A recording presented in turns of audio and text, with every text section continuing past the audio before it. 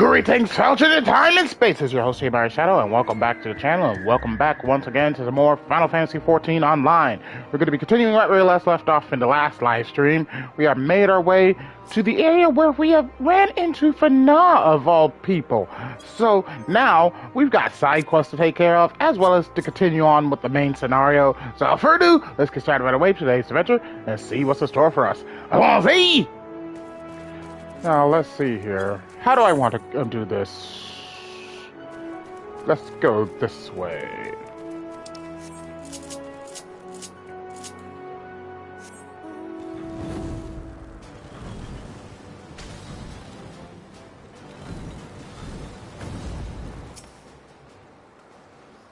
Yes, what is it?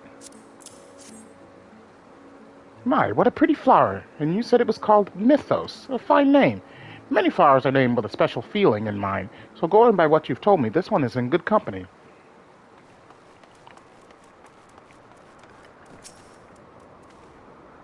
Can I help you? Of course, you wish to...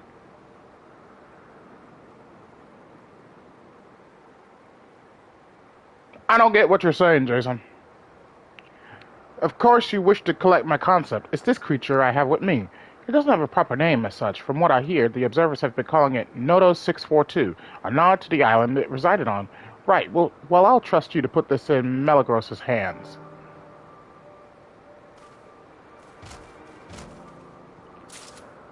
For your information, the Fire Wheels is a call out to the story of Neja. Get your facts straight!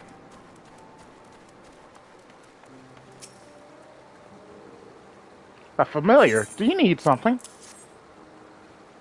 A flower? It's beautiful and it smells so lovely. Is it for me?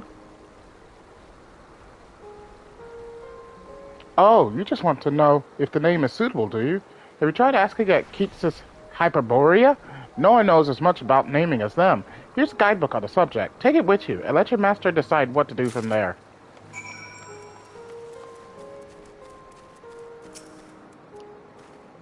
And who might you be? Ah, you're here for my concept. Well, here it is in the flesh. I call it the stone mole. It secretes a fluid that eats through solid rock, giving it the ability to burrow it into even the hardest terrain. It can also toughen its skin by ingesting the rock it has liquefied. Based upon those traits, I humbly request that it be given a good, strong name.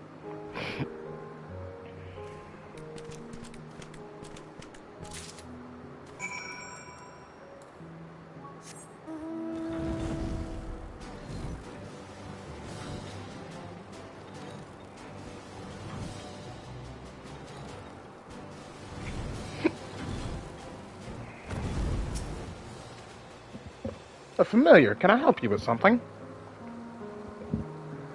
Oh, time to head back, is it? I was so enraptured watching the young ones frolic that I lost track of time. Come, everyone, we really must be going. Still want to play, do you? I guess we shall have to appeal to your bellies then. Would you like to try feeding them? They become much more compliant after eating some of these treats, and they are so adorable when they nibble.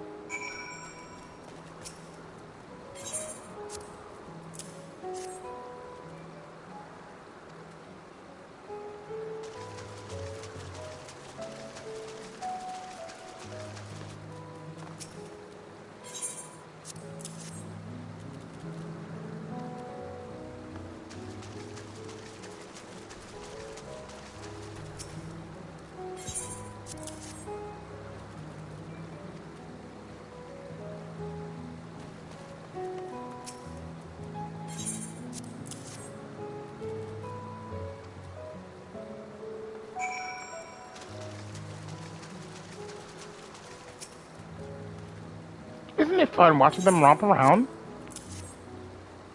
And they really seem to like you. Do you work with young ones often? These babies are aquatic creatures by nature, but we're modifying them to adapt to life on land. They mostly eat marine insects as shellfish, and some of the larger carnivores feed off them in turn. They also carry their eggs on their backs until they're ready to hatch. Fascinating, aren't they? Oh, but that's not why you're here, is it? I really must head back.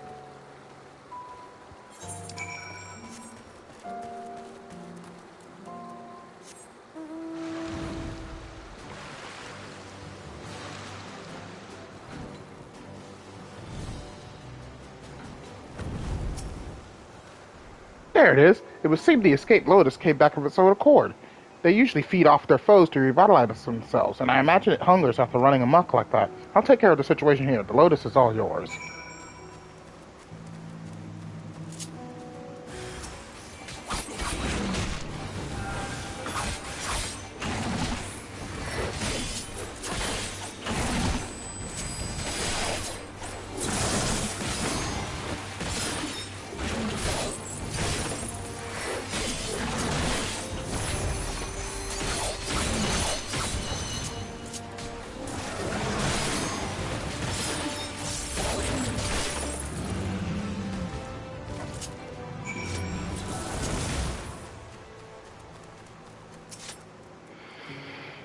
You certainly made quick work of that lotus. I had a feeling I could count on you. As for the giant, it's far too heavy for us to move. I'll arrange for some broad-backed creation to haul it away after we return to Poetin Oikos.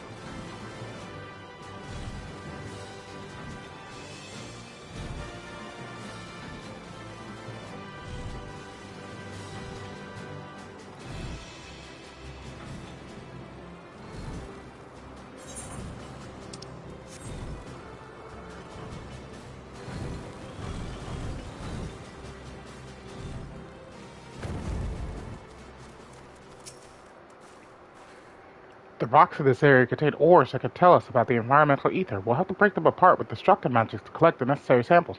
You may find that difficult with your inherent limitations, but I have a little something to help with that. Here, use this concept crystal to shatter an outcrop of rock. Then bring any ore fragments back to me. Start in the east, if you would. I'll start working elsewhere, and we can meet back here.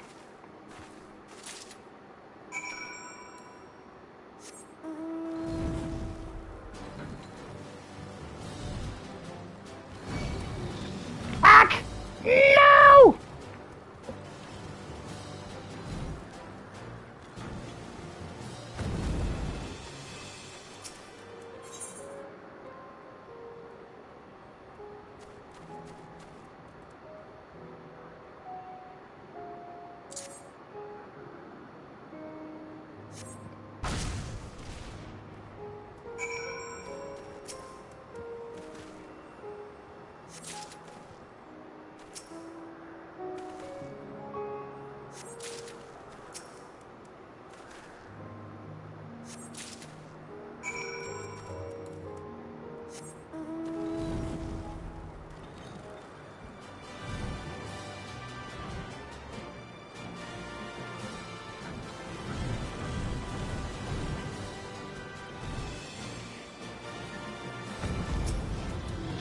Oh no.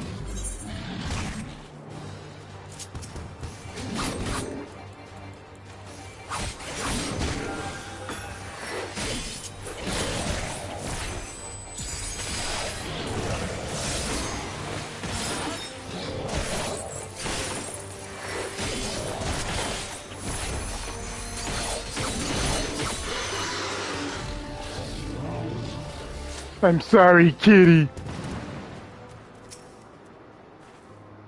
How did you fare? Excellent. This should give me all the information I need. Let's head back, shall we?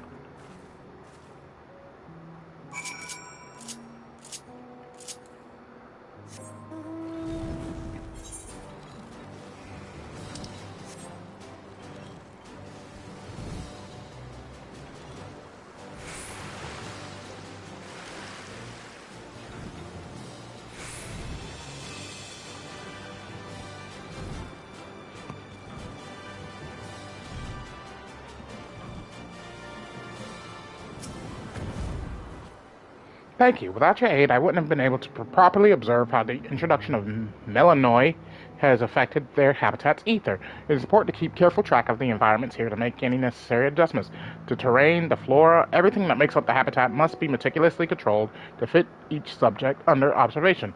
Though I applaud my partner's enthusiasm for learning at the foot of a convocation member, we cannot neglect these fundamental, albeit tedious, facets of our work.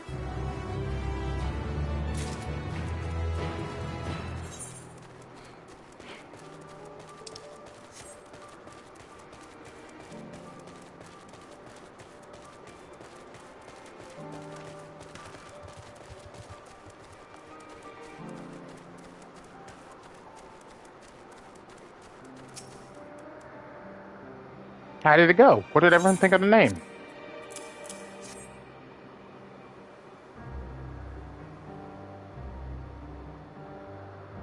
I see. Well, that is good to know. I won't be needing this guidebook, of course, as I can't very well ask myself for my thoughts.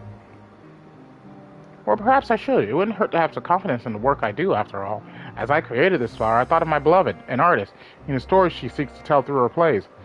My hope is that, much like a myth or legend, her work is told and retold down through the ages, hence mythos. I decided I'll keep the name and submit it to the Bureau of the Architect. Thank you for your help.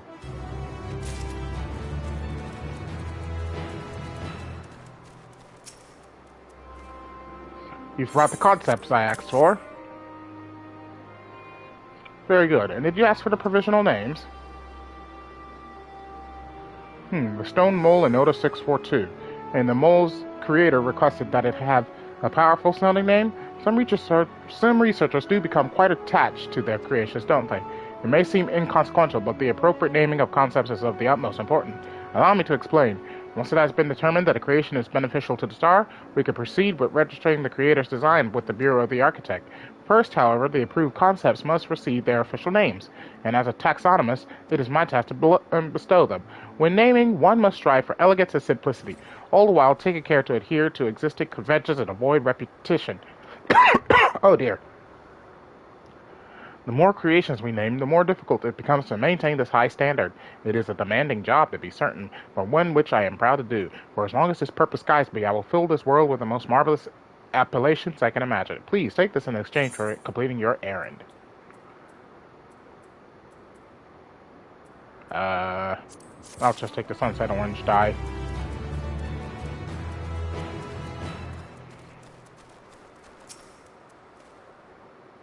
As I suspected, a smaller, more agile concept has far more facility for adapting to combat situations. Thank you for proving my theory. I'll be sure to keep your performance in mind the next time I design a familiar. Your reward, as promised.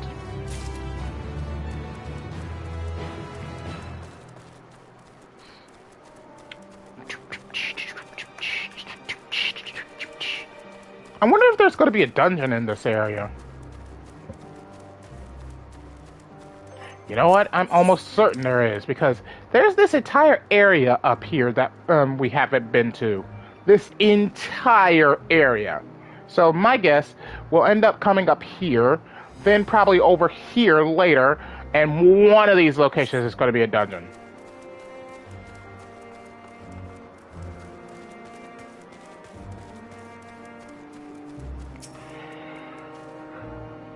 If you had been sent to fetch me, I might have been out there for days. In any case, it's only a matter of time before our creations are approved for release into the wild. I wonder what name they'll receive.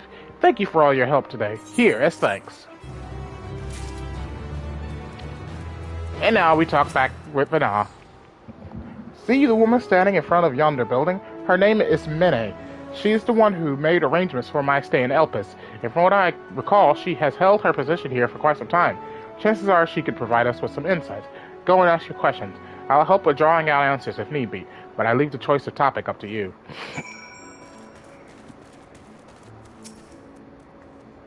Questions for me? I suppose I have no other pressing duties at the moment. The following event cannot be skipped. You may wish to cancel any pending duty finder registration.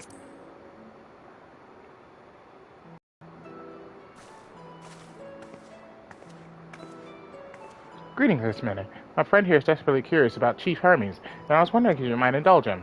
Certainly, Mistress Fanon. Anything to be of service. What do you wish to know? What kind of person is Hermes? Well, I can only answer from my own experience, but I would describe him as a quiet man, Reserved, you might say, and occasionally somewhat poor with his choice of words. His reticent nature, however, does not prevent him from carrying out his duties as chief overseer. The man is a walking archive when it comes to life forms. He can discuss any species in incredible detail, and is the leading authority on concepts with the power of flight. I hope that answers your question. Was there anything else? How long has Meteon been here? I cannot rightly say. As the chief's personal creation, Meteon has not been subjected to observation and study like other concepts. So one day she was simply there, and what do you make of her abilities? I understand that she is a highly unusual familiar, able to read emotions and communicate directly with one's mind. Exactly how she was created with that talent, however, is a mystery to me. My apologies. I wish I could explain her nature in more depth, but I have not had occasion to discuss it with Chief Hermes. Do you wish you knew him better? Do you trust him? I beg your pardon? I have known Chief Hermes for many years, but I cannot say we are close. He has never withheld information to the detriment of our duties, if that is what you mean. Forgive us, we seem to have veered slightly off course here. Is there perhaps someone else who could tell us more about Meteon? That would be Tomoya. He has a similar expertise with flying concepts, and is more than eager to discuss the subject. You'll find him conducting his observations on the banks of the stream, somewhere to the east. Oh, and unless you take a particular joy in rambling discourse, I suggest you keep your questions concise. We shall keep that in mind. Thank you for your patience and your insight. Think nothing of it. If there is aught else you need during your stay, please do not hesitate to ask. Come, Yami, I think we've taken enough of Ismane's time.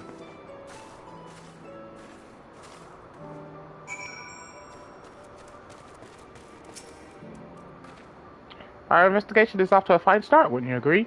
From here I propose that we split up. I shall continue making inquiries with the resident observers, if you could track down the colleague Ismene mentioned. While I did feel compelled to interject once or twice during that previous conversation, you seem more than capable of drawing forth the answers you seek.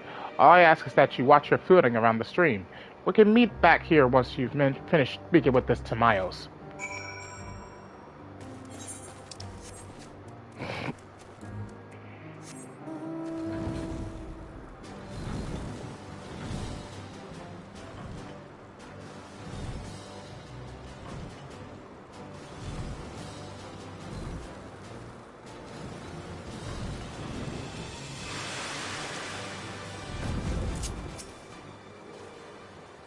Yes, I am Tomoya, but please keep your voice down. You'll startle the birds.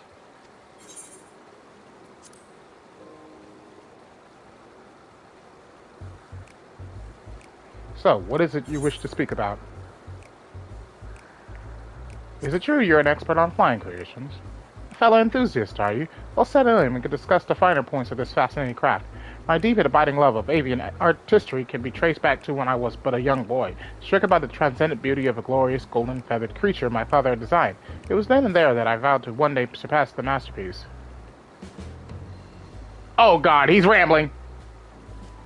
I should have just...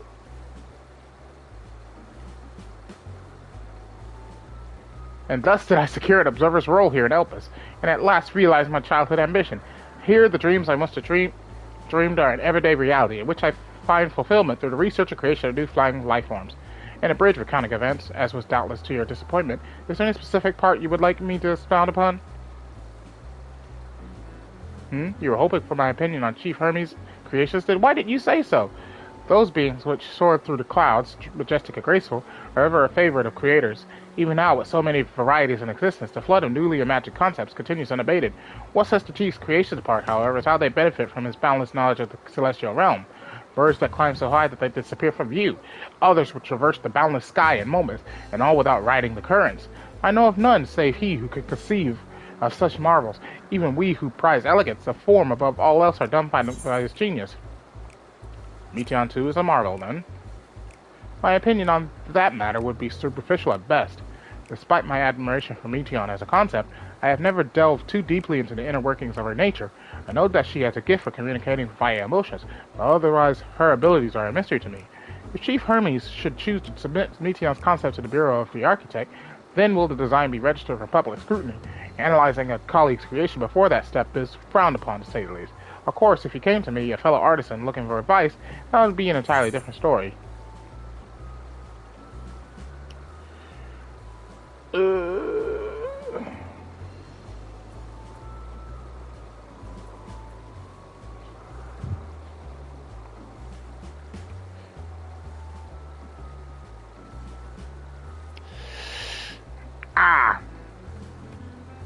That one will probably get me to get him to ramble on.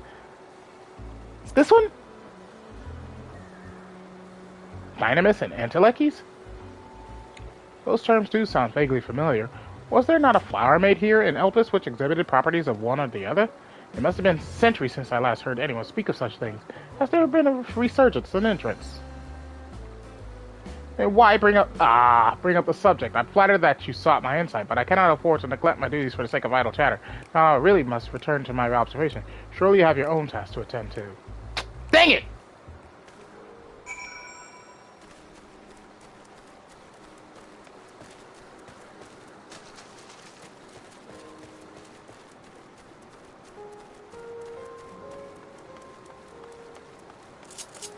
So it was all the other opposite stuff. So I should have talked to him about Meteon. Damn it!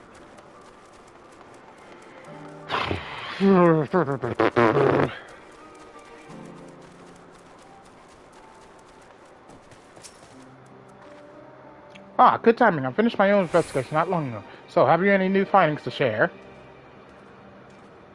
I see. Even an expert in the field had little understanding of Meteon's capabilities, let alone an awareness of Dynamis.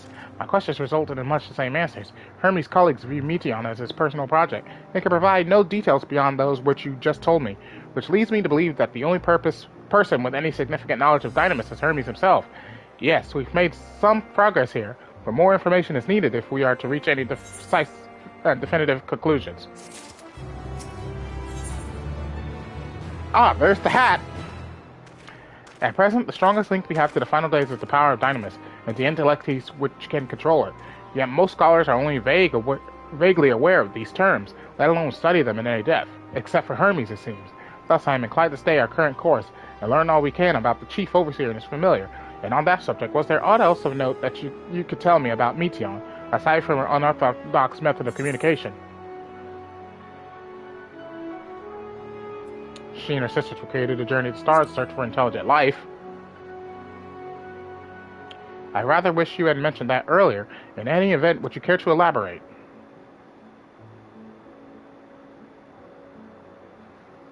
So these siblings of her now travel the great expanse in search of deeper meaning. Thank you. Though the mystery at hand remains unresolved, I feel you've touched upon a vital clue, one we should keep in mind as we continue. Next, I propose we take ourselves to Peripatea Crystalline, not far from here. Just follow the path to the west.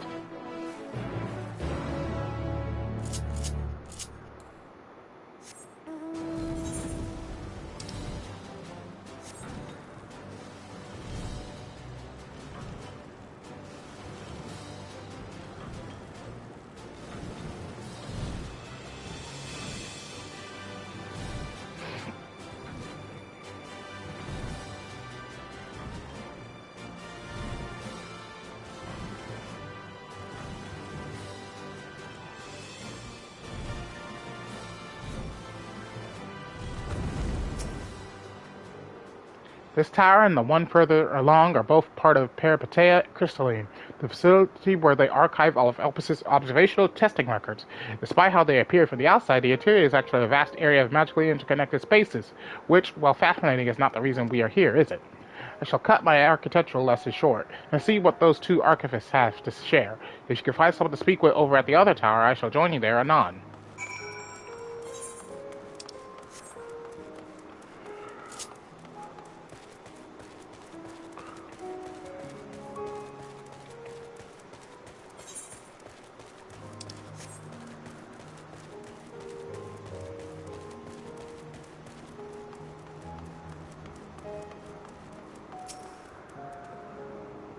You have questions for me? Certainly. Just a moment while I conclude my current appointment.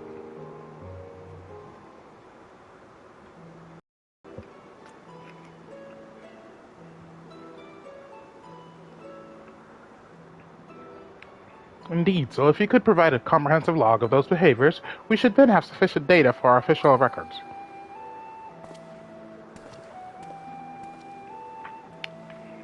Now, what was it you wished to speak with me about?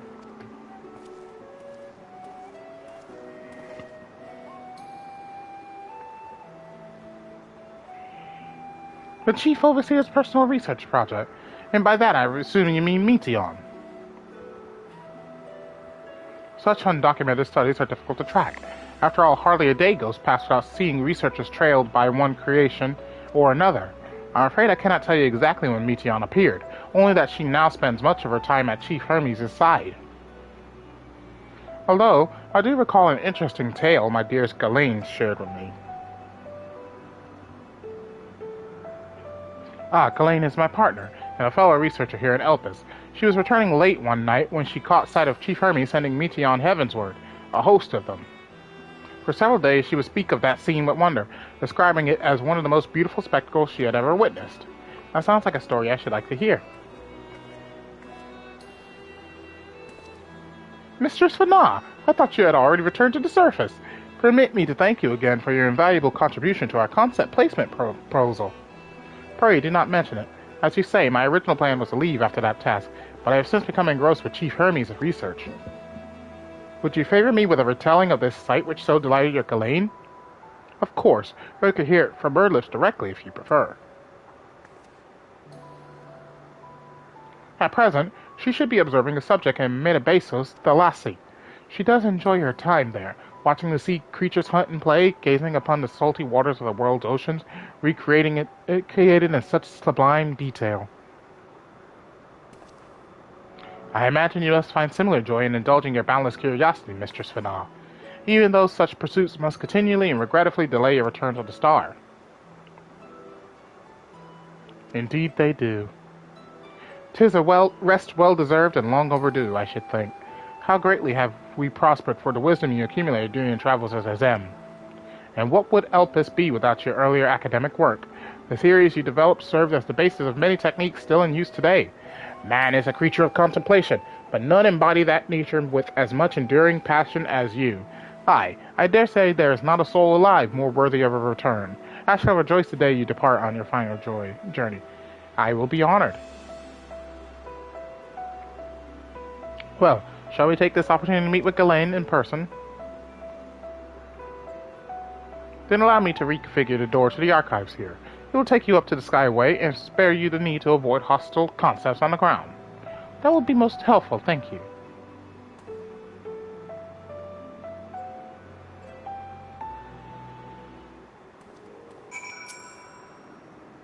I have opened the path to the Skyway. Once you pass through the door, simply walk straight across to the next tower and ask for admittance to the upper tier. Upon arriving at the upper tier, walk straight across the Skyway, and you will find yourself at the entrance to Metabasos the Lassie. Ghislaine will be eager to share her tale with you, I am sure.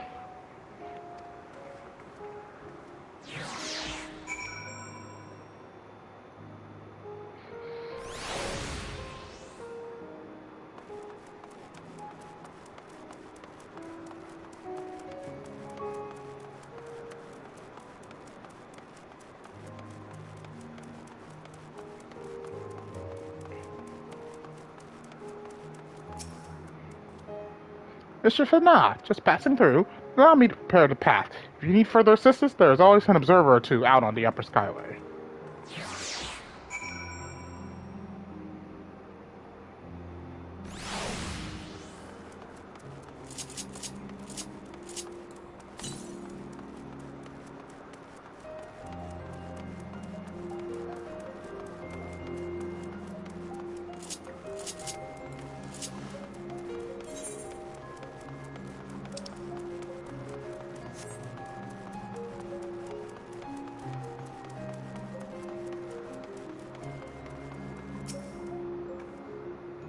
Mistress Fana, I was not told to expect. We'd have prepared an official welcome. Please, there is no need for fanfare. I only wish to speak with Ghislaine, if that might be arranged. Yes, Ghislaine, of course. I'll inform her immediately. But she may be engaged in the testing phase. You could be in something of a wait. Should I let her know your business is urgent? That won't be necessary. This lovely view will keep us occupied until she is ready to receive us.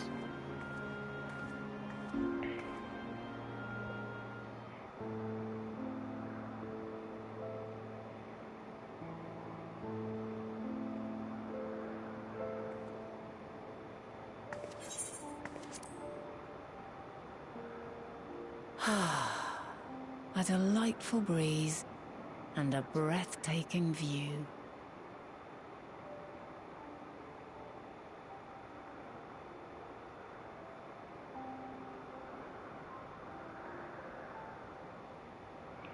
What is it like in the future? Is the world still a beautiful place? As beautiful as ever.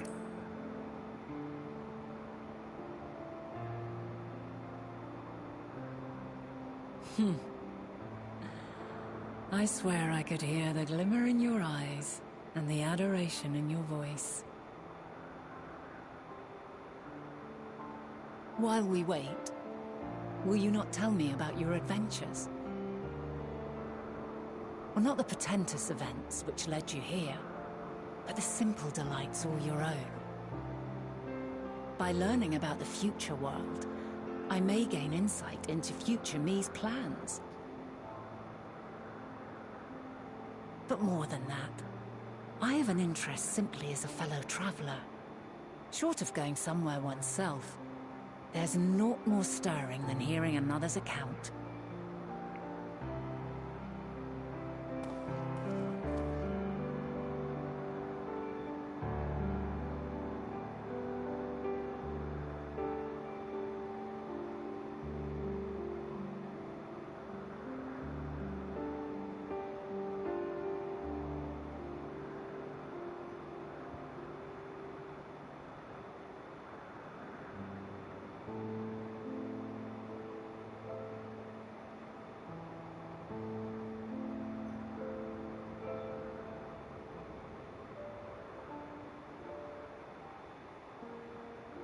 Incredible.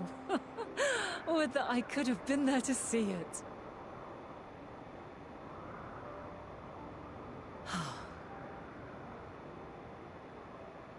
Yours is a harsh and unforgiving world. Yet in spite of this, your brethren hold fast to their virtue. To know that the light of mankind's potential still shines, even in that faraway place, it gives me heart.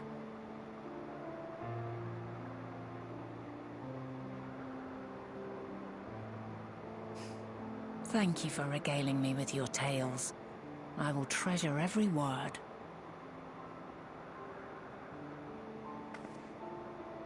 As you know, I was once a scholar. And among other things, I sought to understand the workings of the world. What exactly is ether? How formed the laws of nature? Whence sprung mankind? Riddles and mysteries beyond counting. Over the years, I have managed to find answers to some few of them. Yet rather than attain a sense of mastery, the more I understood, the more I came to hold the world and its miracles in awe. We too are miracles, each and every one of us, born of the warm breath of life that traverses the heavens, swirling through eternity. When I fully grasped the improbability of our existence, nothing felt impossible anymore. If it could be imagined, it could be done.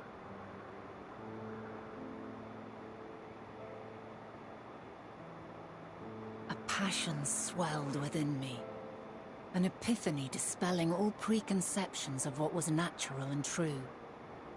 And a presence without, immense yet intimate. Fate, perhaps, holding us in its tender embrace. As reassuring as it was intimidating, how keenly aware I became of creation's fragility, built as it is upon precarious happenstance. I was overcome with an irrepressible urge to know the world more intimately, to hear its voice, feel its breath.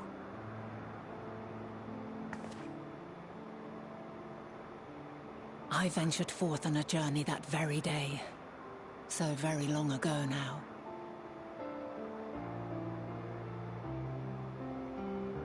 Freed from presumption and prejudice, I saw the world through a newborn's eyes. Everything fresh and new, and so beautiful. Lands that stretched on forever. Skies one could drown in, the heartbeat of nature, silent yet strong. And amidst it all a people, beacons of light and life. Laughter that warmed my heart like naught else before.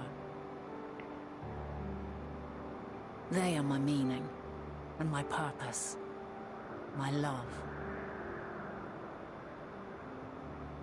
And so long as they need help, I cannot return to the star. Perhaps my future self is still waiting for it. The moment she can let go and walk unto the end. Safe in the knowledge that man will find his own way.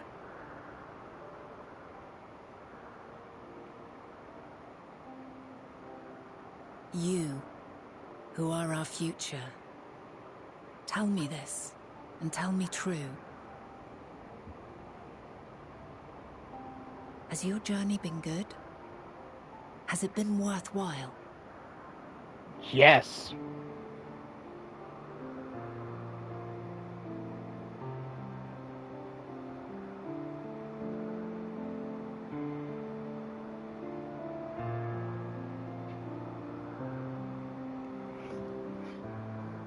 Pray forgive my lateness. My observation subject was rather irritable, and it took a while to settle it down. No need to apologize. Your work takes precedence. Besides, we had a pleasant conversation in the meantime. You're too kind. Now then, I'm told you wished to ask me some questions. Indeed. I've an interest in one of Hermes' creations. Meteon. You witnessed a host of them take flight, yes? Oh, that! Yes, yes, I did. 'Twas in the dark of the morn. I'd left the Thalassai after nocturnal observation. As I walked along, I spied a bright light climbing high into the southeastern skies. Then, in an instant, it was gone. Like a shooting star, only rising rather than falling. But then another shot up. Then another, and another. Intrigued, I made my way to the edge to investigate. And who should I spy on an isle to the south but Hermes and Meteon, the Matea, rather. There were lots of them, and I realized they must be the shooting stars that I'd seen. A dazzling spectacle indeed. Have you spoken with Hermes about this? Oh, yes. The sight left such an impression on me that I approached him about his mystery project the very next day. Alas, he said that he couldn't reveal anything just yet, that he needed to conduct further tests. It shouldn't be long now, though. He often returns to that isle, and I have a feeling he's nearing a breakthrough.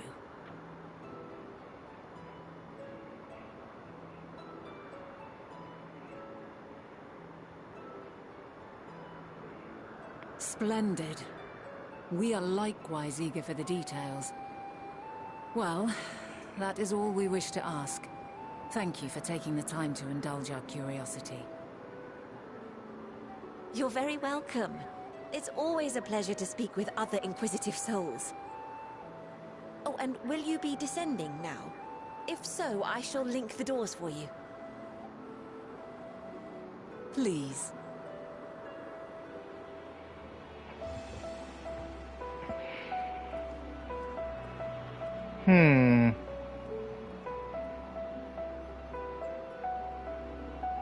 I'm starting to think that voice we might have heard when Zodiac died was Meteon. That's what I think. Which means the big bad might actually be Meteon of all characters. So another piece of the puzzle falls into place. From what we've learned thus far, I think we can safely conclude that Hermes hasn't been revealing the details of his research to others, which suggests that either someone will appropriate his discoveries and make use of them, or that Hermes himself will have a hand in causing the final days. Since we have no reason yet to suspect the former, we should consider the latter the more likely possibility. Proceeding under the status assumption, Next step should be to divine why, or even if he might desire such a terrible fate for our star.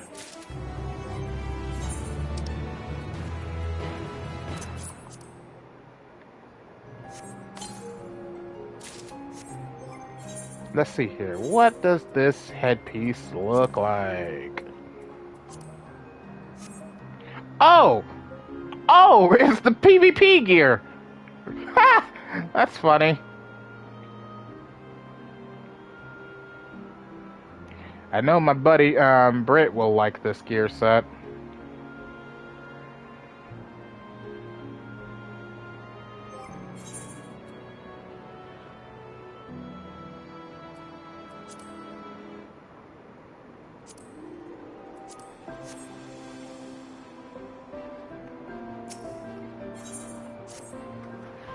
I should like to visit the site from which Hermes set forth to Matea. If we are fortunate, we might find some hint of what drives this research of his. Ghislaine said she spotted them in the southeast, rising from an aisle she could see from the edge. If we stand at that same vantage point, it should not prove too difficult to locate the aisle in question. Let's take a look, shall we?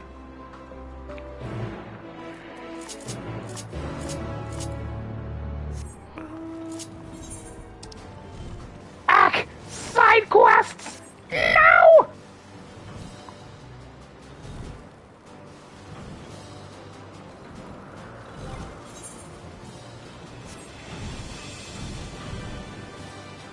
Wait a minute, let me see here. Any of these I need? Check my gear. I'm in level 86 gear. So, as far as needing these quests, the answer is probably no, I don't. Because right now, I could literally just do my daily objectives in this game and get my next level like that. Which means I definitely need to make a return to Limbs of Laminsa so I can finish the melee DPS role quests. Checking. Oh yeah, that also reminds me. How many ether currents do I have? I'm missing 3. No.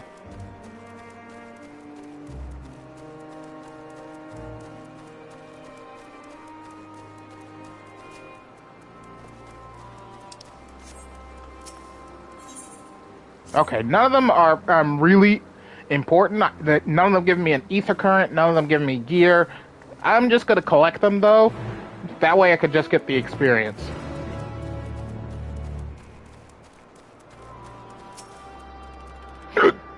Jesus Christ, hiccups.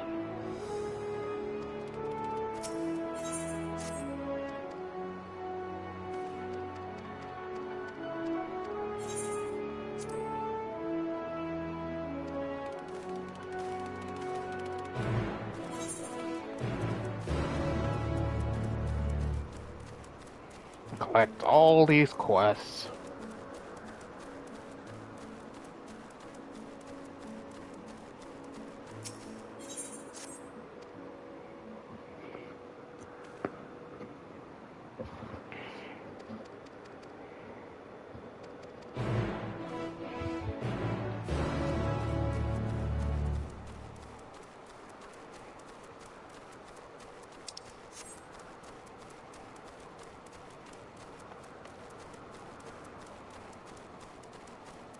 I wonder who gives us our relic gear this time around, I wonder. Will it be Gerald again? Well, I say Gerald, but it's like it was the first version of Gerald.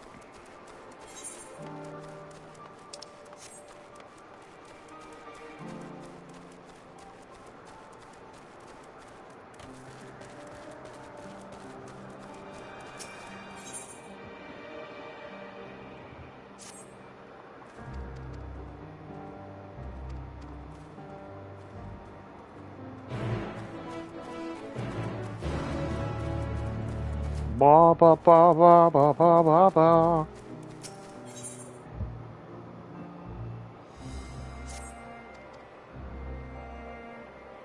Just collecting All these quests.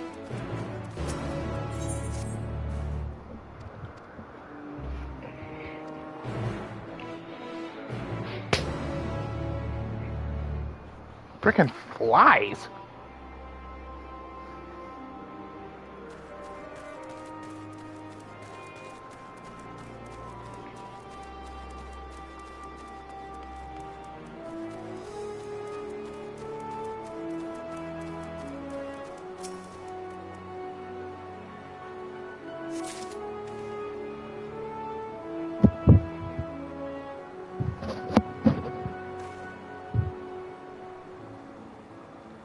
All right.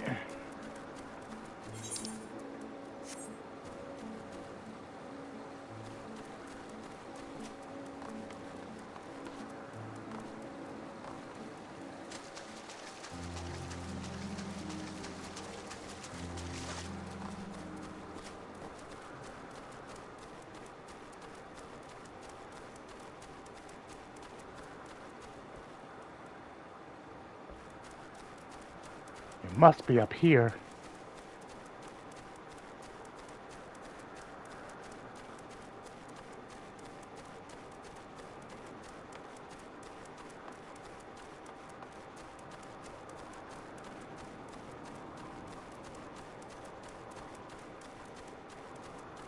Ah, there it is.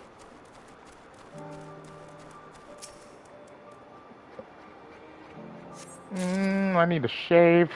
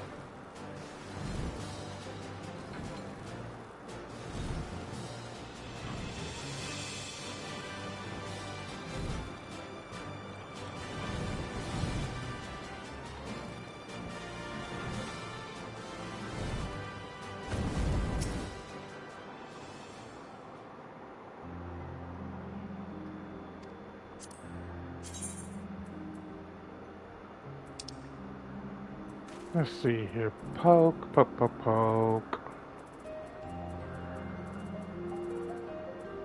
Poke.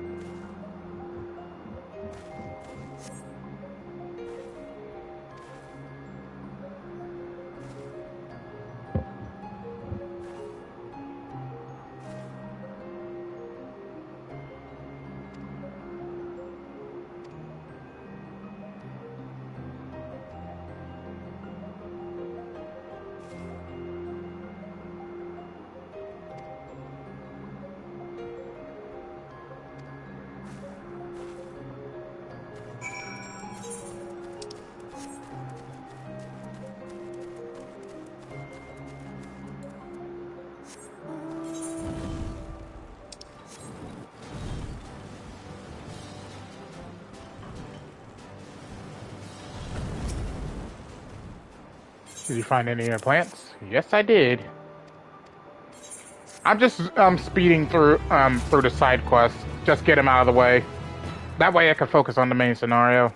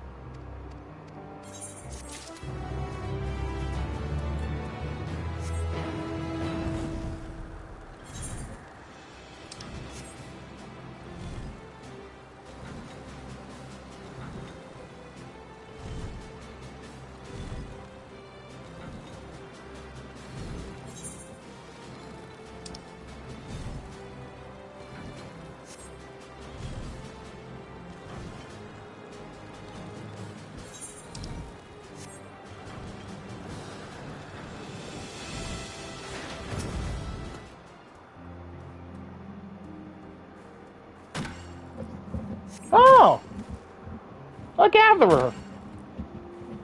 He's chopping that wood.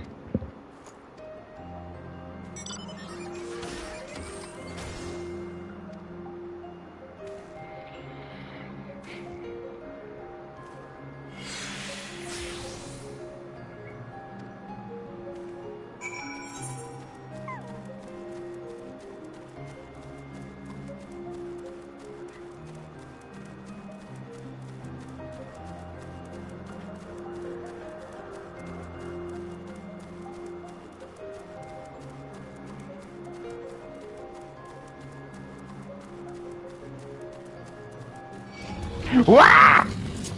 No!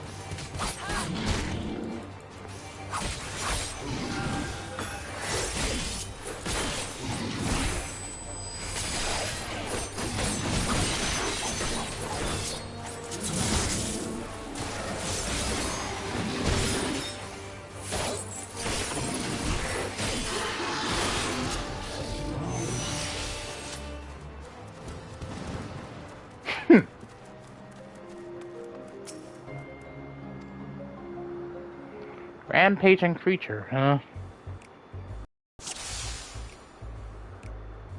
You mean that little elephant? Nah, it can't be. The elephant!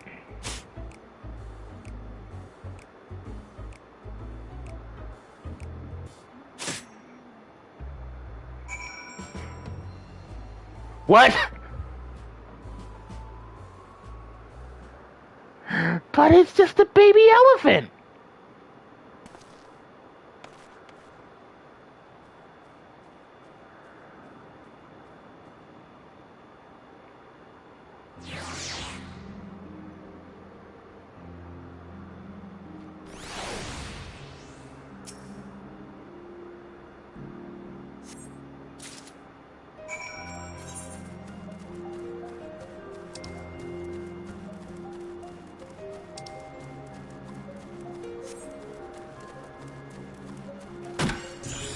Oh, another gatherer.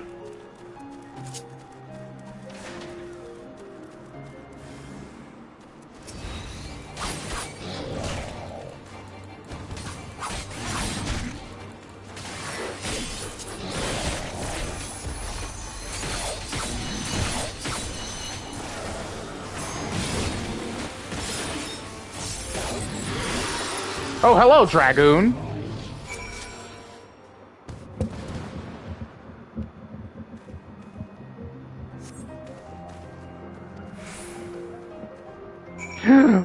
Rabbit! Rabbity Babbit!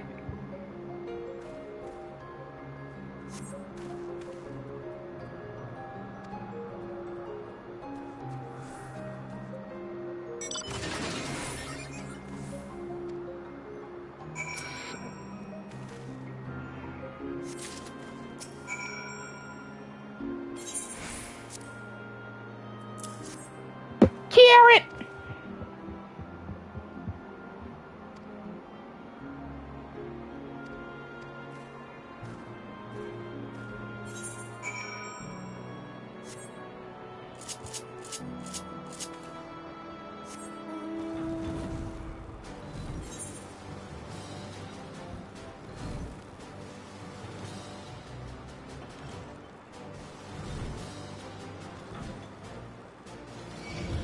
No!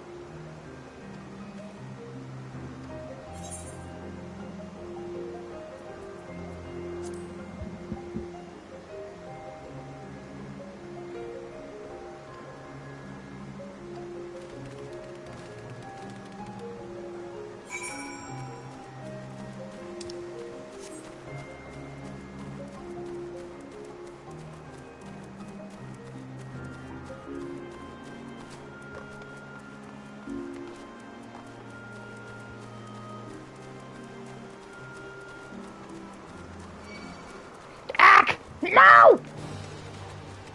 Not today, not today, not today. I said not today!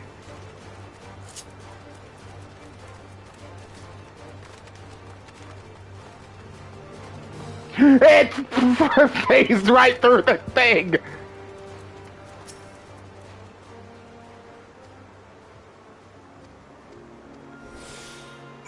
Where am I taking this? Yeah, that way.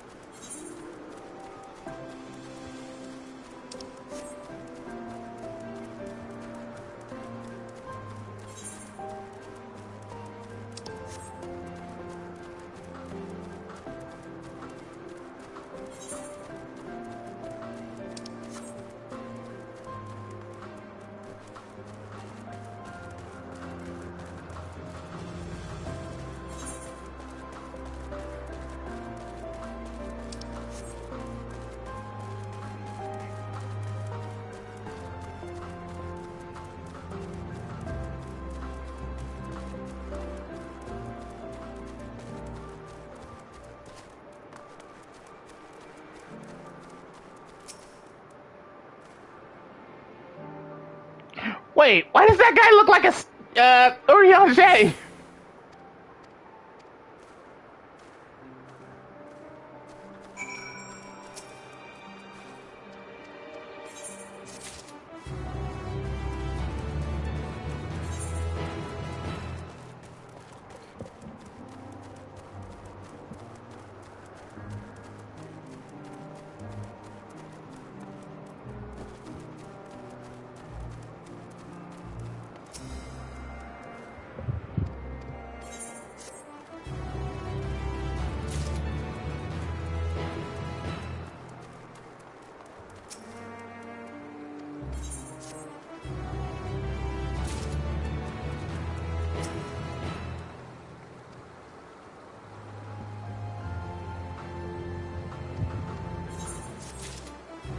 And that takes care of all the side quests once again! Now we can focus on the main story. Ooh! My back is itching. That felt nice.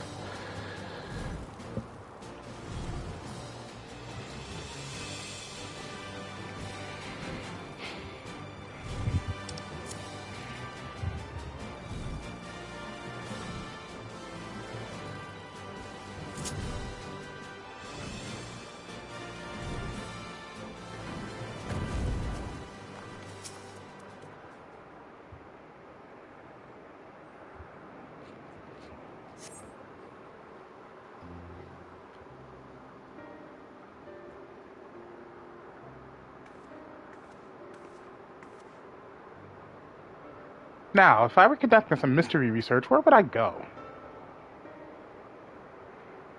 Ah, what about that one? Have you the means to fly? 'Tis quite a distance away. Inconvenient, but hardly an insurmountable problem. To me, Argos. The doggo! My friend, would you mind creating a double to carry Yamihiro to that island?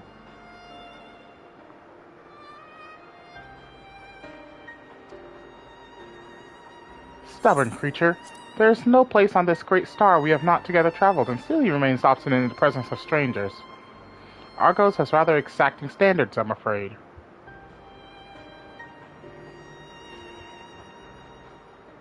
What? You've ridden him before? Ah, your before meaning my after.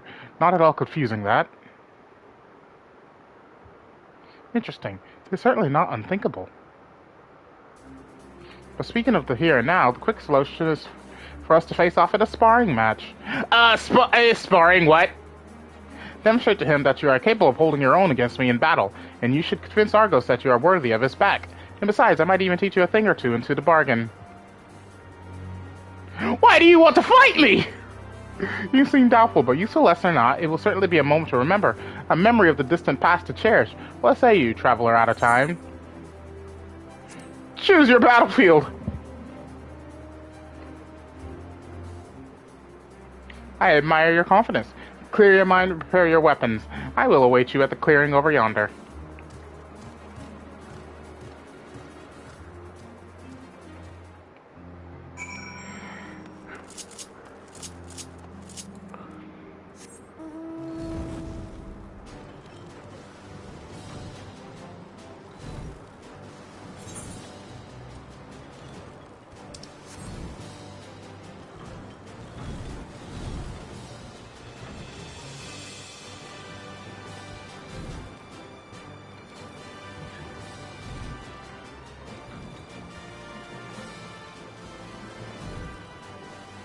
Oh, it's an instance! Okay. I'm gonna enjoy this. Let me do that first. Shall we begin? Be warned, I'll not go easy on you. I wouldn't want it any other way.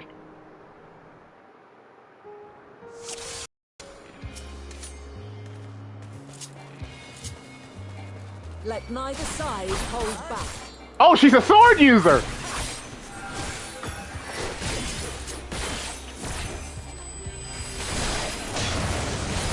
Oh!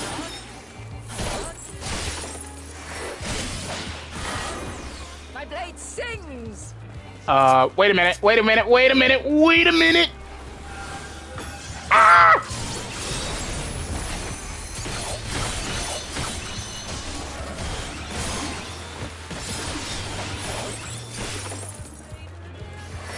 True blink. What? What? I'm sorry, what? Ah! Ow!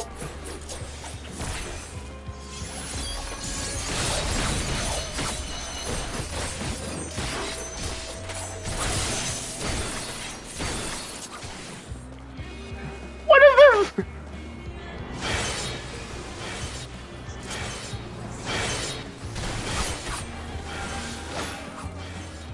My What? blade sings! Nope, nope, I know what you're trying to do.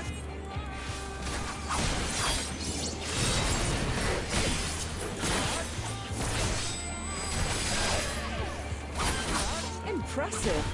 I shall have to try something different. Try something different? Excuse me?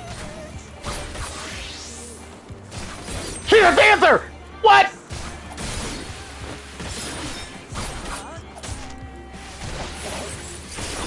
No quarter.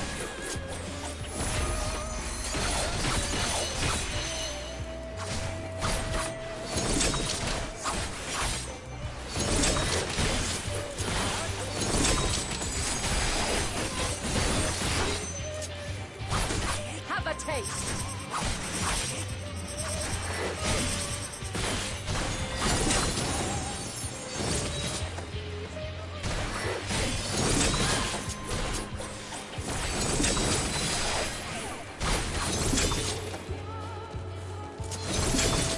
Ow!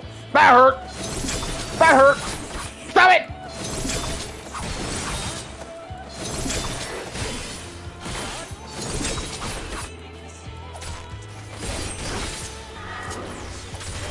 I see you won't be easily overcome, but neither will I.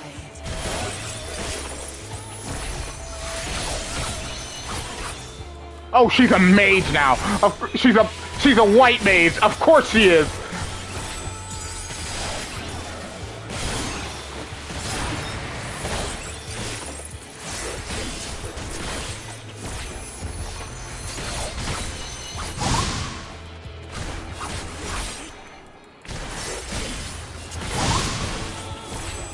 Prepare yourself.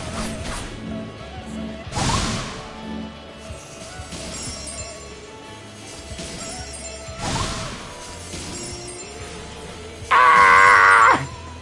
What is this? What kind of... Uh-oh.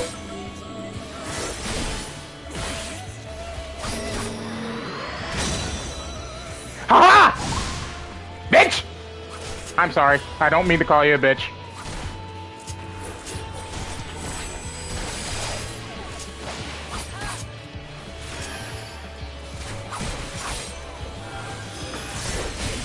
Oh no! Oh no! Oh no! Oh! Oh! Oh! What? What hell is this? Ouch!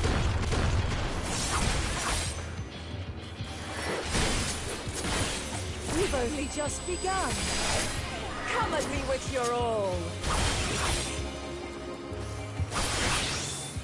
Oh, she's back to the sword.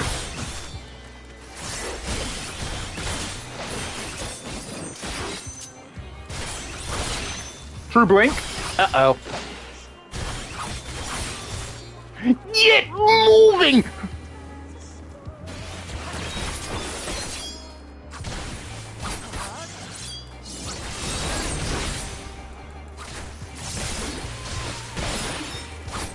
Very well. Let us move to the final trial. Final trial?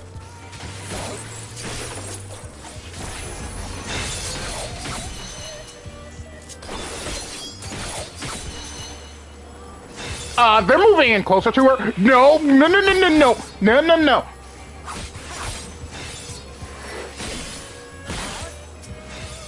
Yeah, you're not getting any of these. I'm sorry. Not today. Not today. Not today. Not today. Not today. Oh no, there's more. Of course there's more. Why is there always more?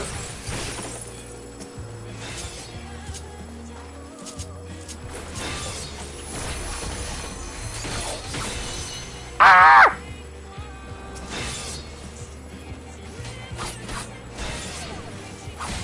Don't care, don't care, don't care, don't care.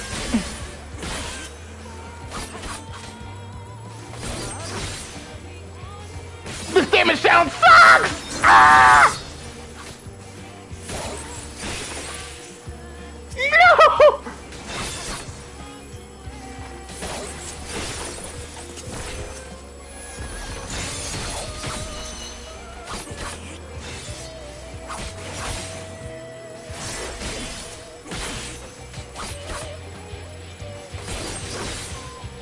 Whew!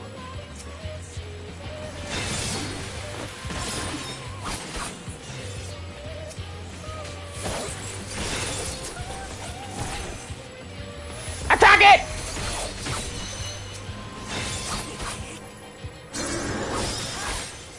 Oh crap.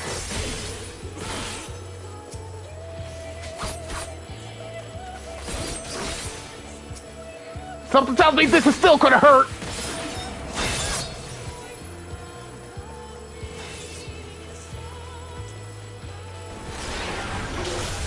Ah, no! This is gonna hurt! Break your chains, shed your burdens, and show me your... Excuse me, Final Fantasy 15 bullshit?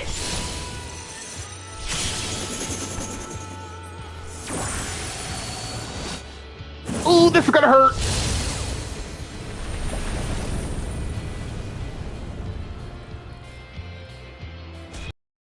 I'm alive! Still stand. The people of your time are more resilient than I had dared hope. I have seen enough. What? It's over? This is over? It's over! What kind of bullshit was that? That was actually pretty fun. I won't lie, that was enjoyable. 'Twas my intent to finish it, but clearly I underestimated you.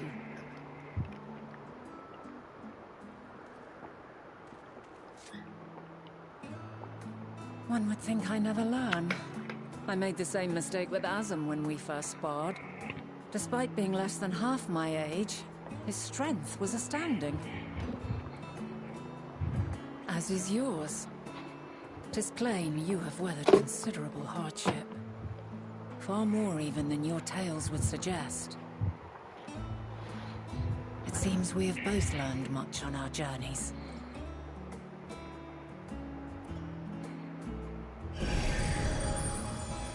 Doggo?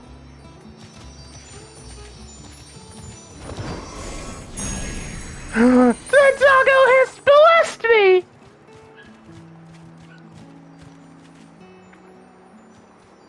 Well now, I dare say he is warmed to you. Aw. A boon to be sure. He never forgets his favorites. and is ever eager to come to their aid. So that's why he probably came to me. He probably knew about me already. Oh, precious!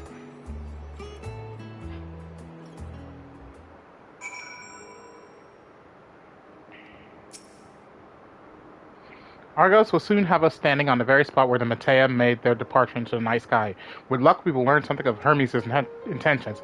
My hope is that we find no connection, no festering wish for oblivion. Then we might have Hermes and his considerable expertise working for us, rather than against us. Let us move over to the edge before mounting, shall we? That will allow Argos to catch the currents rising up from below, and give us a smooth ride over to the isle.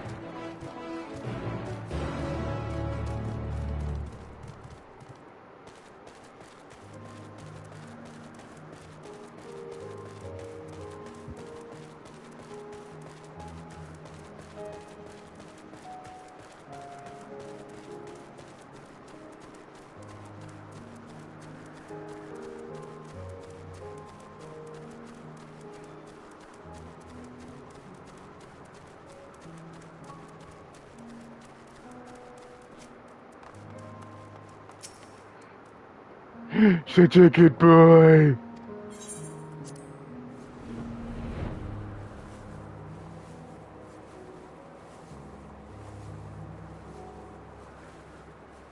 Isn't this pleasant? Argos certainly seems so.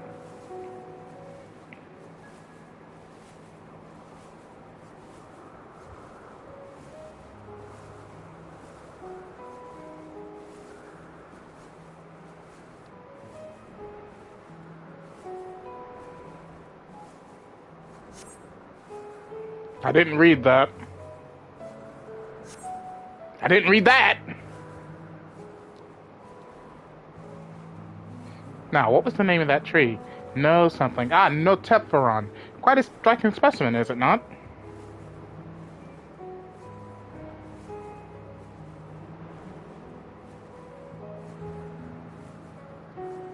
Brace yourself for the landing. I wouldn't want you tumbling off at the last moment.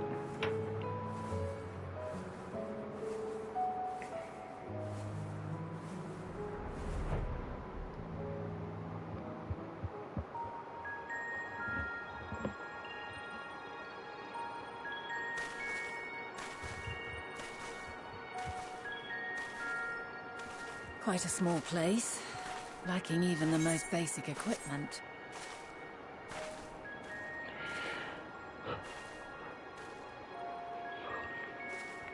The present may yield no clues, but we may yet try perusing the past. Have you done this before? The Echo? So you cannot control the power freely. Worry not. I shall assist you. Come and stand before me.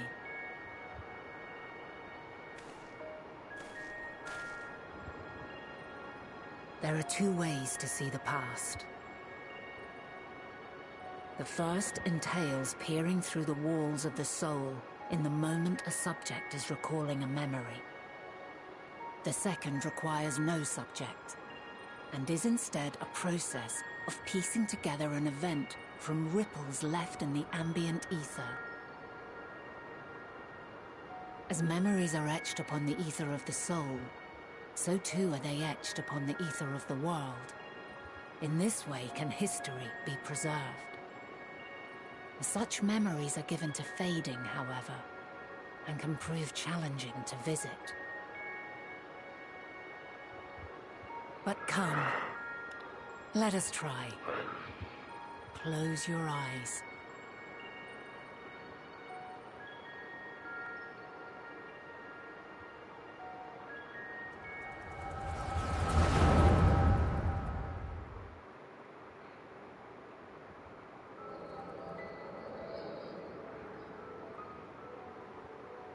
All units fully functional and proceeding on course towards their respective stars. Estimated time to completion of survey is 108 cycles. End of status report. Severing connection with shared consciousness.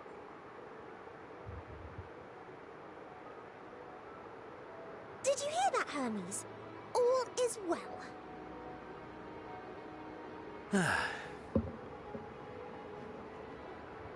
Yes, good tidings at long last. Every step of the way, I've been reminded how little we understand creation. How the universe defies imagination. But soon we won't need to speculate. We'll know the answers. What others live for. Indeed. And we'll owe it all to you and your sisters. I wonder what answers we will get. Whatever intelligent beings that exist out there are bound to be vastly different from us. Shut up, phone! Diverse in form and culture, possessed of unique ways of thinking. Their conception of life and its purpose will be no exception. Completely and utterly unlike ours. Utterly unlike... how? I have no idea. Yet whatever answers we receive, I will not dismiss them out of hand. No, I will think earnestly on them all. And I will share them with our people, that together we may contemplate our own existence. Perhaps then our star will become a better place. Not only for man, but for all life.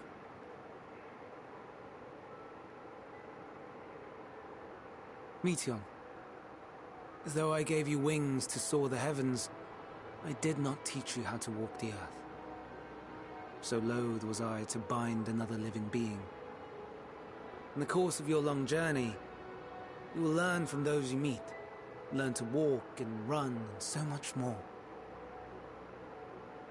And when you return, older and wiser, we will have a celebration to mark your homecoming and coming of age both.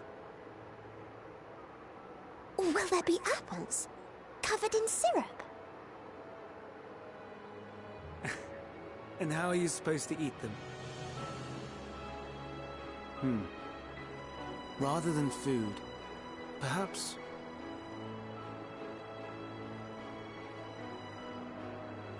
a flower. Yes. Upon your return, I will gift you a beautiful flower.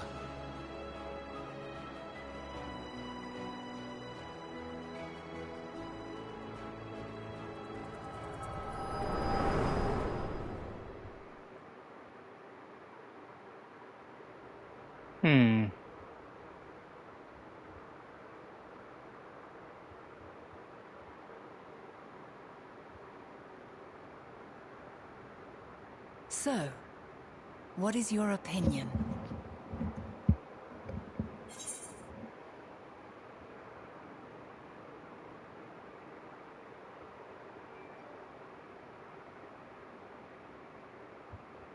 Hermes wouldn't wish for the final days.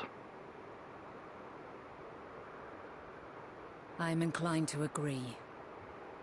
As we had suspected, the two are somehow involved. Yet 'tis difficult to believe that they would deliberately seek to end all life.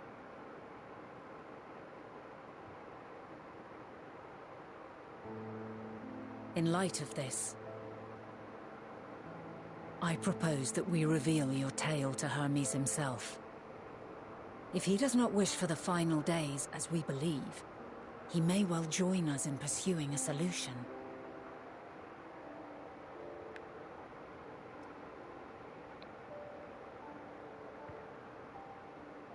Then it is I'm telling you, it's probably Meteon that's the cause of all of this. 'Twould not do to let such a pure soul be blackened by tragedy.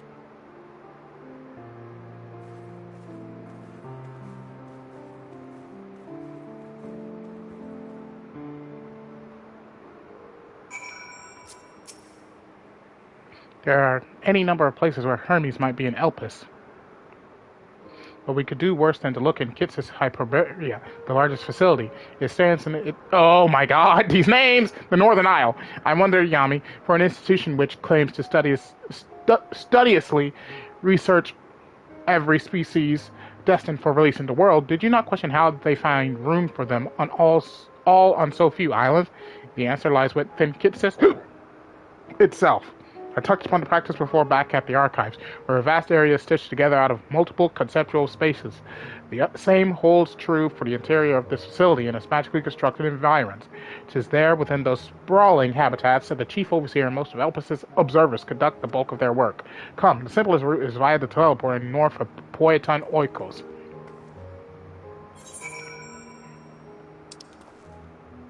Alright, so now I'm heading to the other area.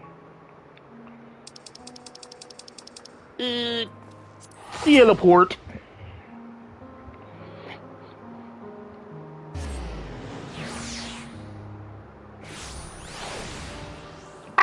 More side quests! No! No! Okay, I see 2 blue quests, which means those are the ones that have ether currents. I will pick those up, and only those.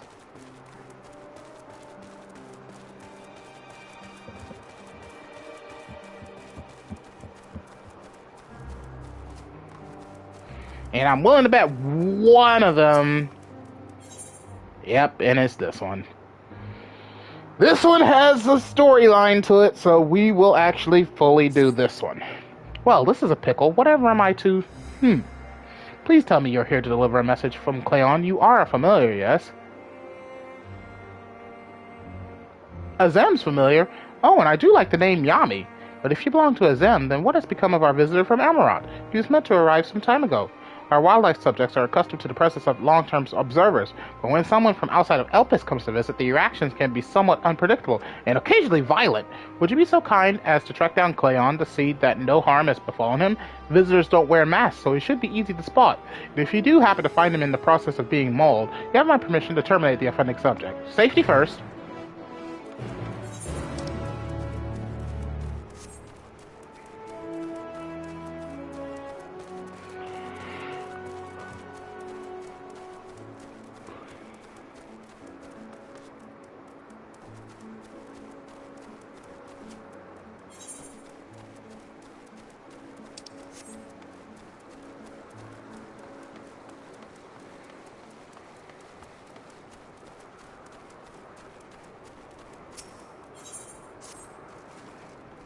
You're a visitor too, aren't you? Perhaps you might be willing to help me then. Did you happen to see a blue-haired woman in the area? She wouldn't have been wearing a mask. I see. She and I are students of Academia Ander, and we had intended to spend our downtime visiting Elpis together. We were just on our way when she realized she forgot something back in Agnag Larissa's, so she ran back, and that was the last I saw of her. She could be a bit, how shall I put it, scatterbrained, so she may well have simply got lost on our way back. I would rather not search for her myself, for what if she comes back while I'm away? So if it isn't too much trouble, perhaps you would be so kind as to look for her. Like us, she won't be wearing a mask, and so she'd stand out a touch. You'll find her in the area of Philometh's Notos, in all likelihood. If you do come across her, could you help her out a bit? See she makes it back.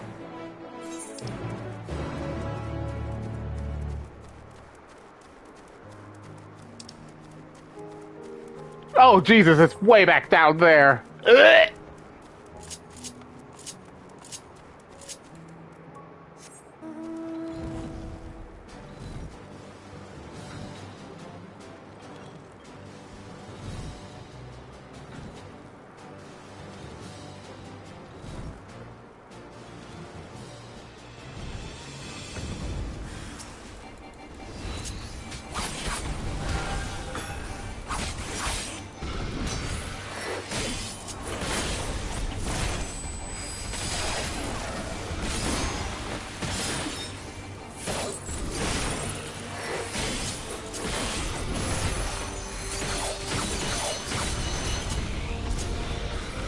You tried it.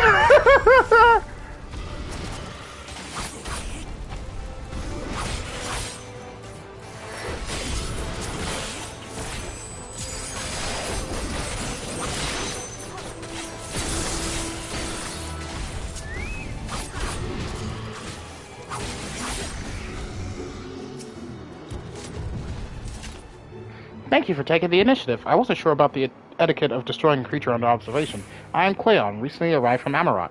I assume Maria sent you to fetch me. I see. Well, we had best not keep her waiting any longer. Fear not, I will avoid upsetting any more of the local inhabitants.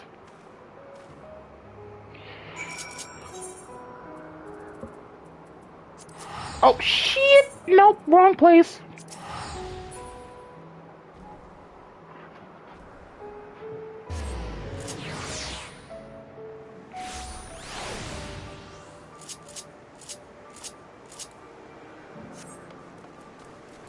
What?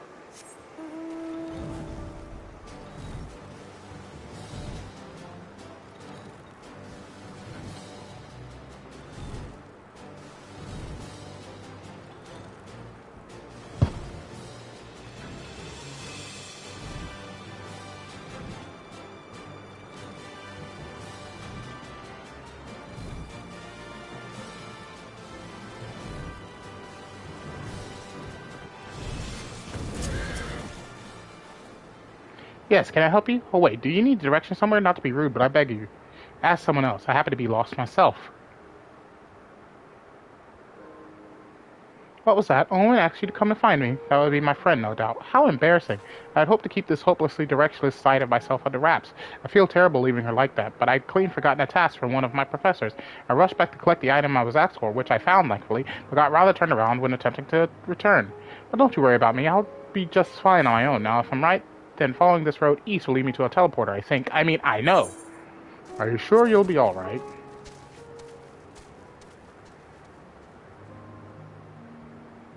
Oh, bother, maybe not. Well, I could probably find my way eventually, but there's no sense of trying to go it alone, I suppose. Would you be so kind as to guide me back to my friend? If I'm able to get as far as the teleporter that connects to Bout and Ulkois, I should be able to make the remainder of the trip on my own. Now then, would you mind?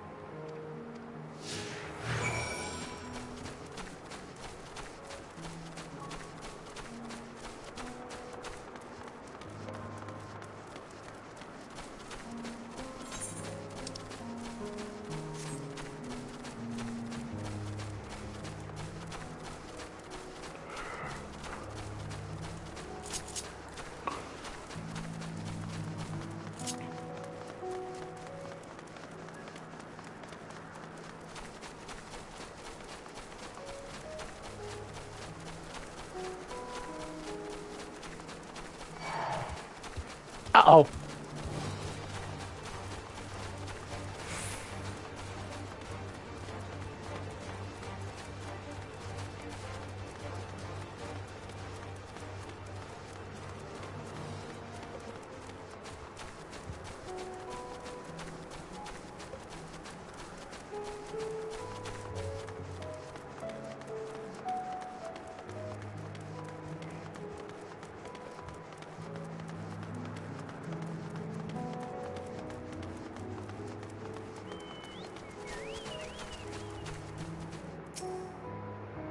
What a relief it is to see a familiar sight.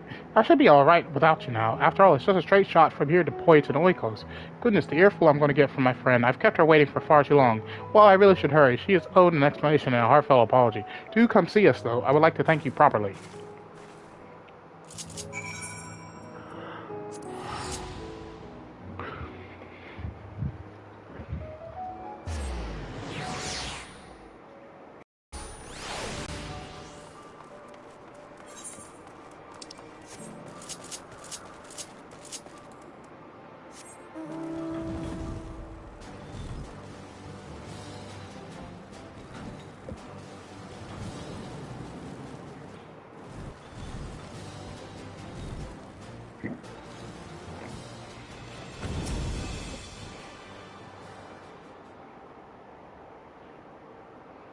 Yami, thank you for seeing to the safety of our guests.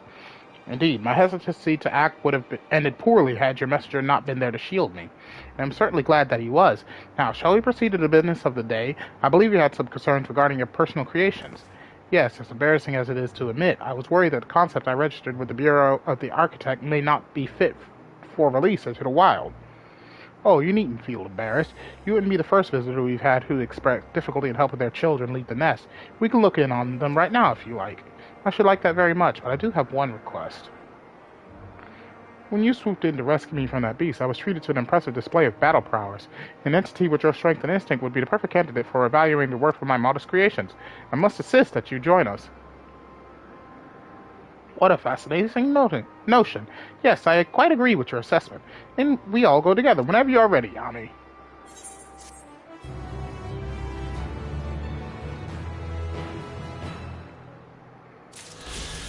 And we shall save the remainder of that quest line for later. I want to focus on the story, so that is what we're going to do. Because as soon as I hit 90, I'm going to cut off the story for just a split second to go and do the rest of the DPS role quests. Because I only needed 3? And 3 more to do, I think? Because I want to go ahead and get my level 90 gear.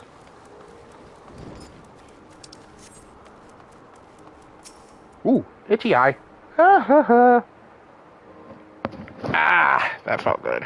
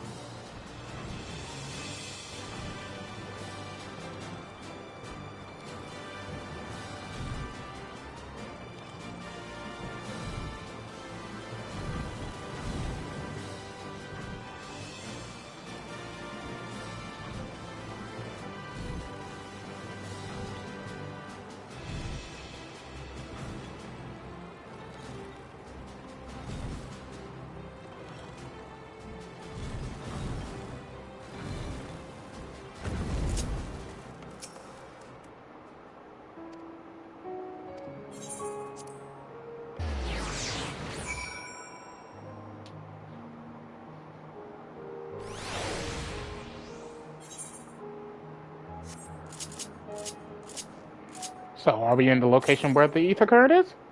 150 yalms to the northwest, so it's nearby.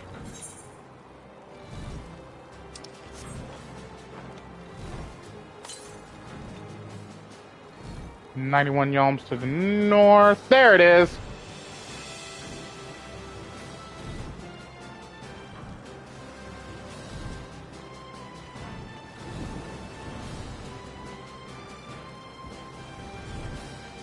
This should be the last one I need for the open world portion of the ether currents.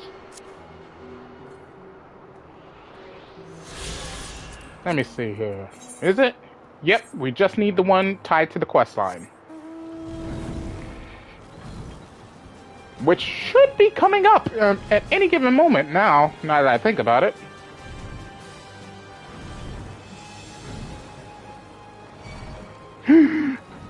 No! Bloody chicken! Leave me alone!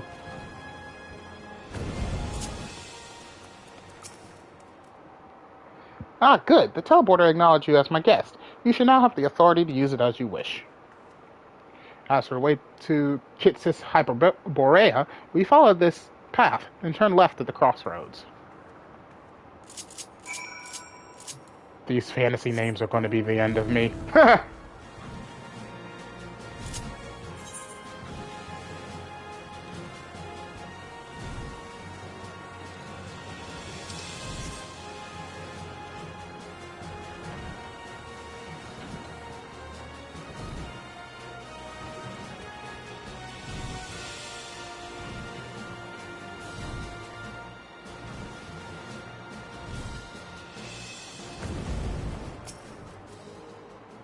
Ooh, cutscene.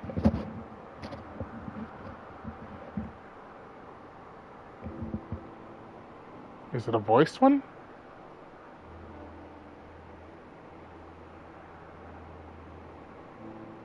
No. Here we are, the grandest research facility in Elpis. We should head inside and ask after Hermes' whereabouts. Hermes is at another facility, as we have just discovered. What? Oh, well, hi!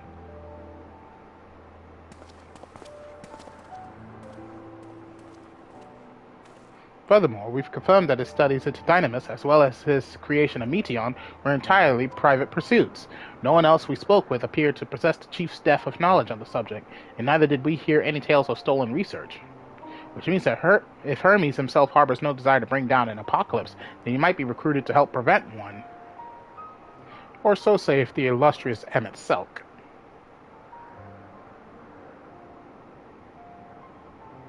According to your story, the 14 divined the connection between the celestial currents and the final days, but were never able to pinpoint the root cause of the calamity. With our people's greatest minds, not to mention Hythlodaeus' sharp eyes, committed to the pursuit of a solution, such an outcome seems inconceivable. The only possible explanation is if the nature of the catalyst was so inexplicable that even we failed to perceive it. And what better fits that description than the invisible, intangible Dynamis? Which in turn leads us to our next question. How did Hermes, in his role as Fandaniel, not recognize the subject of his own research? We must assume that he either knew and was able to help, or that he was otherwise prevented from identifying the cause in the first place. At this juncture, all we can do is speculate. To be clear, the Convocation does not tolerate acts of deception or malice. We are practiced at perceiving truth, and would have known had Fandaniel lied to us. Hermes has no conscious wish for the world to end. Of that I am certain. It seems there is more to the tale after all.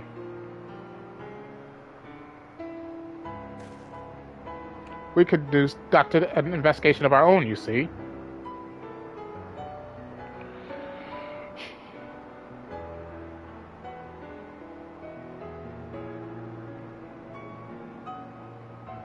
How comforting. We seem to have reached the exact same conclusion. I see no reason to delay further. 'Tis time we brought Hermes into the fold, as it were. Thank you for understanding.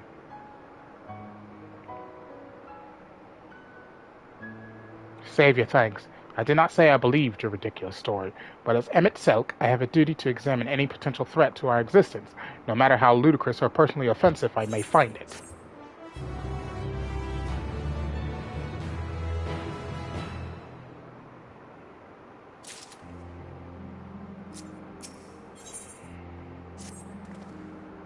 I think the time for leisurely exploration is past, if I might have a moment to adjust my vision. There he is, on the next aisle over. Meteion is with him.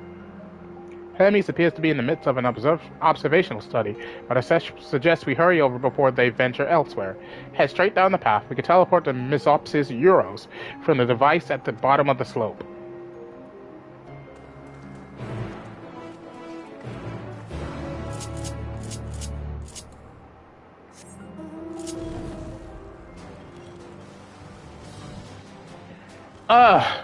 I've had this annoying sensation in my nose for the last hour where it feels like I have to sneeze, but it just won't come out.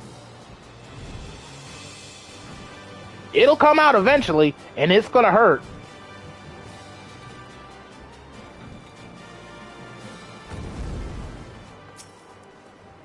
This appears to be the teleport to the Misopsis Euros.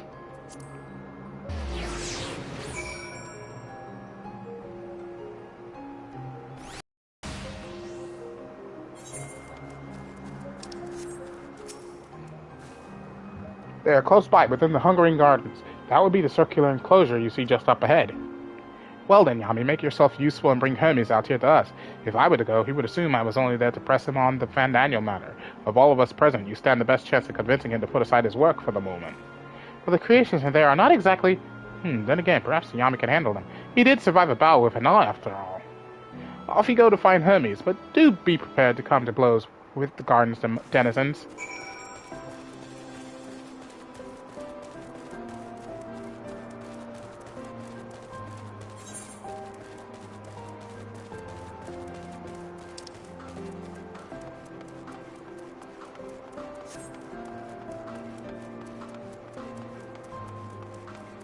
Oh! Why? Why even?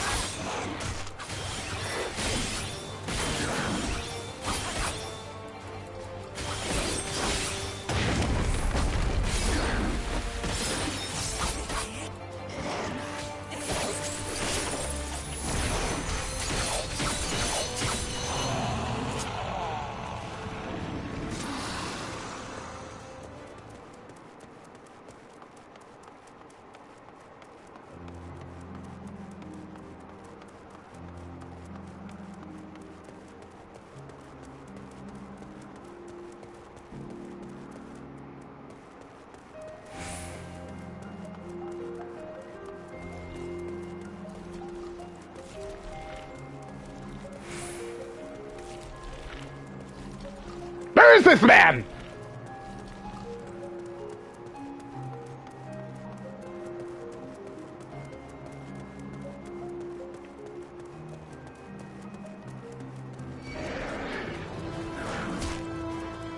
Yami doesn't like marbles.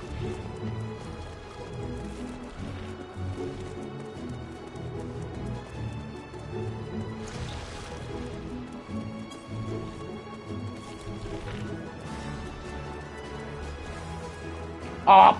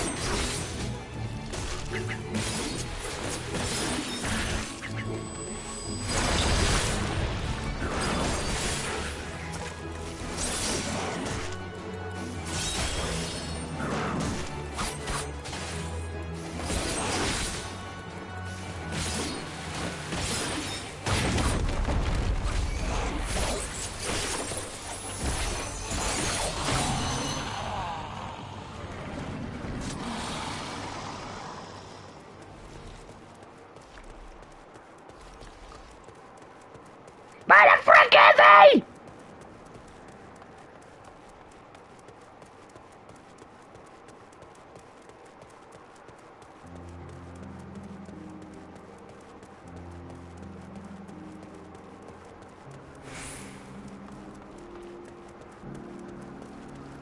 I've been in the direct middle of this, brrr.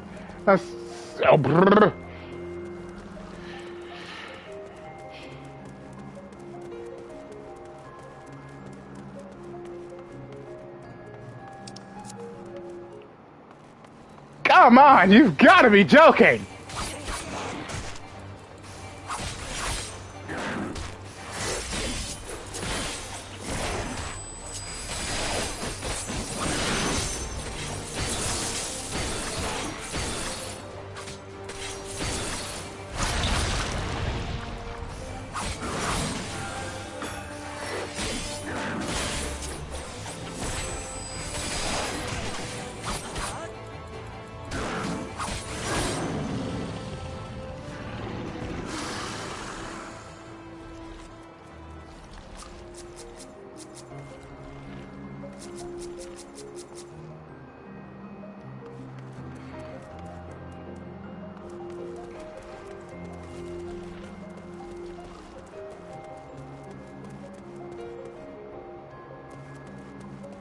I am not...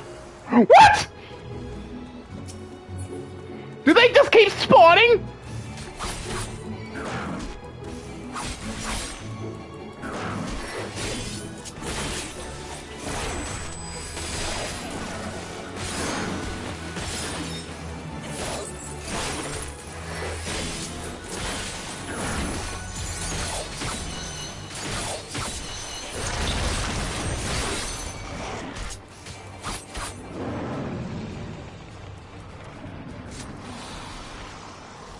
Where is he?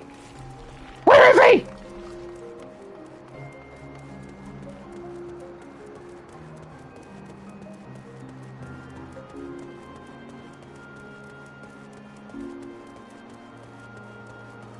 Found him! Jesus! Yami, what are you doing here? I thought you were keeping Hythlodaeus an MSL company. An important matter. and unrelated to my decision on Fandaniel, you say, then yes, I will come as soon as my work here is finished. It will not be long, I promise, but you should really wait outside the garden with the others. This is no place for idle exploration. You're telling me! I think I killed like 6 or 7 mortals!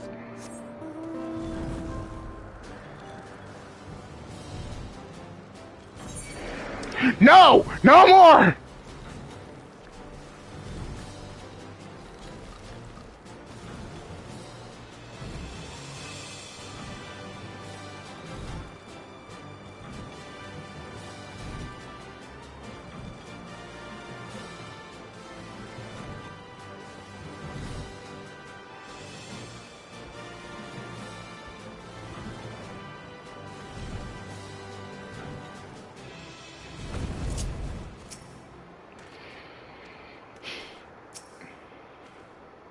You spoke with Hermes then, and were briefly entangled with the denizens and hungering gardens as I see. Or should I say smell. I cannot speak for certain convocation members, but I for one am impressed with your fortitude. Well done indeed. Now that you've convinced Hermes to confer with us, let us pray that things will soon take a turn for the better. For assassinating it would be to meet the Emet who would recreate Amarok in the depths of the ocean, I think it best for all concerned if such tragic events never came to pass, be it in our future or your past, assuming yours is not truly written in stone. Naive hope that is.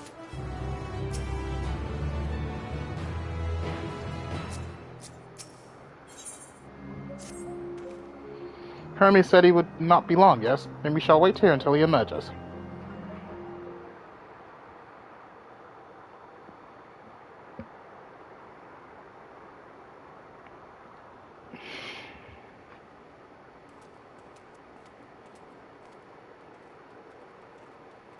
Is this the voiced one? My apologies for keeping you waiting. I understand there is a matter you wish to discuss. Aye. A matter of the utmost gravity. If one can suspend disbelief. Go on then. Tell him what you told us. Who you are and why you came.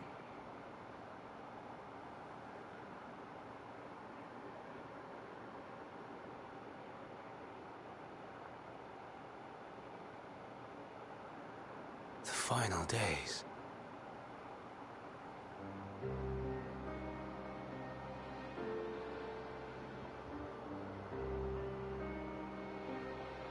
The phenomena observed during these star-encompassing calamities is likely the product of a dynamis reaction. And none is more versed in the applications of this energy than you, Hermes. I must stress that we do not believe you would desire such destruction. We come not to lodge accusations, but to beg your wisdom. And so, distressing though the exercise may be, I ask that you share with us your opinion on the matter, on the assumption that our visitor's tale is true. Even you, Vana.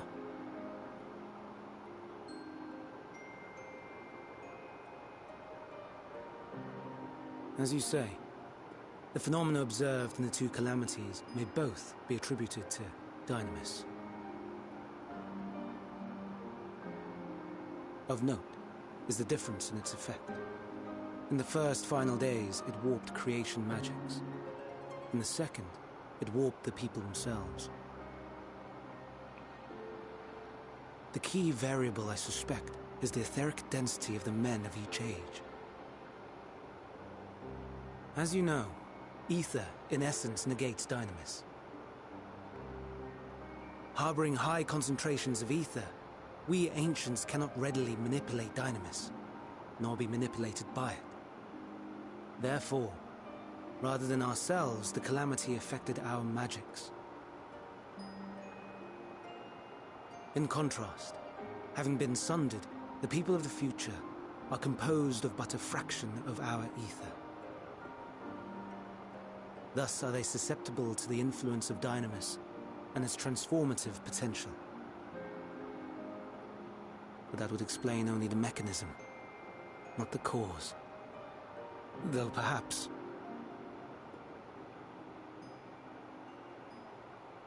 What is it? Even should it be a hypothesis, we would hear it.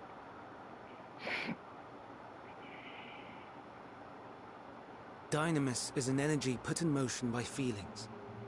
Feelings for which there must first exist a source. A source to which the victims must be attuned. One that harbors the selfsame negative emotions. Elsewise it could not be the agent of such extreme change. So it wasn't the stagnation of the celestial currents. Someone, or something, is instigating the star's demise.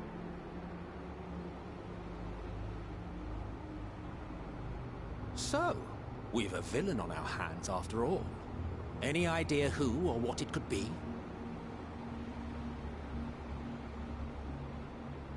The celestial currents comprise the outermost layer of the star's ether, encasing it like a protective sphere. According to your tale, it was where the currents were weakest that the phenomena first manifested. If the inciting factor came from without Aetheris, then its effects would first be seen in those locations.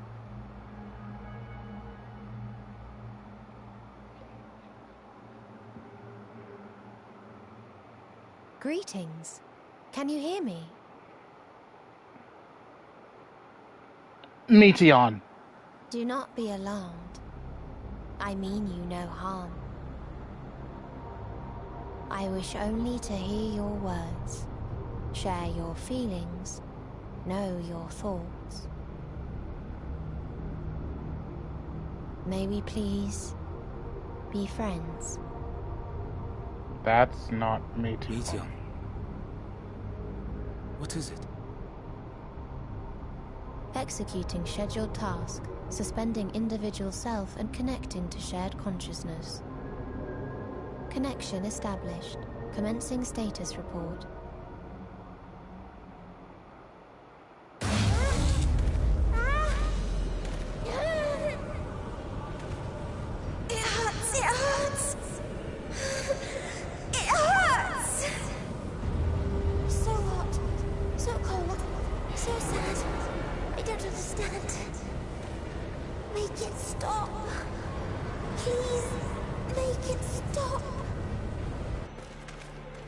Steady, Meteon.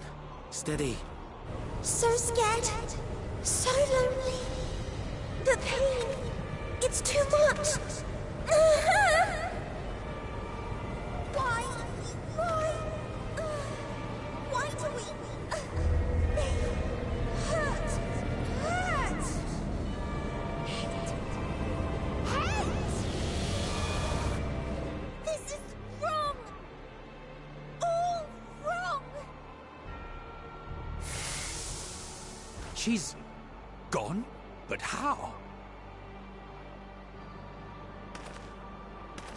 She has altered her etheric density in order to blend in with her surroundings, an ability for avoiding confrontation. Most effective. Frustratingly so. I can't see her either.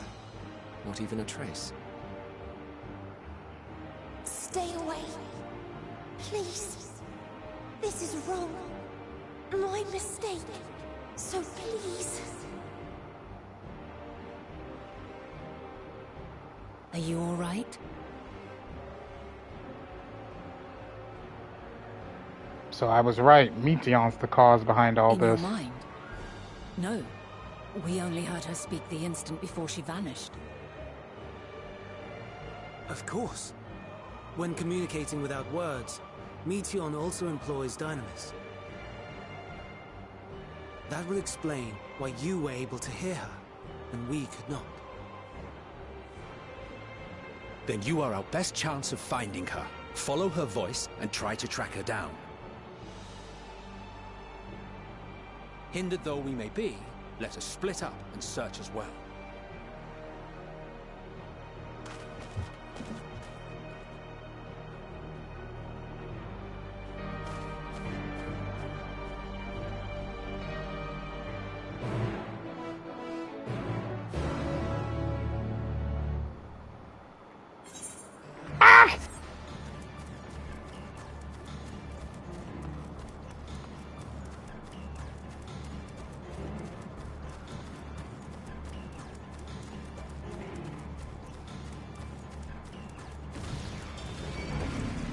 No! Now's not the time! Stupid Lotus! Get out of here! Get out of here! Get! Get!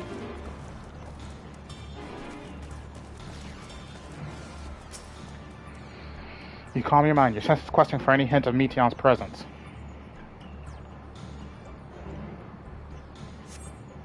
It seeps into my mind, or voices reporting. No, no! Hermes mustn't hear them. I have to run, to hide. Meteon's anguished voice grows distant as the source seems to flee down the slope.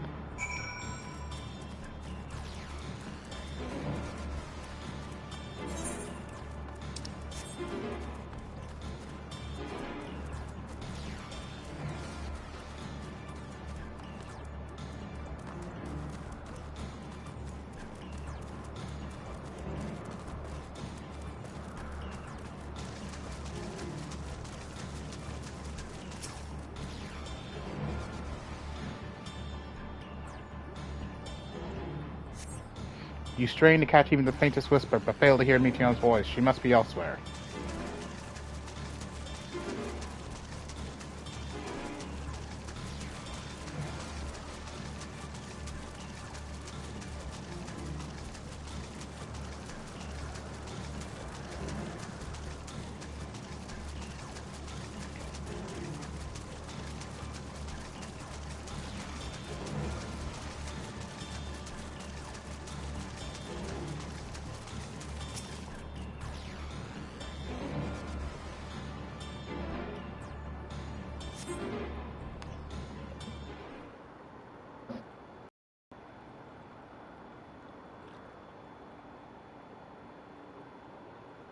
Greetings and salutations.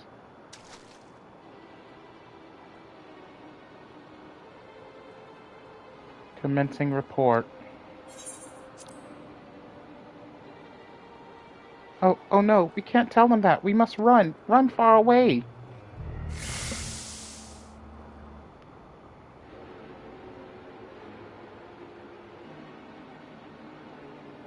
Please, don't follow me.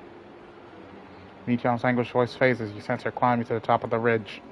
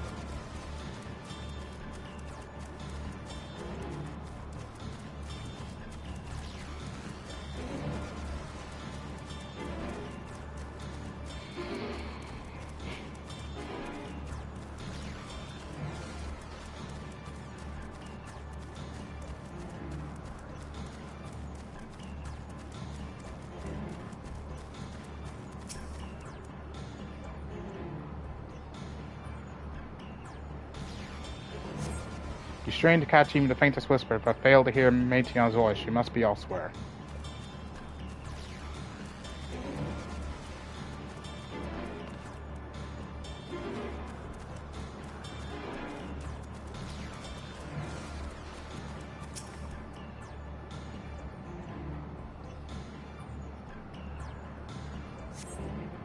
Okay, she's not here. Maybe next to this tree? Maybe next to the tree?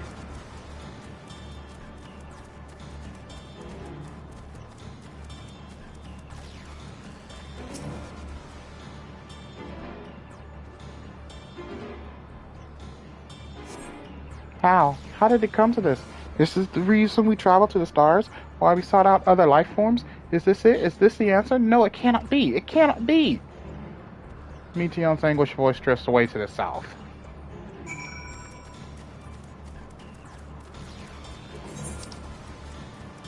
Yep, we're heading right over there. which I'm willing to bet is a dungeon. Once I make my way over there, and if it is a dungeon, I need to take a quick bathroom break. And I need to replenish my water.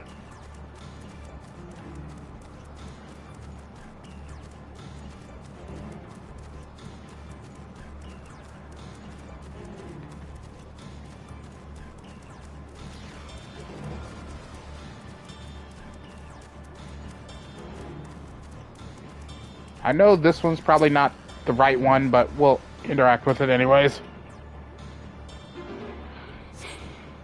Yep.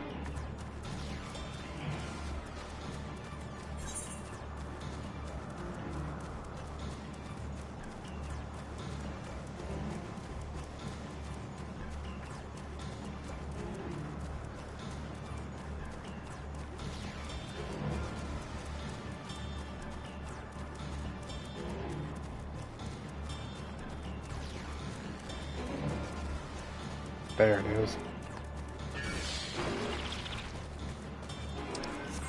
Now is not the time, you stupid pot. Now is not the time!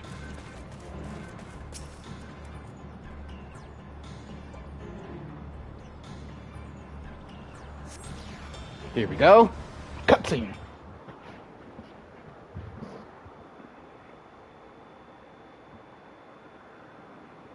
Compiling report for dissemination to Hermes and all peoples of Atheris.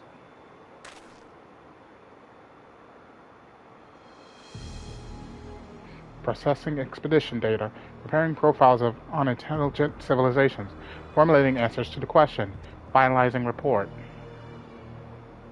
No, Yami, you mustn't listen.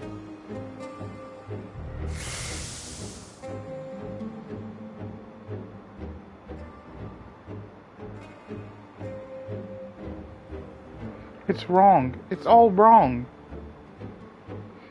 Michion's English voice flees towards the lake. Any sign of Meteon? Panicked and confused, which will make it all the more difficult to predict her movements. Hermes, what do you make of this situation? The Metea are linked to a single mind, a shared consciousness which connects them across any distance. I suspect something has happened which disrupted its usual harmony. How might we access this shared consciousness of theirs? Much as you would approach any sentient being directly. In the Metea's case, that means speaking to any incarnation within physical reach. So unless we could track down the Meteon we've just lost, we have no means to communicate with them. No way of knowing what befell her sisters. No way to provide directions or guidance. Then we had best set our musings aside and concentrate on how we might find her.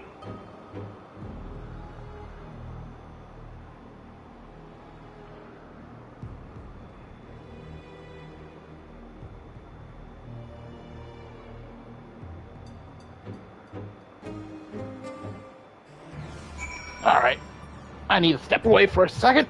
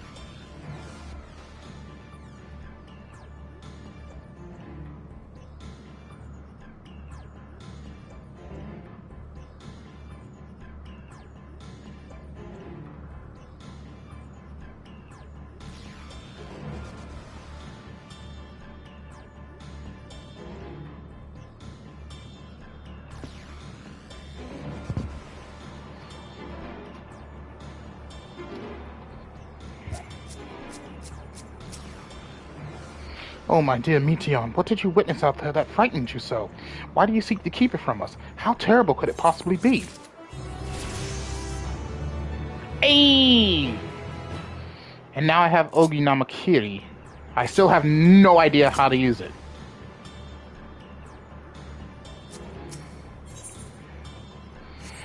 But before we do that, no, actually, let me continue this first, because I won't be able to get back here with a teleport that quickly. Correct me if I'm wrong, but Meteon renders herself invisible, matching her etheric density to that of her surroundings, does she not? If so, could we not then disrupt her concealment with a surfeit of ether, much how MSX solidified your presence when first we met you? Don't be absurd. I can hardly channel ether to a recipient whose whereabouts are hidden from me, which is why we must all work together. Yami will continue to search in the same manner as before, but this time with you in tow. Once he ascertains Meteon's likely location, you proceed to reveal our wayward familiar with a swift ethereal downpour. Very clever, and thankfully she has made herself easier to capture by fleeing towards Leeds. Assuming she is made visible, it should prove no great feat to herd her into a corner. Then we have our plan. Yami and Emmett Selk will be our tracker and trapper respectively, while we others predict and obstruct Meteon's avenues of escape. Emmett Selk and I will keep an eye on each other's ether to help coordinate our efforts. Let us be about it. Well, it seems we are partners for the time being. Let us return to where we last saw Meteon and pick up the trail from there. I will keep myself in a state of preparedness, ready to rain down ether at a moment's notice, meaning it falls to you to keep the way clear. Emmett Selk is now accompanying you. Of course.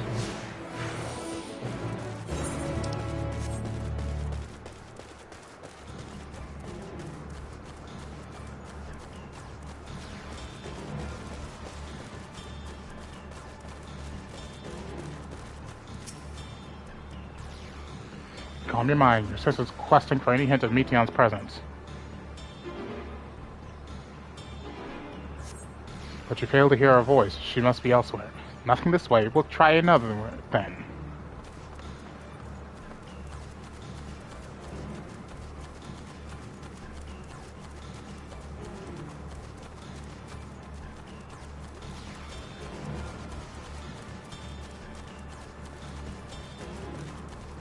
Ah, here we are.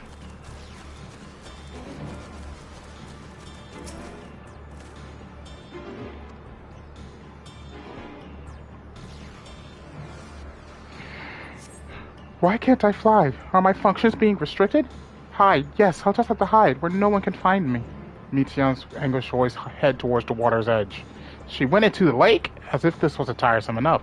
At least that open expanse should make her easier to find. We won't lose her this time.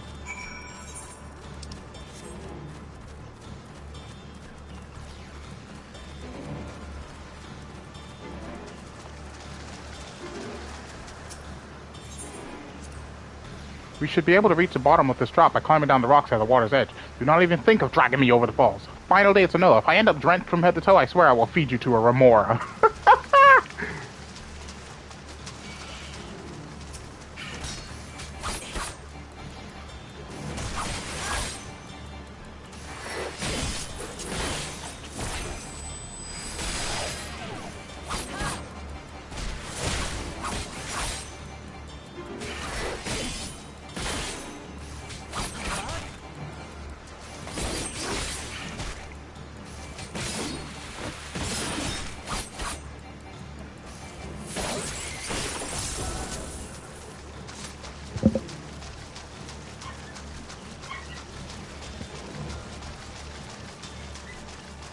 There.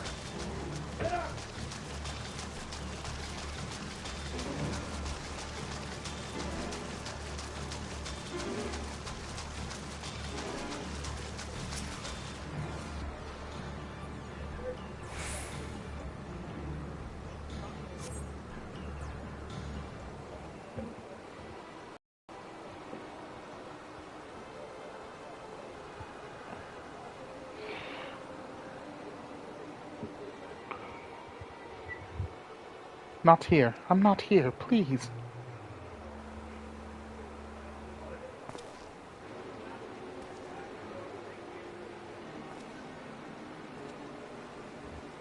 By that rock, is she? Very well.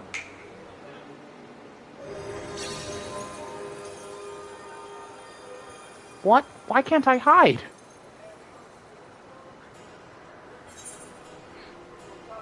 There's no need to run, Meteon.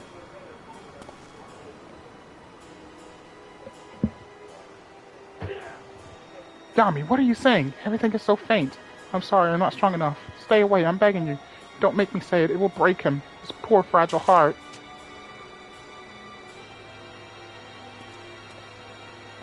Now we have a chance. Once the others are in position, the two of us can herd her into their midst.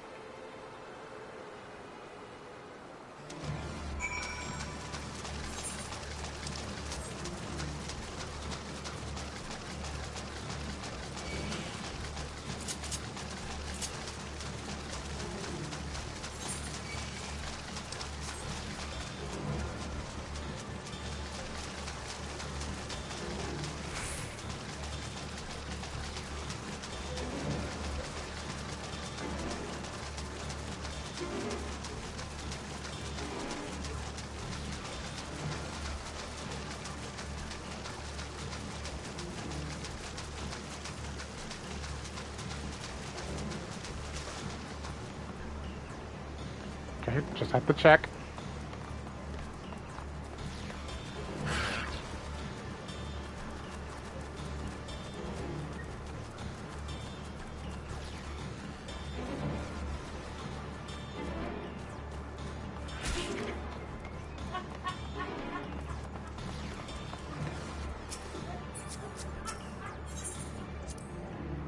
Is this teleporter not in use? It seems to have been left to the mercy of the elements. Either way, it bears no trace of Meteon's essence. We move on.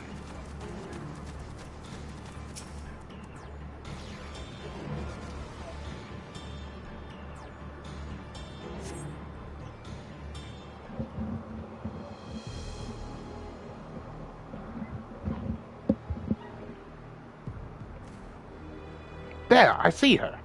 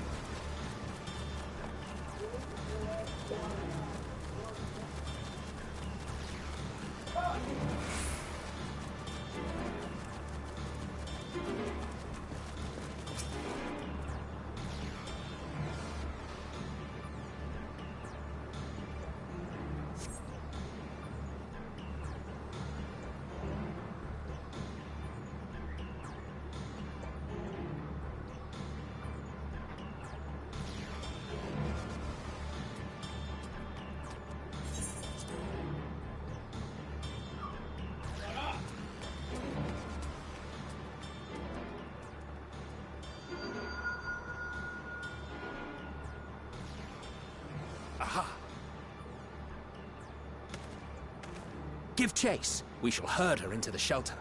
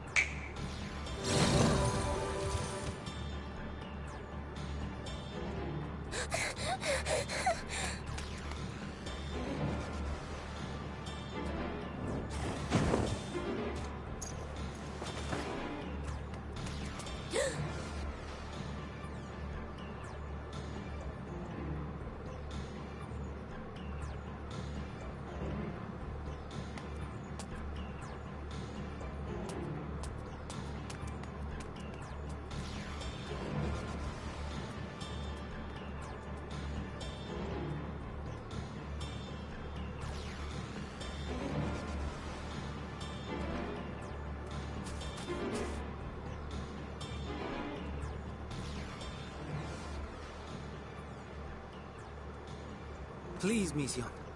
We must speak.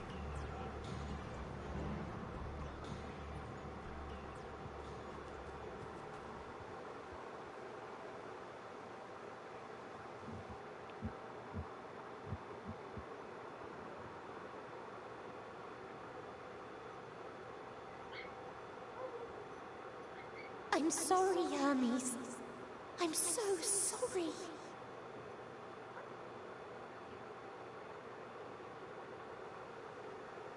If someone can hear these words, then please.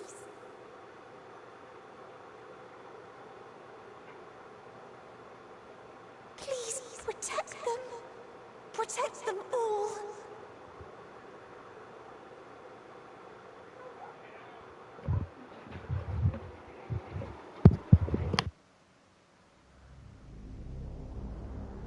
Individual self-suspended. Connection with shared consciousness stable. Our survey is complete. We shall now report our findings.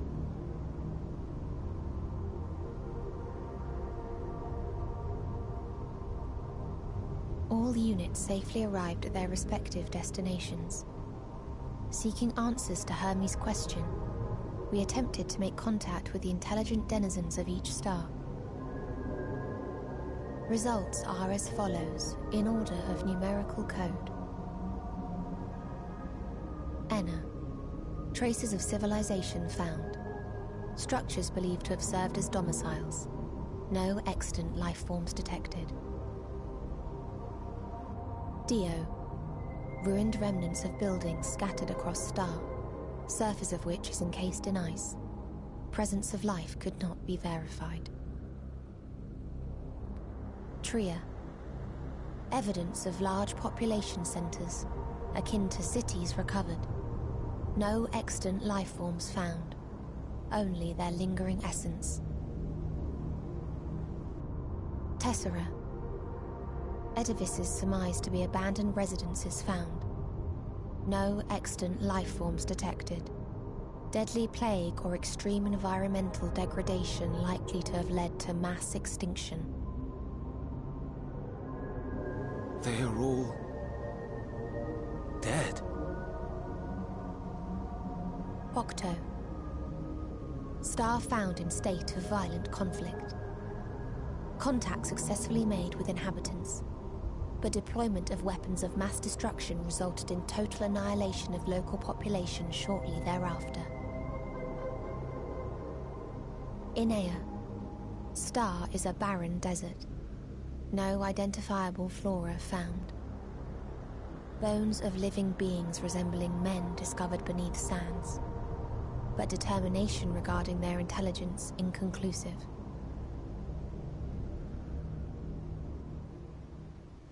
Remind me, Hermes, what exactly was the question you entrusted to Meteion?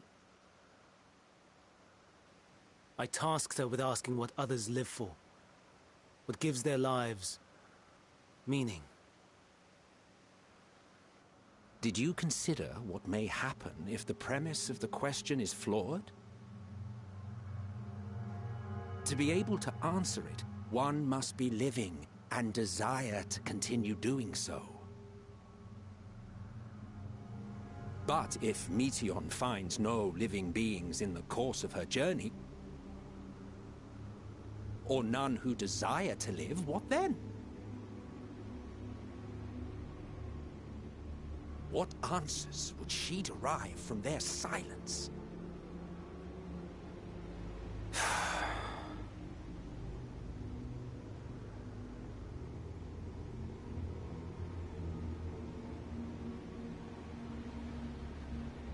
Meteion, enough! Suspend your mission and return hither at once.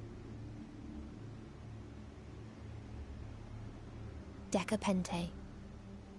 Local civilization once flourished under auspices of higher power.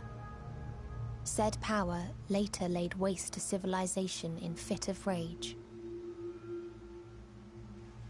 Upon revealing this to me, entity elected to self-terminate in lieu of providing answer to question. No other intelligent life forms found. Turning a deaf ear, are we? We are taking Meteion back to Amarot. As I understand, we will need her if we are to bring back all of her sisters. Yes.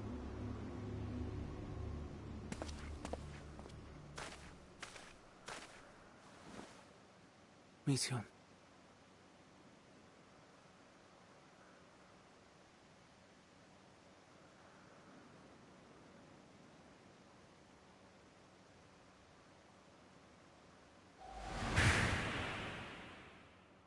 It isn't right, is it? It isn't right to turn away from the answer. Even if the answer is pain.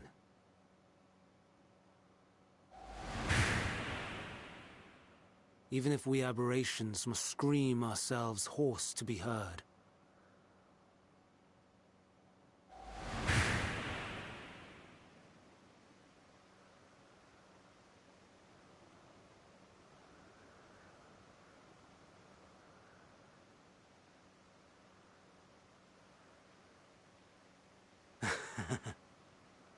Aye.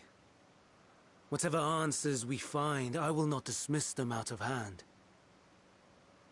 These words I said to you, and I will hold myself to them.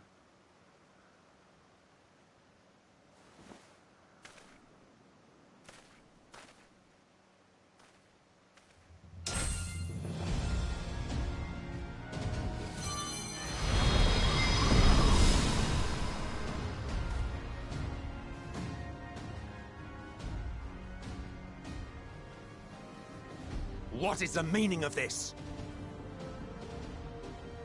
You cannot take Meteion, not until she has finished her report. All else must wait.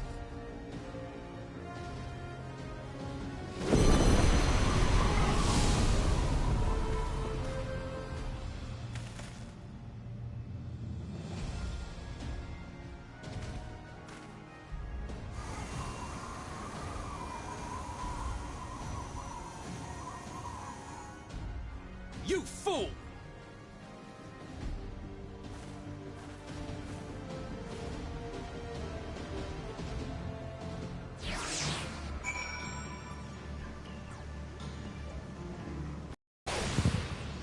Oh dear. Why, Hermes? Why could you not leave well enough alone? Will these answers assuage the pain you feel when a creation returns to ether? Had you never cast your accursed question to the distant stars, you may have one day learned to be at peace upon this one.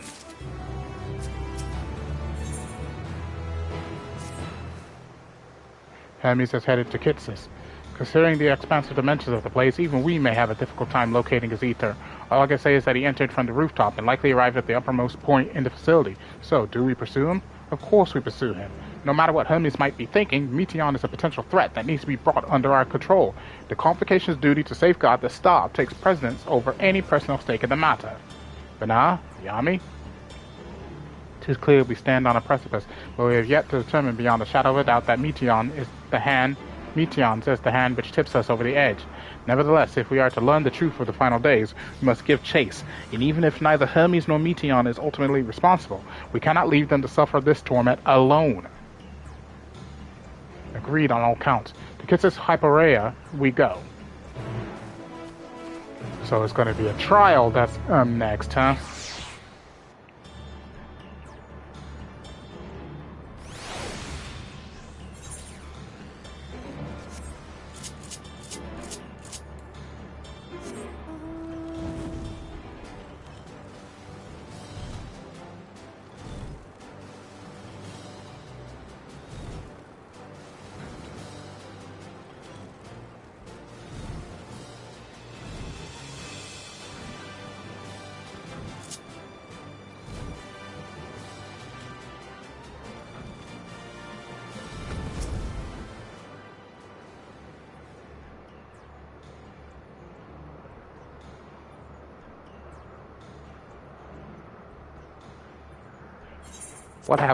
What have we here?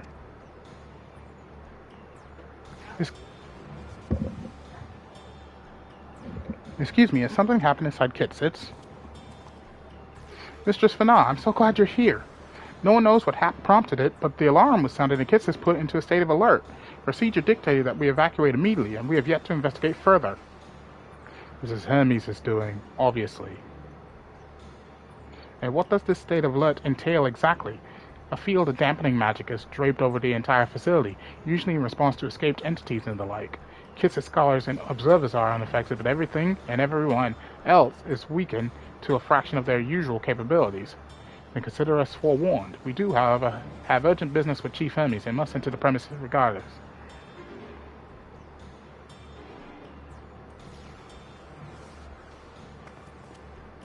That said, if Hermes is willing to enact such measures, I wonder what other obstacles he has seen fit to drop in our path.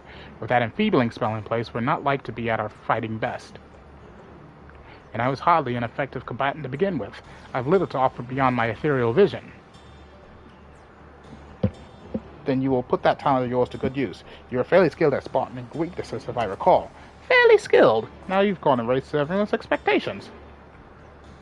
You all need only make the most of your strengths, and I will fill in the gaps as required. I was once a Zem, after all. 'Twas my job to rise to the occasion, be that as defender, aggressor, or healer. I feel better about my lack of prowess already. And you, Emisel, can impress us with your arcane majesty.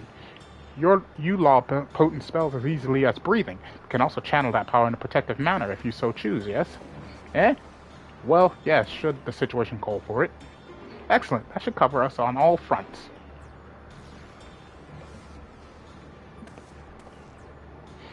Your tale led us here, Yami, so 'tis only right that you lead us now.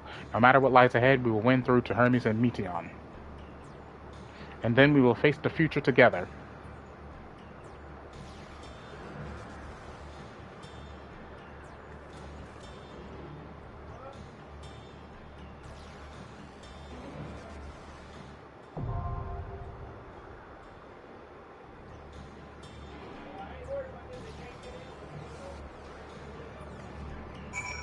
Now let me see here. Is it a trial? Is it a dungeon?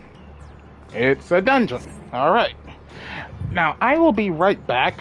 I need to actually step outside for a minute, so I will be right back.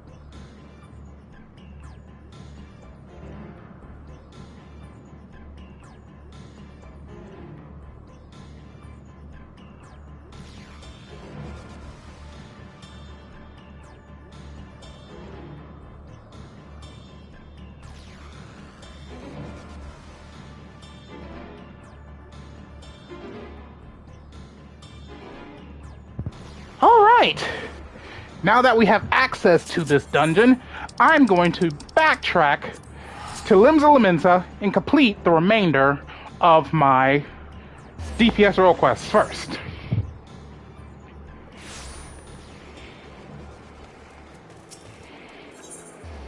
Okay, let's see here. The Aft Castle.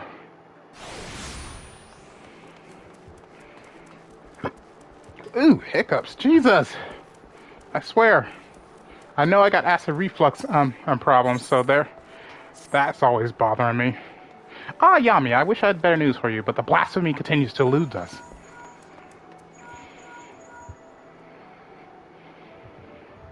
Can you hear me, Commander? This is Whiskey.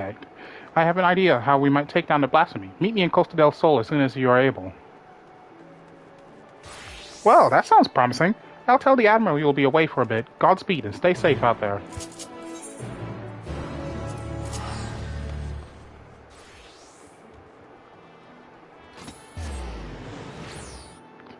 I mean, I like the Reaper level 90 gear. Well, actually, I think that gear is only level 88 because I happened to look it up, and apparently we can upgrade that gear. If it's locked, it's not at the max level yet. Apologies for having you come all this way, Yami. Ever since our encounter with the blasphemy, I've been racking my brain to find a way of dealing with this debilitating attack. Sadly, I've come up empty-handed, and my companions fare no better. That's when I started thinking, if only our finest was still with us. He always had a knack for noticing what the rest of us missed. His eyes were so sharp he could spot a foe's weakness with a single glance. It's thanks to him that we were able to slay both Leviathan and Titan, and live to tell the tale. The rub is, well, he's a bit eccentric. And yes, I know you could say that about all the company members, but unlike us, he prefers to work from the shadows. Truth be told, I've not seen him since the day we disbanded. I doubt he'd help his old comrades, even if we asked, but an order from the company's acting commander would be a different story. In our heyday, we had a way of reaching him. Whistle at the Fort Road, and sooner or later he'd show himself. It didn't matter when, winter or summer, in broad sunlight or the dead of night. He'd always be watching from afar. With any luck, he still is now. But I've rambled on enough. Go on now, this may be our best and only hope. So, I just have to go and whistle, huh?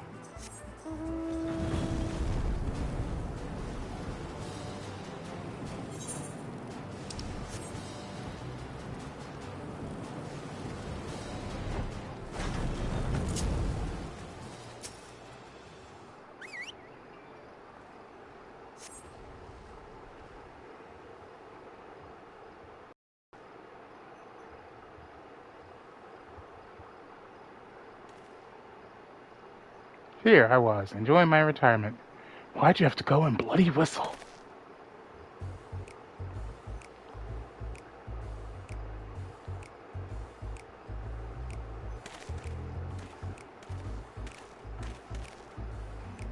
Call me Lawrence. I'm the company's resident sharpshooter. At least I was in my day. No need to tell me who you are. I've been watching you for quite some time. Don't get the wrong idea. I'm just curious how my former mates are faring. Not as curious as folks were about me, though. First Whiskhead, then old Miss Beard himself. Ha!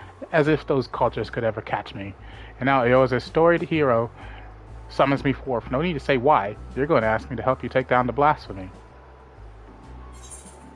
I'm not asking you. I'm ordering you.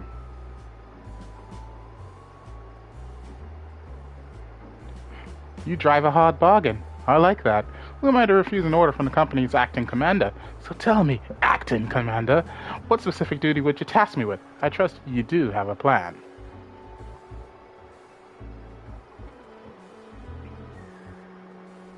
So you need a way to neutralize the beast's most potent attack.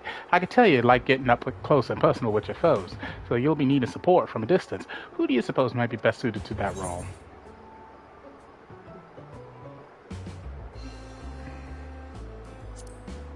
Millwhip and Twin Muskets can handle the job. A reasonable answer, but wrong. In pure marksmanship, none in limbs are the Admiral's equal. Yet Millwhip is ill-suited for a supporting role. Not for a lack of skill, of course, but rather, come to think of it, there's something you should know. Follow me. Really? I was wrong.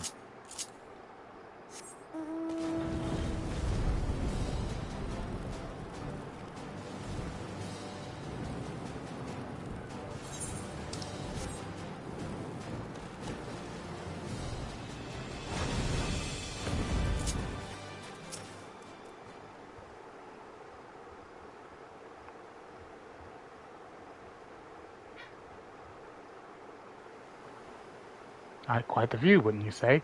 I often come here to admire the sea. If you would, indulge me for a moment and I'll spin you a yarn. Just try not to doze off. Back in piracy's golden age, the League of Lost Bastards ruled the Rotano. I was one of them, as was Millwhip. We were led by none other than her old man, Bluefiswin, the most feared captain on the high seas. Feared by his enemies, that is. Stern and unforgiving though he was, he took me under his wing and showed me the ropes.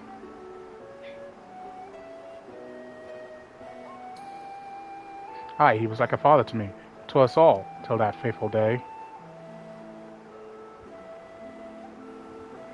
It was in the year 1562 of the Sixth Astral Era. The Mints and Merchantmen were struggling with nigh constant raids by the Sahagin. Around this time, Bluefist has yielded the day-to-day leadership of the bastards to Millwhip, his pride and joy. She was still growing into the role, though, and everyone knew the old captain was still calling the shots. Old Bluefist had a noble streak, he did, ordered us to defend the traders from the fishbacks. Millwhip led the effort, and we fought day after day to keep the seas safe.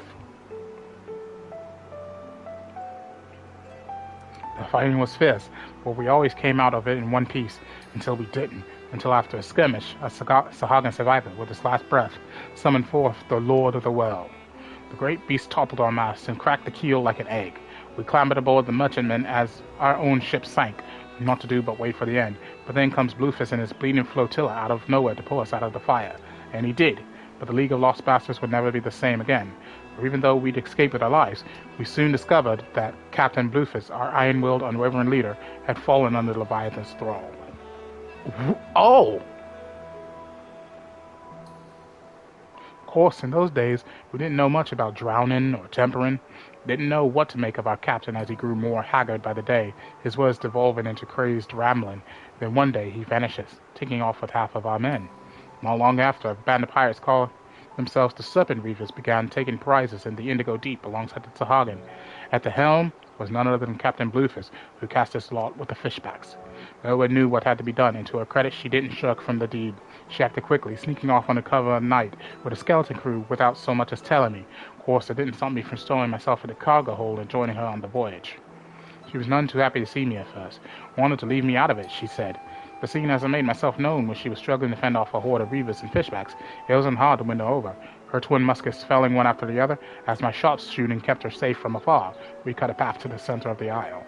It was there we found Bluefus, or rather the miserable wretch he'd been reduced to. All bones, with skin shriveled in a tangled mat of white hair, eyes bulging from his head like a fish as he prayed to the Lord of the World.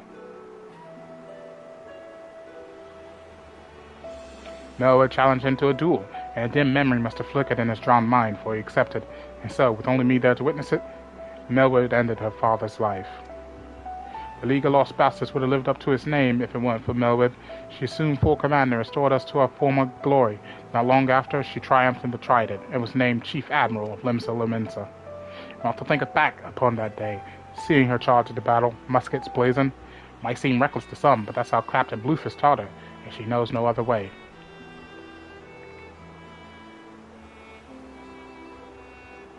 That's why I made it my job to support her from the shadows, and it's a role in which I'll happily serve again. I owe that much to our old man. My only doubt was whether you, my friend, were worthy of commanding me. But watching you from afar has answered that question. I tell Westcott and the rest of my no-good companions that Lauren stands with them.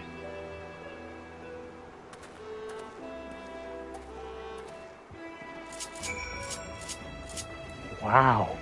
What a story! Jesus!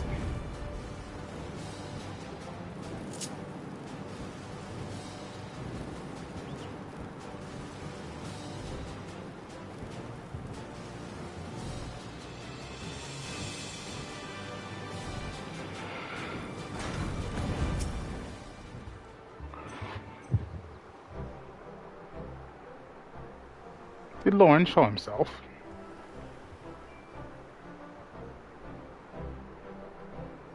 Ha! Now there's a surprise. I had some hope your words might reach him, but never did I imagine he would agree so readily. Ah, just one thing, Yami. I'd appreciate it if you didn't mention Lauren's involvement to the company, Landonell in particular. They'll find out soon enough regardless. At any rate, this gives us new hope in our battle against the blasphemy. All that remains is to set the snare and lure the beast into our clutches. Our scouts are on the lookout for the creature as we speak. If the latest reports are to be believed, we are drawing ever closer. And with that, I'd best get back to it. Can I trust you to report these latest developments to the Maelstrom? Then till we meet again, Commander.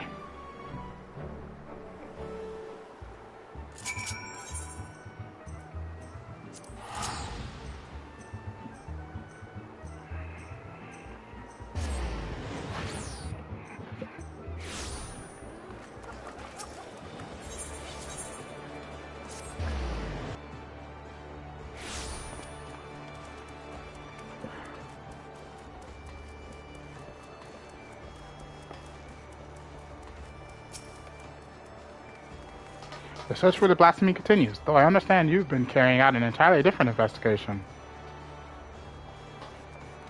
A marksman by the name of Lawrence, eh? The Admiral will be pleased. Of course, we won't have much call for his skills until the blasphemy is found. Rest well and prepare yourself as necessary in the meantime. Lawrence, why does that ring a bell?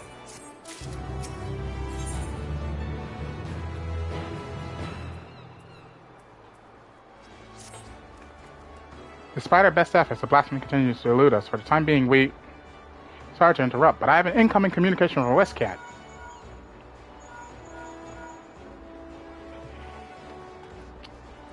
Commander, we've snared ourselves a blasphemy. We've our erstwhile companion Real to thank. Knowing that the creature was once the Sahage Queen, he kept a close eye on the spawning grounds. Sure enough, he spied a massive black shadow moving beneath the water not long ago. After receiving word, Shamani Lomani directed the Maelstrom warships in the vicinity to herd the beast with cannon fire into the Sastasha Sea Grot. Isolated as the Sea Grot is, we can engage our foe without putting small folk at risk. Any words for your men, Commander?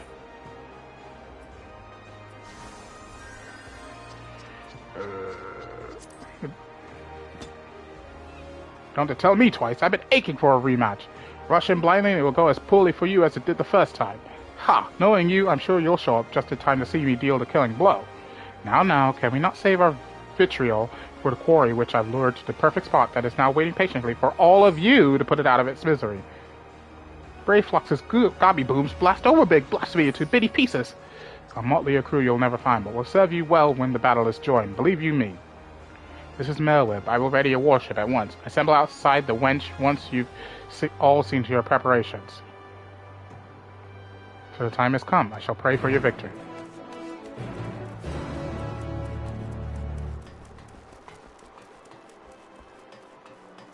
I was about to say, was that a wolf? I mean, I know there's a werewolf, werewolf stuff in this game, like wolf ears, tail, but that looked like that was a really good, glamour for that. It almost had me fooled. Ah, yeah, maybe the others should be along soon.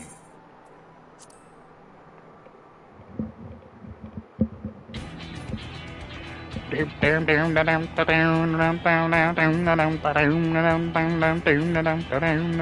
blasphemy is still contained within the Sastasha Seagull. There it will meet its end, Navigator willing. Would that my brothers and I could join you in your fight, and yet, blasphemous though it may be, that beast was once our mother. I understand, Noel. Forgive us for what we must do. Were there a means to reverse the transformation, we do all in our power to bring your mother back. Sadly, there is nothing left of her to save. For the future of the Sahagin and limbs of the Lamins alike, the blasphemy must be laid to rest. And when the deed is done, I would bring your brothers, even the crushing tide, aboard the great ship we call Vilbrin. I do not want to slay your mother. This thing she has become, a mindless beast who would enslave and kill her own. It is an affront to the memory of who she was. It is not her. It is not. Remember this always. You must. I will not ask you to shoulder the burden of matricide. When time comes to strike the final blow, I will do the deed. Admiral, all you say is true, and yet...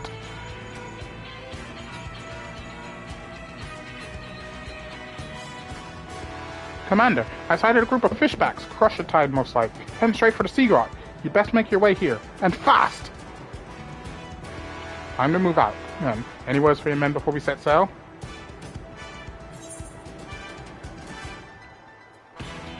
Today the blasphemy falls.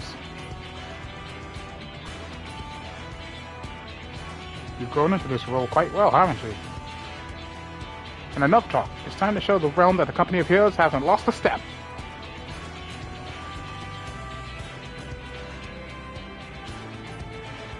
We'll stand a better chance of slipping past the crushing tide if we split up. Naomi and I will go together, while the rest of you take a different route. Let's brook no further delay. To Sastasha!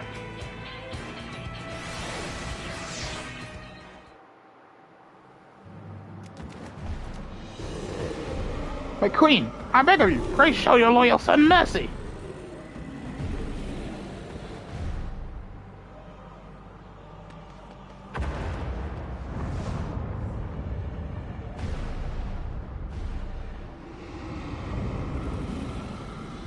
The Indigo Beast.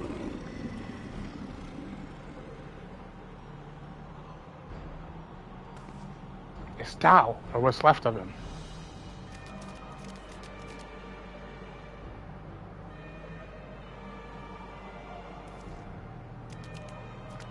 Speak of Tao! Why would our queen do such a thing?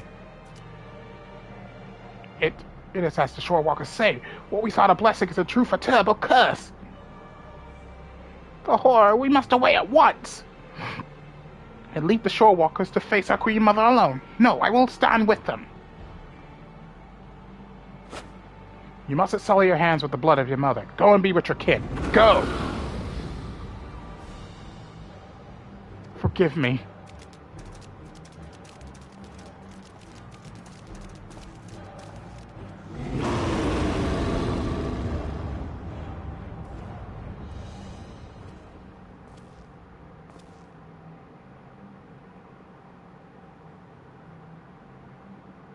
I was beginning to think you wandered off a cliff, Lawrence. Must you say it like that? I prefer to think of myself as fashionably late.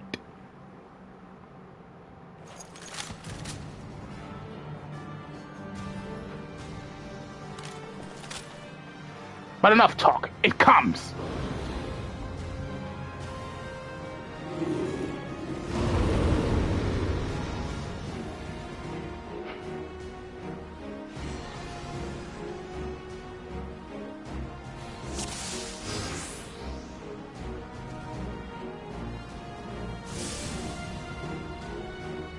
Here it comes! We're counting on you, Lawrence!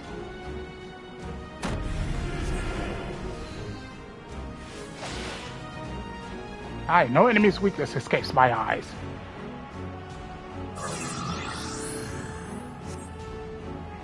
Just one shot here, and...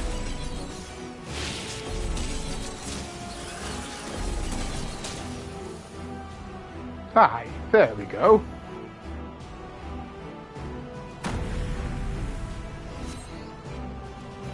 See how easy that was? I reckon you could do it too, Acting Commander. So destroy the orbs, huh?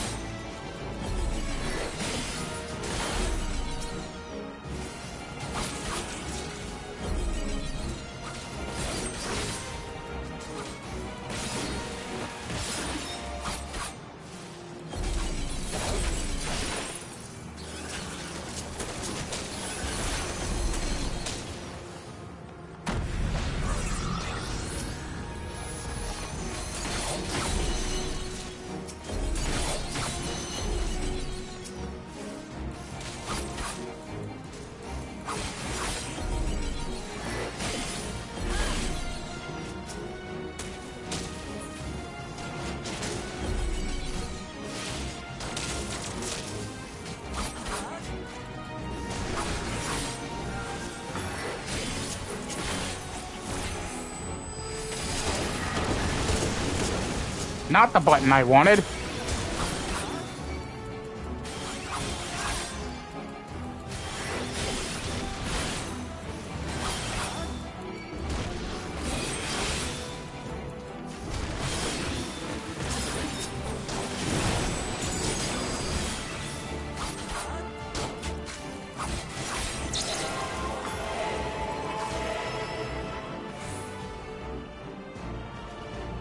Oh, crap.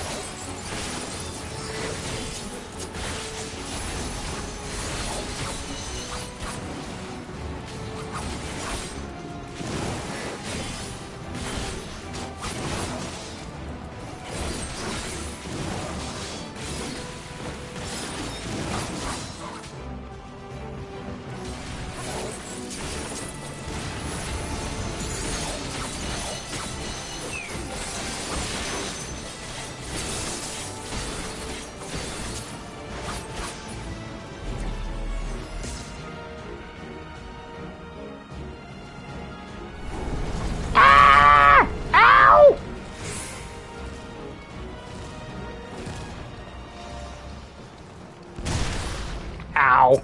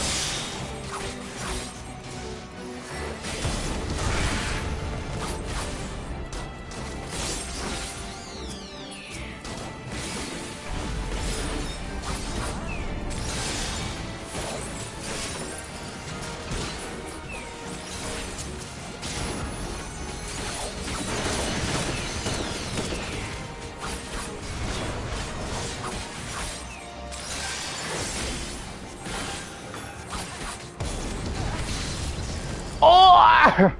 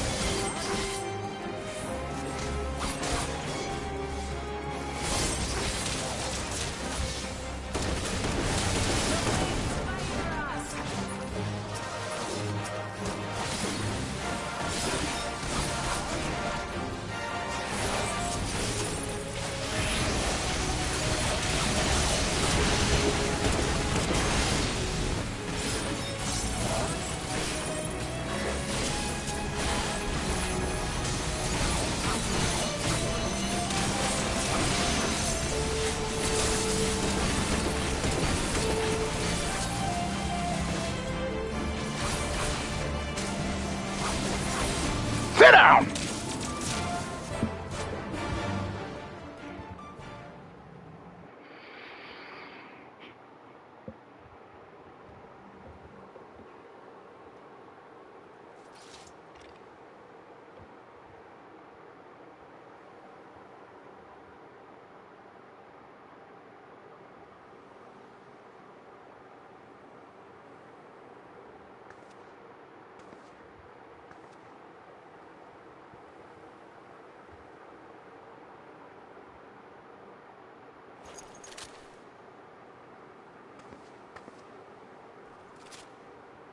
I will not ask for your forgiveness, but this I promise. You will be remembered for the mother you were.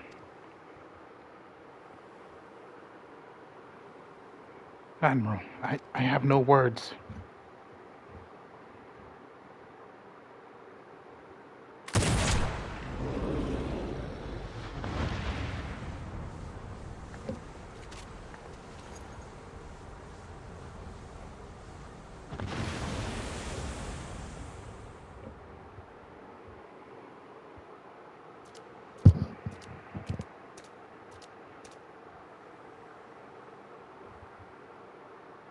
Our Queen Mother returns to the depths in eternal slumber.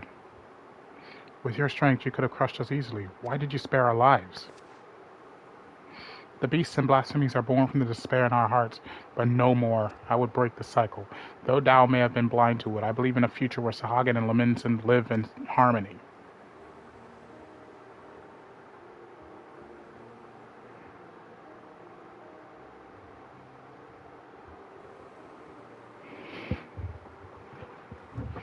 Even after losing who she was, your queen made for your spawning grounds, and it is there she drew her last breath. When your next queen is crowned, know that she will have a safe place to raise her young. Once you have selected a suitable location, Limsa Laminsa will recognize and honor your claim. A promise for which we are grateful, Admiral. What of the other peoples of Vilbrand?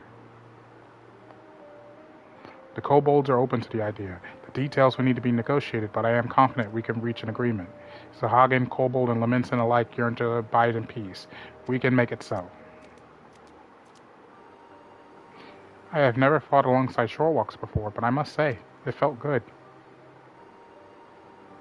We have fought our neighbors for generations. It has won us only suffering and tragedy. I beg of you, lay down your spears.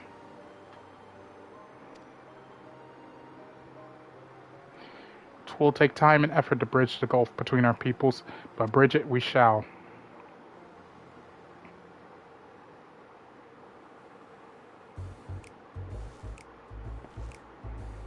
And Lawrence is trying to sneak away. Bruh. Uh-oh. I dare say we have a lot of talking to do as well, don't we, Commander Lawrence? What? Commander? He's the commander? Ah, Lundell, if you just allow me to explain.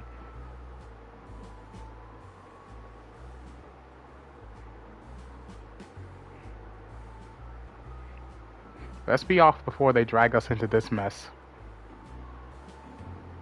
And he's defeated already! Bruh!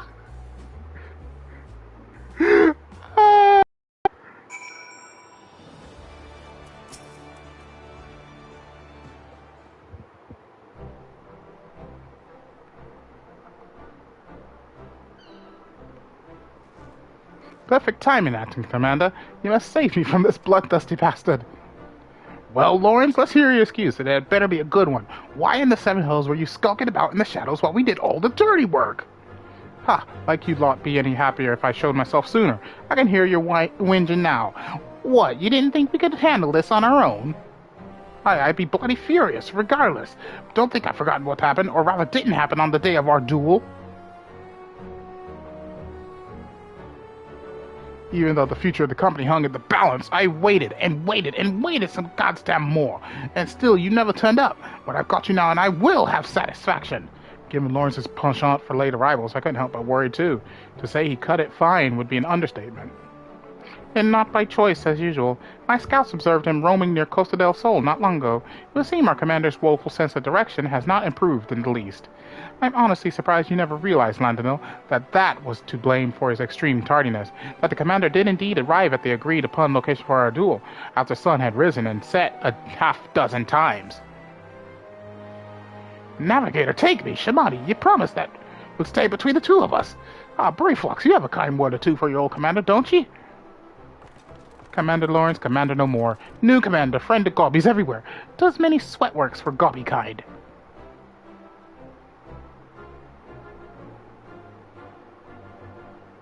And there I thought you were too much of a coward to face me in battle. Come now, Landonil, you knew me better than...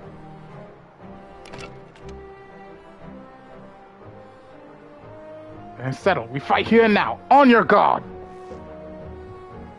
Put that thing down, I say! You can hurt someone with that!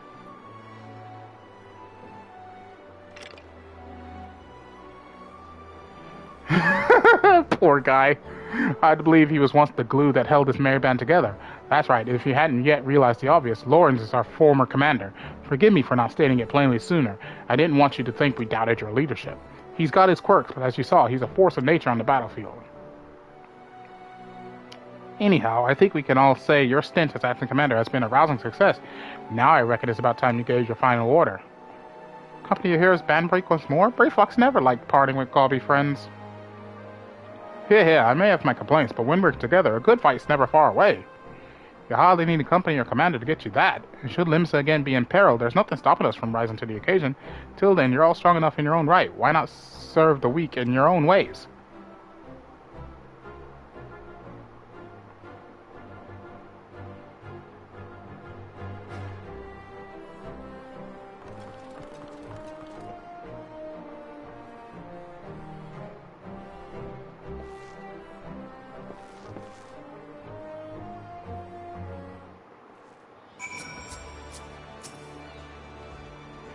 You've had quite the turn of duty, but all good things must come to an end. Any parting words before we go our separate ways? Give Gegaruji my best regards. Finally, I can enjoy some semblance of peace again. At least as much peace as I can, as a man, can enjoy waiting hand and foot on the Lord of Costa del Sol. It may have been rough sailing at times, but I rather enjoyed serving under you, Acting Commander Yami.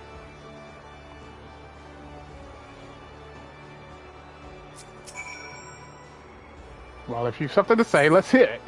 Return to the whales and keep the murdering to a minimum. Ha! As if I needed you to tell me. While I enjoy the diversion, I know as well as any that my true place is in Gridania leading a respectable life. You may not have been the perfect commander, but 12 of us my witness. I hope to fight by your side again. Farewell.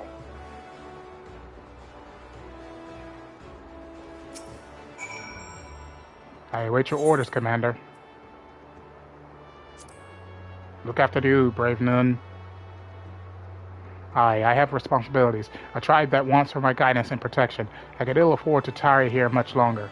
Nevertheless, it is with some regret that I take my leave. For all their faults, of which they have many, they are my companions, and I will miss them.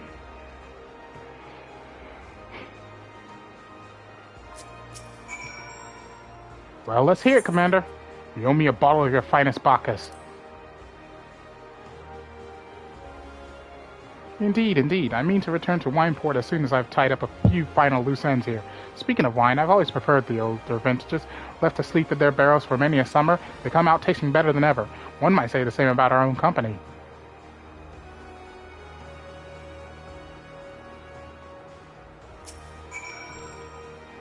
Brave Fox wants busy work. Brave Fox wait Uplander's lip flaps.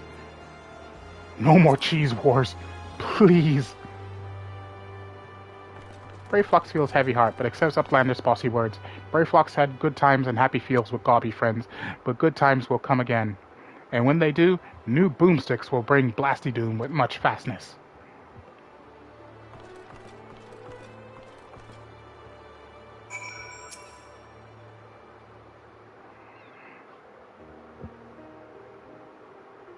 And on that note, I ought to be on my way.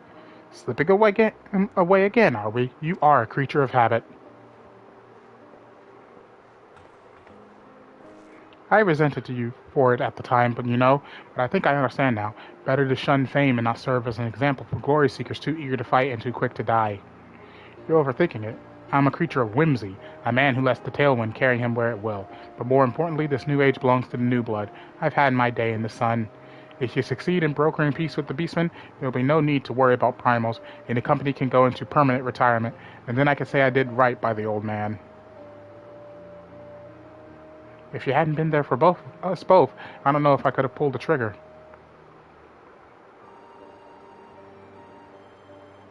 Thank you, Lawrence, brother. I did nothing. It was you who shouldered Captain Bluefist's burden, and that of the entire League. I'm sorry, Melwood. I know it hasn't been easy for you. But I dare say you've worked hard enough. Maybe us company folk aren't the only ones in need of a retirement. But I've said too much. Lawrence holding his tongue. Gods, you have changed. But yes, my greatest test as Admiral still lies ahead, as we steer the great ship Vilburn towards a new future. You truly are your father's daughter. I owe you my thanks, too. Dare say you did almost as good a job keeping my men to a task as I could have done. Call it a hunch, but something tells me our paths may cross again. But forgive me if I carry on like I've never seen you before. Not unlike my old friend Mistbeard, I prefer to keep my past in the past. With that, I'm off. Take care of yourselves.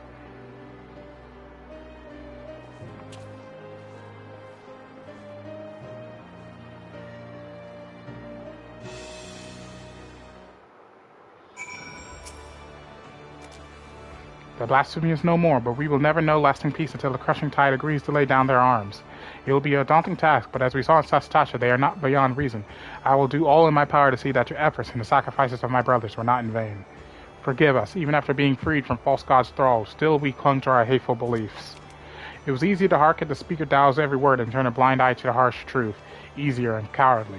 I will return and speak with my brothers for the crushing tide. I will tell them of our Queen Mother's sacrifice, and the vision of hope you have shared with us. I ask only that you give us time, and trust us to make our own decision. You have my word. If you would not be averse, let us return to the spawning grounds together. Adventurer, I have no words to express my gratitude to you. I will repay you the only way I know how, by doing my part to usher in an age where shorewalker and Sahagin stand as one.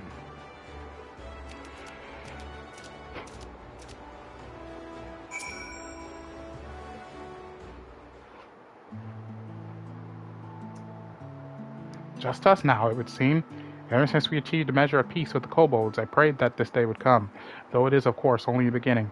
Negotiations must be held, and words exchanged in earnest will invariably lead to flared tempers and bruised egos, but such things always accompany meaningful progress.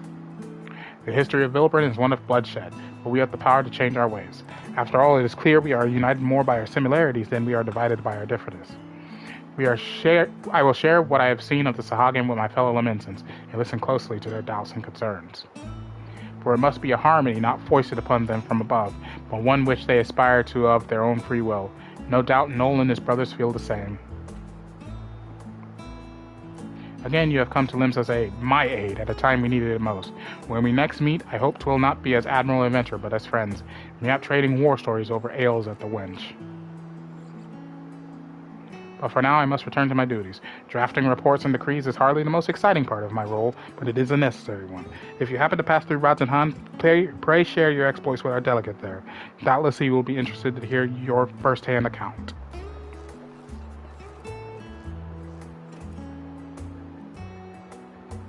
One day I will lay down these muskets of mine for good, but not yet, Father. Not yet.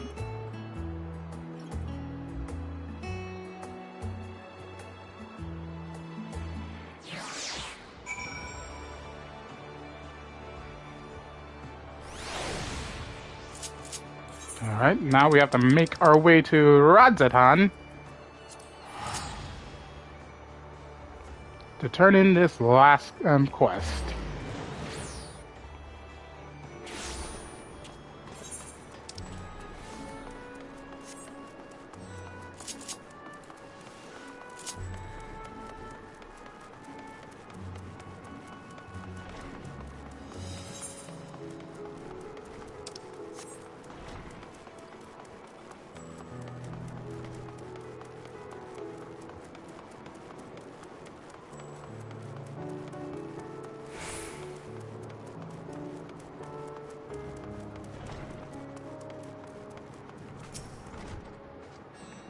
Yami, you return. Pray tell, what news from my homeland? Extraordinary, and a chance at peace with the Sahagin. These are heartening tides indeed. Without a doubt, you have helped to dispel the pale of despair that once hung over at Vilburn. Our people now bask in newfound hope. I must share the news with the others. Full glad will they be to hear that the threat to Limbs and Lamensa is no more. Thank you again, my friend. You can now dye level 90 gear for melee DPS classes. Ooh. Level 90 job-specific gear will become available upon completing the main scenario quest and Walker. Okay. Okay.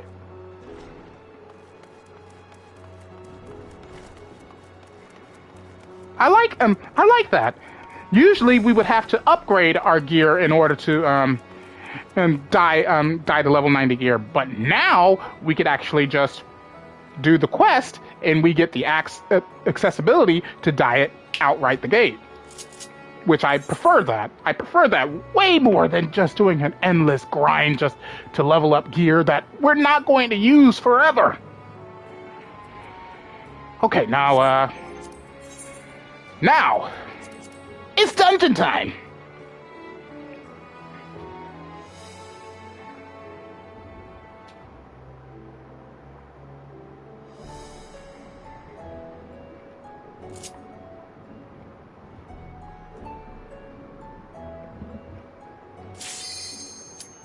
All right. Quick queue. Definitely like it. Good water.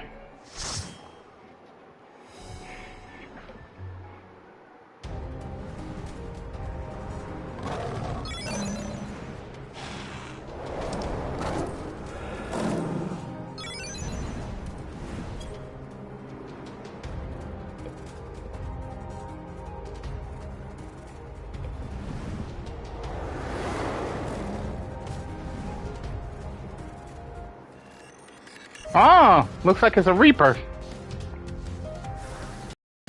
Nope, that's a Summoner.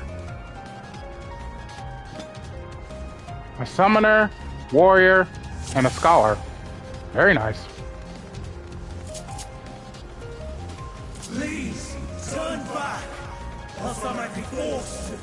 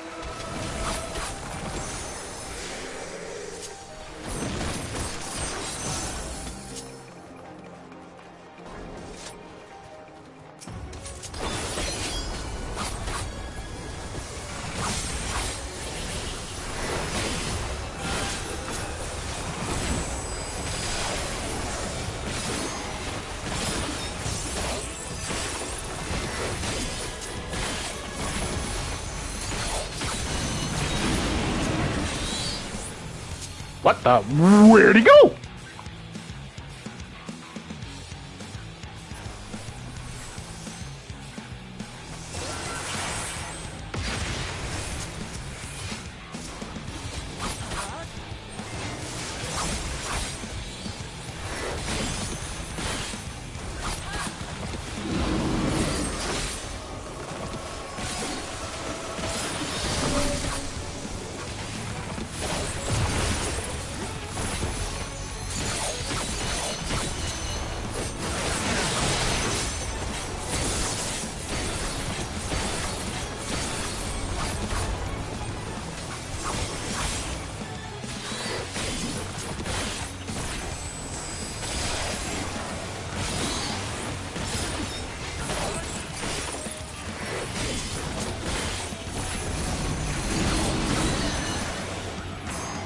Shit!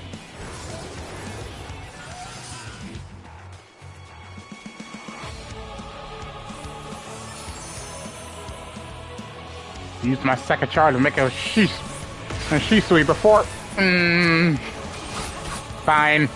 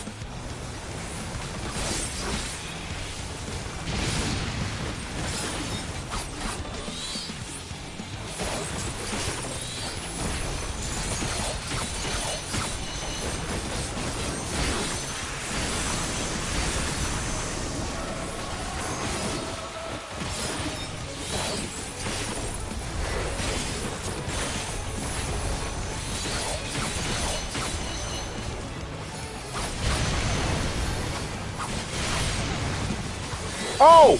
Oh! Ow! Ow to everything.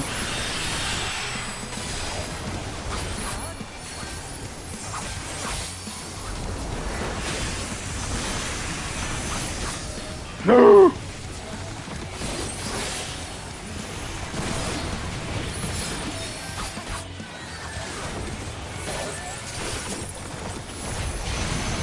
Oh! Bastard!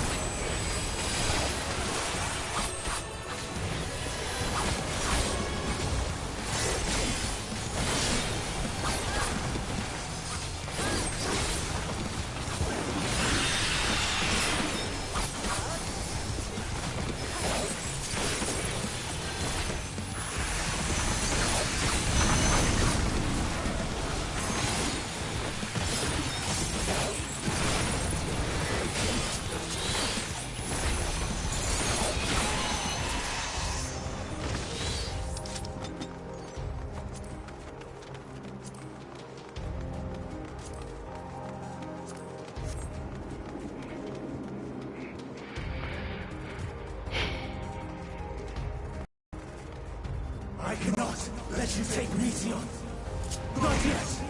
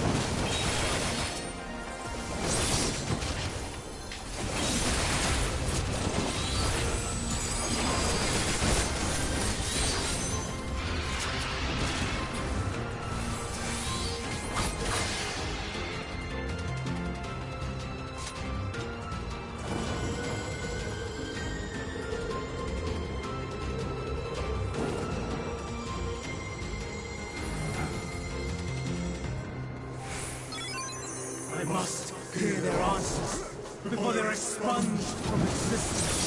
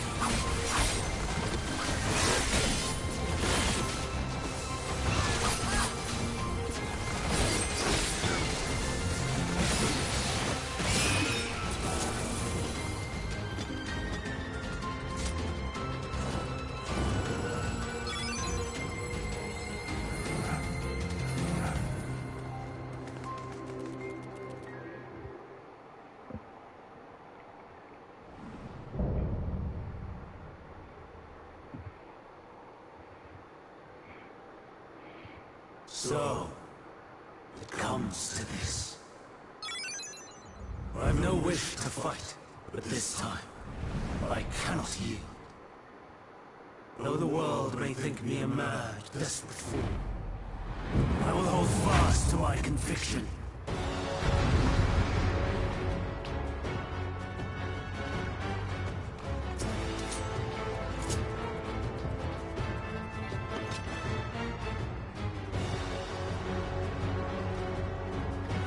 I will have the time and tranquility I require. Lust and gale, gather to me!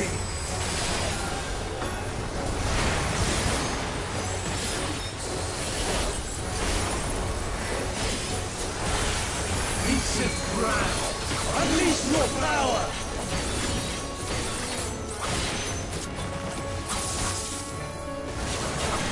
Oh! Tossing winds, pierce my bow!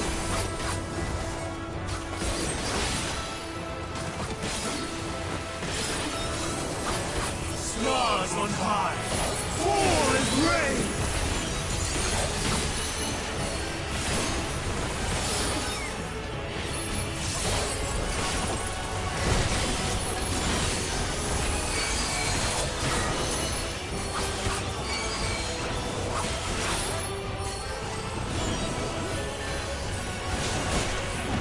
What? What?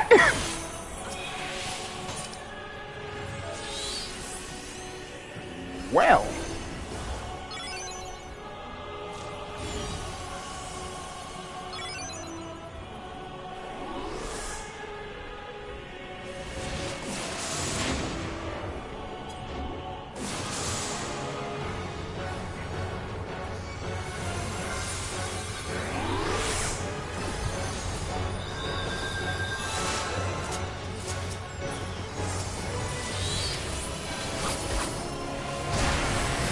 No!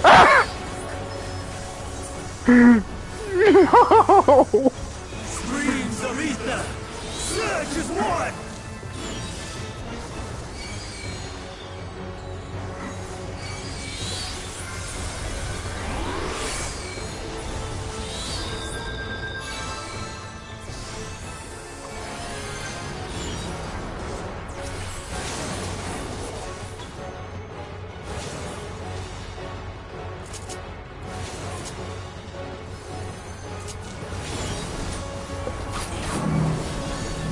Oh, shit!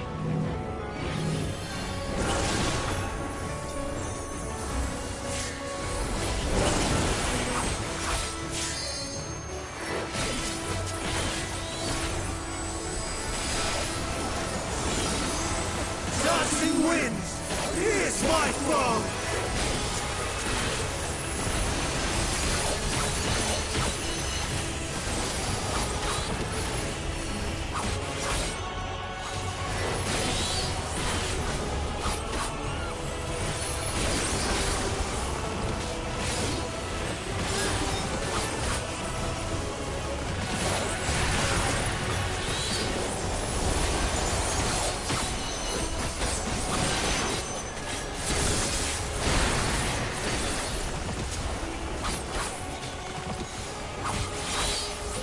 Stars on high, fall and rain!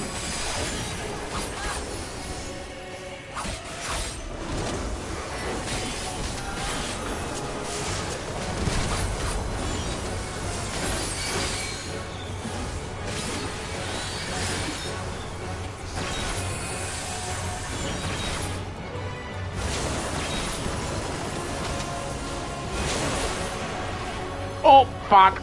I didn't get that.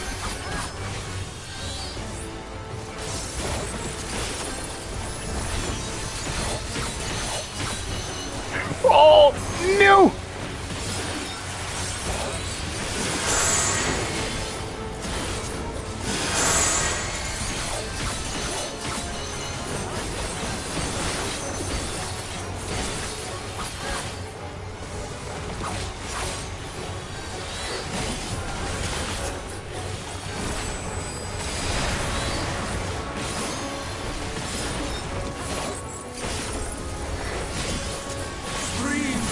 surrender!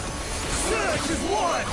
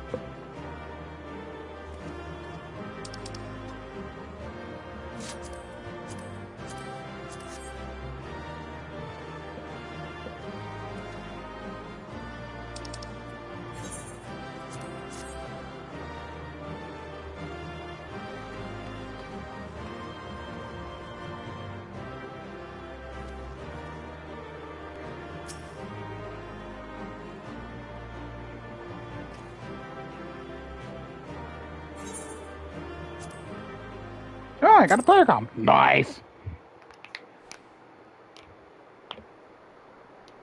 I mean, player comps are kind of not worth anything, but it's like, hey, it's always nice to know that I got noticed for my good job. In the name of the Convocation, I hereby take Meteion into custody. And setting aside the matter of your nomination, you will come with us too. We require your knowledge to assess and resolve the situation.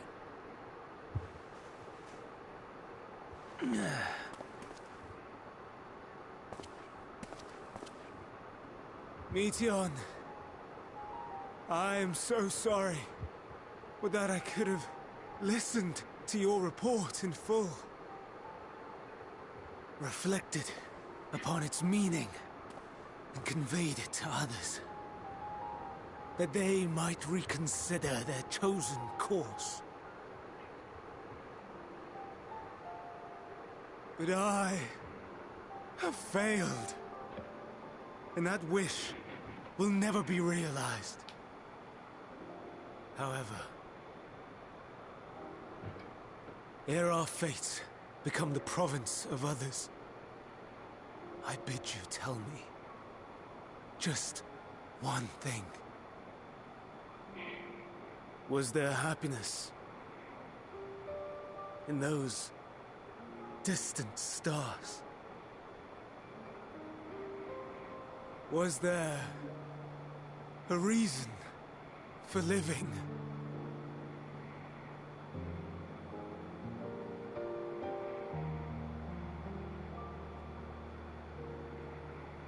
We conducted our search as per your instructions. We scoured historical records, communed with the spirits of the deceased,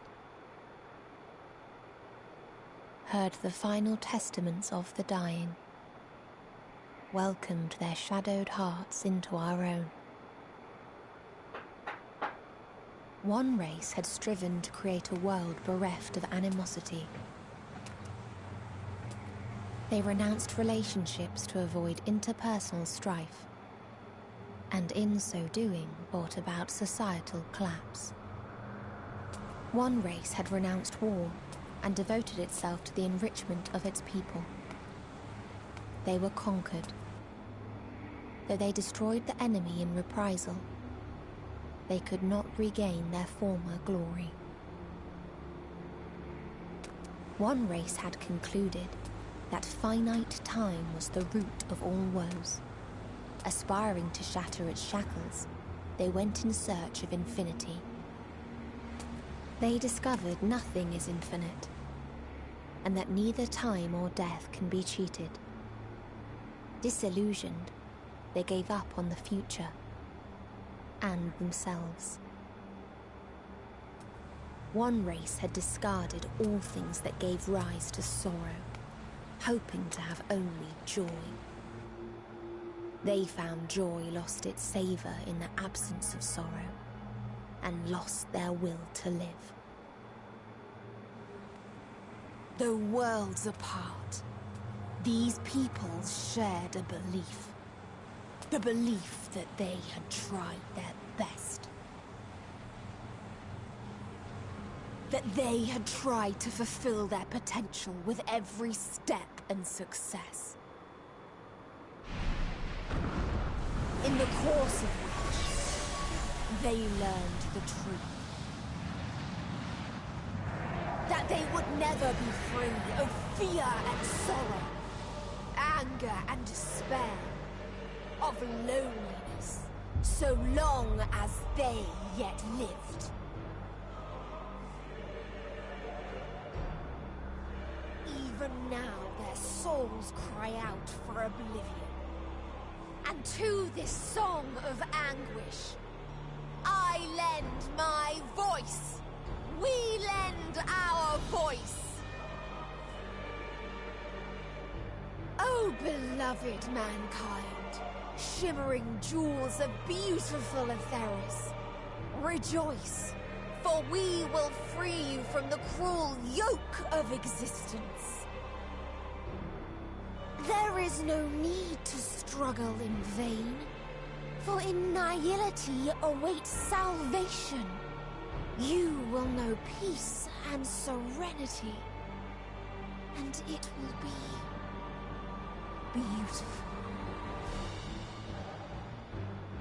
We will make our nest at the edge of the universe, and there in the dark of dead worlds hoard sorrow and suffering. There we will sing, our chorus ever louder and ever clearer, that our song may reach even this ether-shrouded star. Such is the answer we have found in the stars. Such is the gift we now offer to Etheris.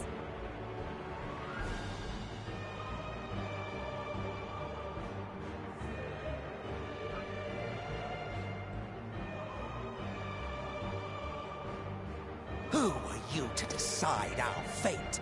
To decree we live or die?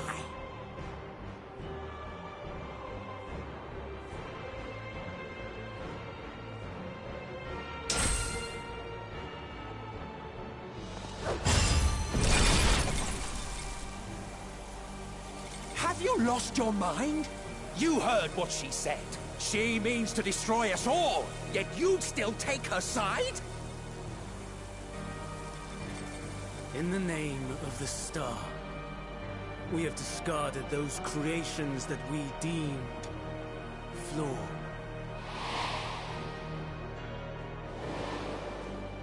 If we ourselves are flawed, does it not stand to reason that we too should be discarded?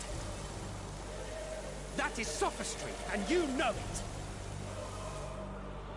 Perhaps it is. Perhaps I am wrong. Who is to say that you are right?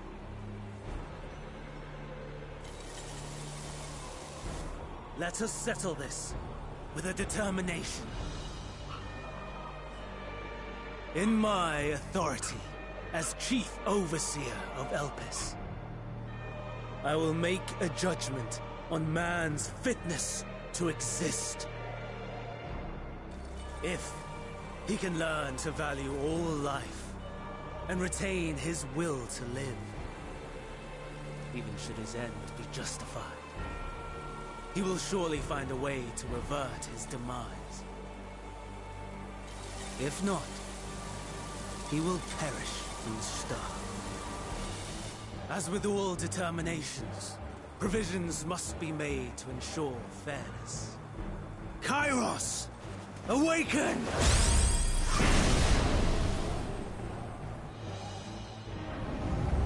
Memory reconfiguration system Kairos activated. Awaiting instruction. Command. Universal memory alteration. Target area. Catesis Hyperborea. Starting point. Arrival of Emmett Selk of the Convocation at Propylion. Endpoint. The present. Erase the memories of all events, and replace with a vague recollection of the following. I was here, preparing to demonstrate the functionality of Kairos to Emmett Selk and Hitherdays. Meteon's shared consciousness became unstable. She and her sisters could not sustain their existence, and all dissipated at the burst. The resultant shockwave accidentally triggered Kairos, which erased several days of memories from all present. Execute. Command acknowledged. Initializing. 3 processes remaining to execution. Bravo. I dare say one would be hard-pressed to make it fairer. Everything that you told us, everything that has happened, the fact we've even met, it will all be gone.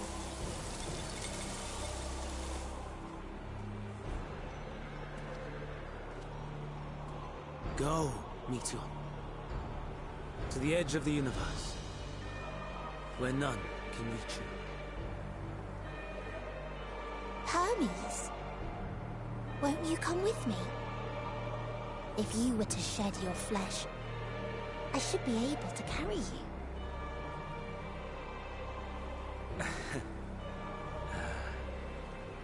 I will remain. As a man, I will oppose the oblivion you bring. Silly fool. Had you said yes, I would have granted you the gentlest end.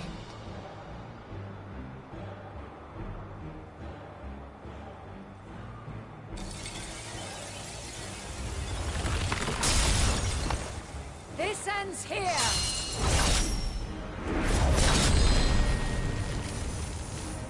Lie, Meteon!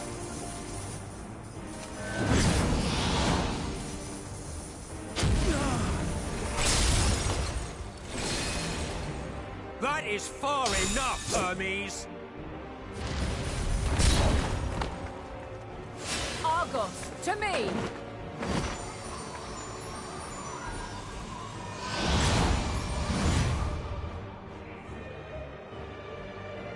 First process complete. 2 remaining to execution of memory reconfiguration. As if we needed more pressure. No matter what, you cannot forget what happened today. For it is the key to saving your future. Your world. This fight is our fight. What comes after, our problem to contend with. Not yours. No. Your own struggle awaits. And no one else can take your place. You must flee this place with your memories intact. And I will see that you do. Now then, where is it? There you are, my little confluence.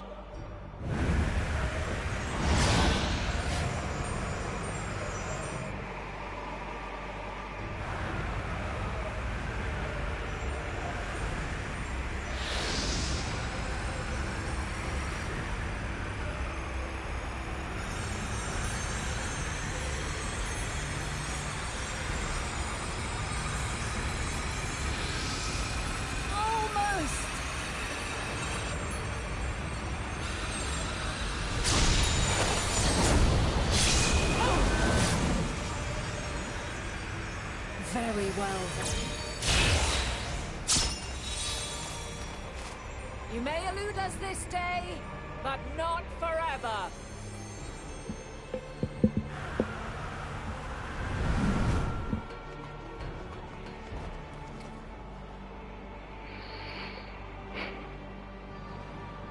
Meteon's gotten away. Second process complete.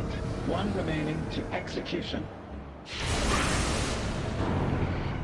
Ugh. No time for brooding.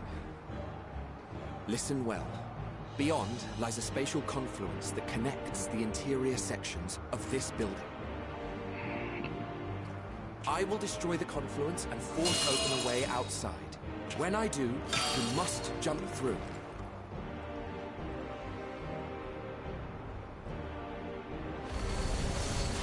I cannot tell you how sorry I am.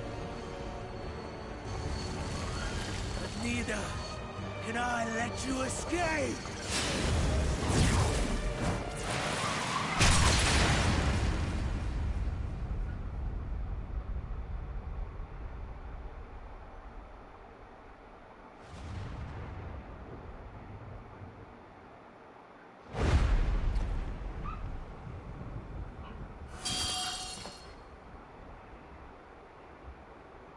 Too brave by half.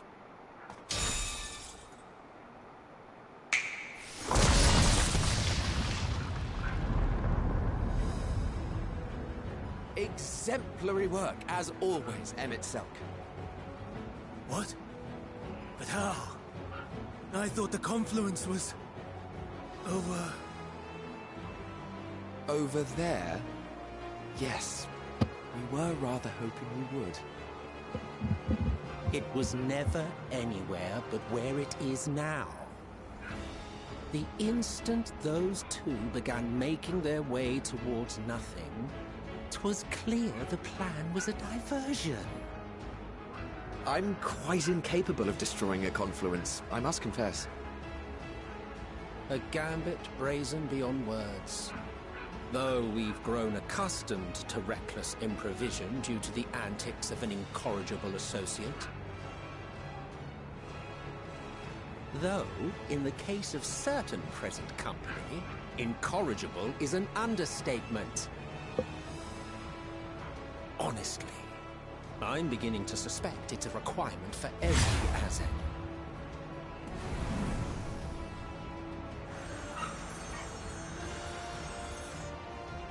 There's no time! Quickly! Even now, I do not believe your tale. I would not suffer us to walk such a wretched path. Still, if it must be said, do not squander it. The legacy I leave you.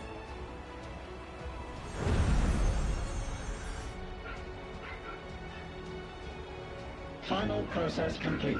Executing universal memory alteration.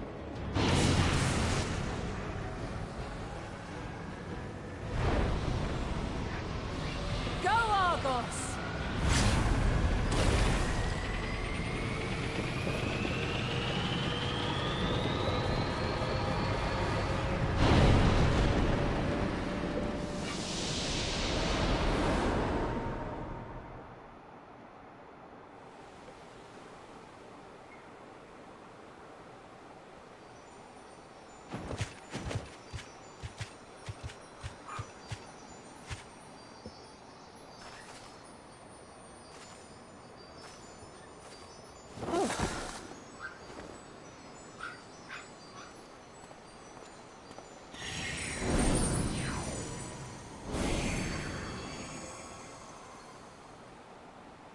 I'm fine. Just a little tired.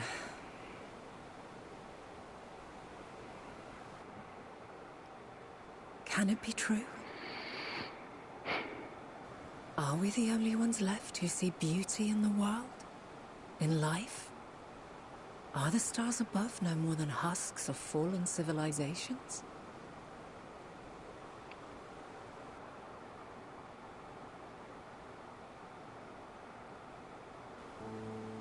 And yet... I feel her. Though she is unimaginably distant, I feel Meteion's presence. And the place where to we must go. Ere she made good her escape, I placed an enchantment upon her. One which allows us to follow her trail. She has already left the outermost bounds of Aetheris, and continues on her way. Given the vastness of the universe, it will still be no easy feat to track her down. But thanks to Emmet Selk and his Ladeus, all is not lost. We remember. So long as we remember, our fates remain ours to shape.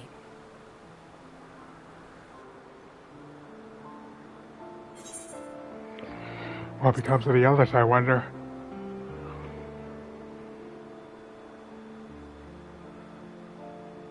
I'd like to know too. Let us ascertain the situation at Kutisis Hyperborea, where they should still be.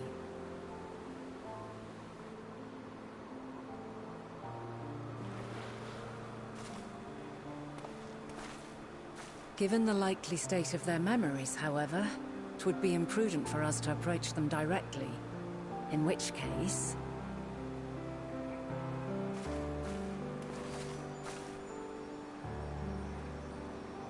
I am sorry, my friend.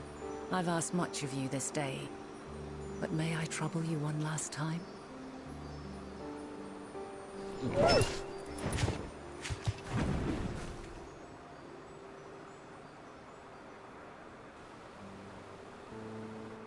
Argos will investigate in our stead.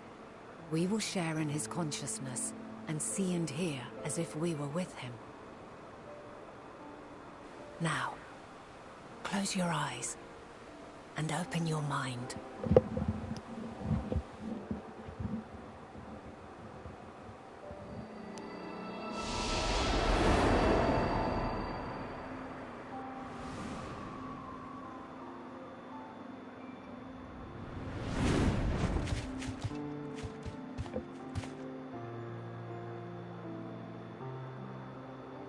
Thank goodness you are unharmed. Unharmed? There is a gaping hole in my memories. I can scarcely remember arriving here in Elpis. Forgive me. I was preparing to demonstrate the functionality of Kairos to our guests. But Meteion, her shared consciousness became unstable. And she...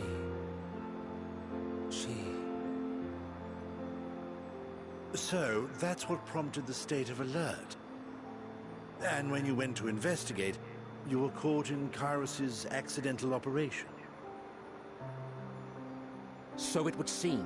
It's all a blur to me. Such an unfortunate accident. Oh, and what of Vinar and your other companion? You went inside together, as I recall. We did?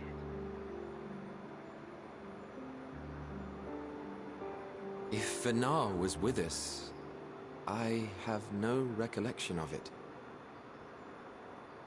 But that there is her familiar, is it not?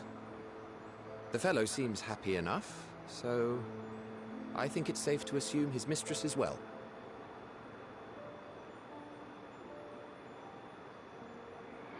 I haven't the slightest notion who this other companion might be, however. Ah, well, that individual struck me as a bit different, for want of a better word. Perhaps it wasn't actually a person, but some manner of creation. Curious. I must ask Vinar about it when next we meet. Yes, you do that. Now, if we may tend to Hermes, whatever this Meteion did, it seems he bore the brunt of it. Once you are fit to travel, you will return with us to Amarot. We need to make certain there are no other ill effects. Also, I am here on business of the 14.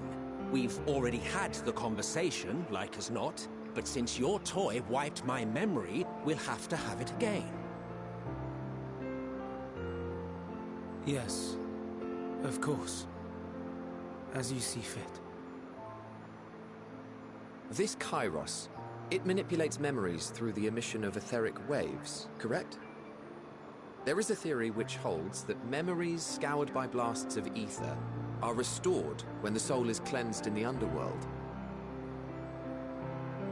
If true, then perhaps when our time comes to return to the star, we shall remember these few days we have lost. I doubt aught of interest occurred. Look forward to the revelation if you like, but I should prefer to reminisce on more meaningful moments.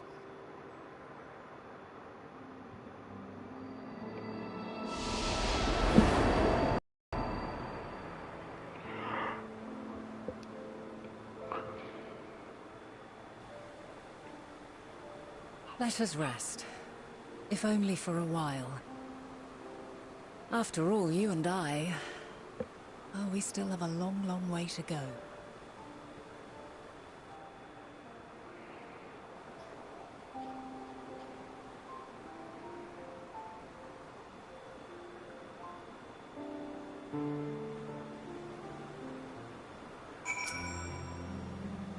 Are you feeling at all recovered? I understand that your exertions were more than purely physical, but resting one's body, if only for a moment, is never without merit. As for Hermes, I think it unlikely he will create more intellectuals. He poured much of himself into Meteon, and now that she and her sisters are gone, dissipated in his mind, the grief must be unbearable. He will blame himself. He will believe that had he never acknowledged his dissatisfaction with the world, then the Metea would have never been born to suffer and die. The offer to join the 14 will be a welcome distraction, and one day hence, he will face the advent of the final days in the role of Fandaniel.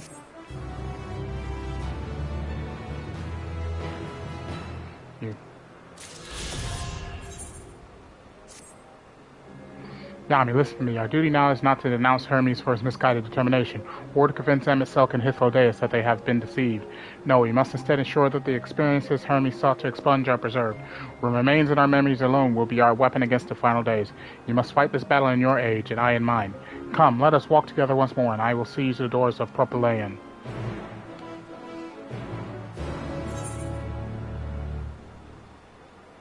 First things first, time to collect the rest of the map.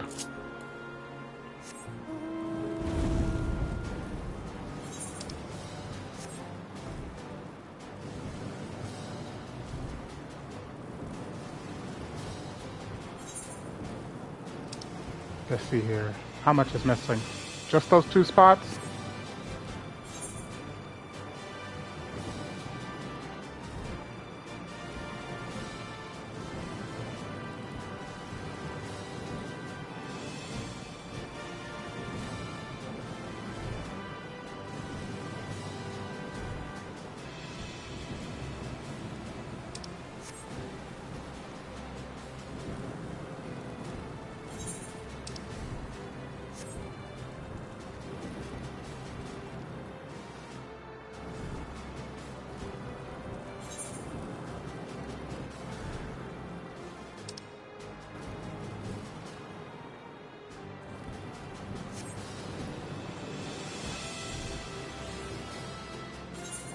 Alright, and that's all Velpus.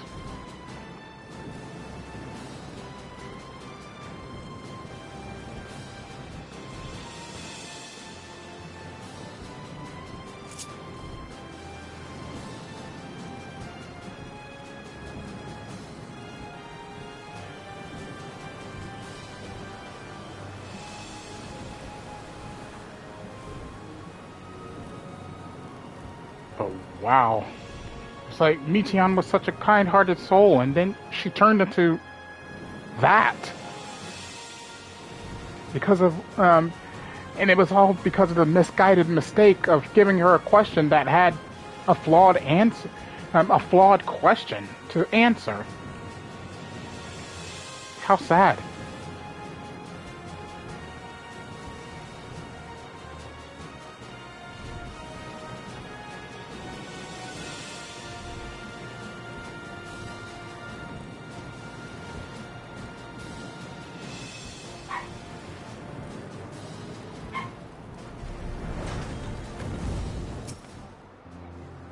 Your time in this age is drawing to an end. Upon speaking to Vana, several cutscenes will play in sequence. It is recommended that you set aside sufficient time to view these scenes in their entirety. Yeah, I know. Are they voiced?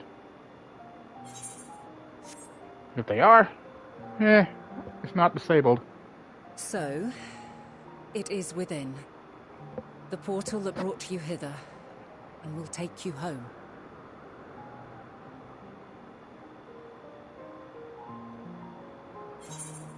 Yes, this is where we part ways.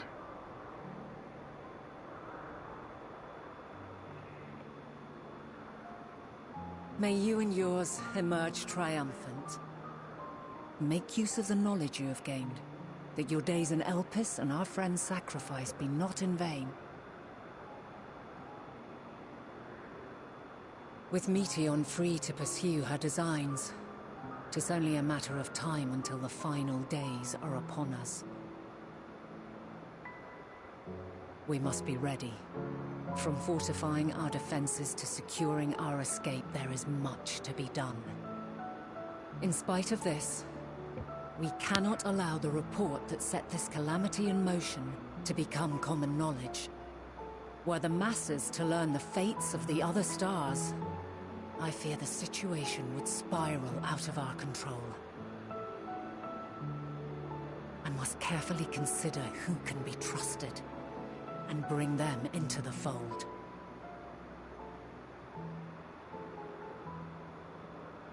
Ordinarily, I wouldn't hesitate to call upon the 14. However, it was the desire for a fair determination that drove Hermes to attempt to erase our memories. Were he made aware of his actions, there is no telling whether he would remain a friend or become a foe.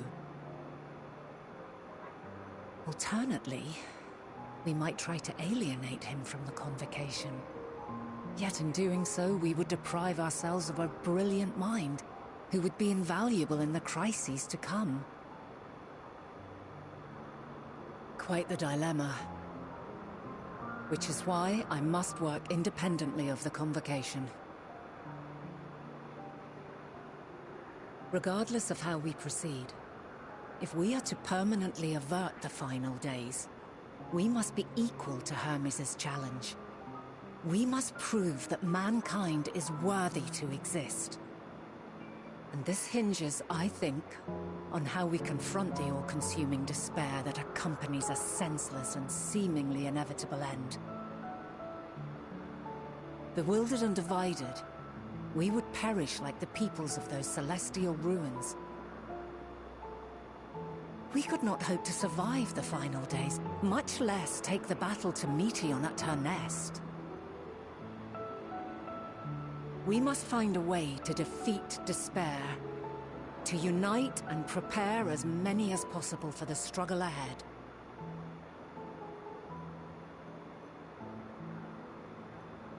Heavy will weigh the burden of guiding this legion of souls. Yet I have faith in mankind's potential. As long as he believes in himself, there is naught he cannot achieve. So I will not give up on him. On us. You may find your world to be very different. Or perhaps the erasure of our friend's memories has sown the seeds of a conjunction between us. We cannot know until the moment is at hand. So shall I strive to do my best, taking naught for granted as I walk my path.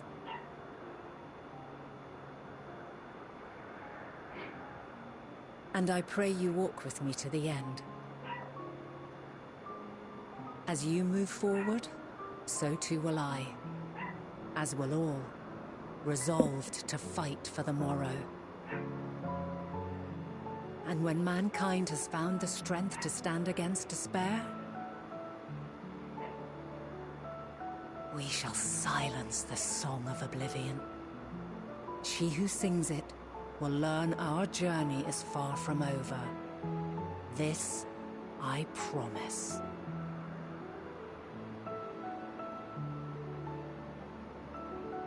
Fare you well, my light of the future. till we meet again.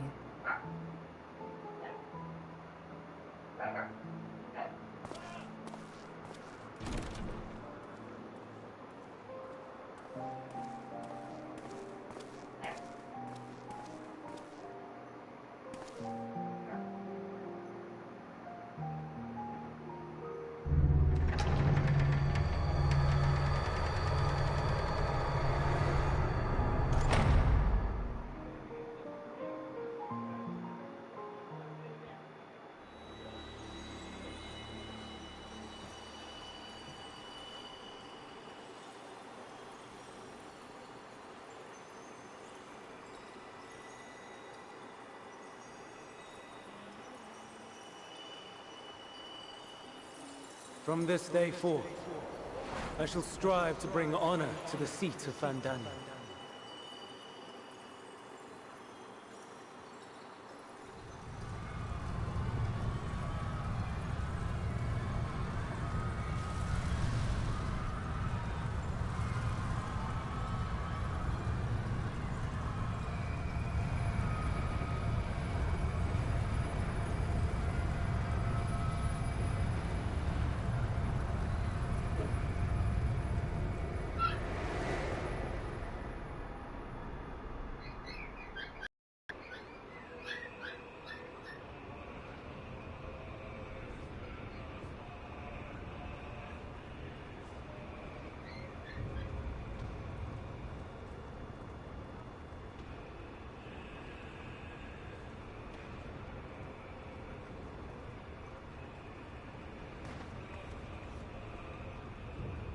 Even now, I remember standing there, locked in a moment where the sky is aflame.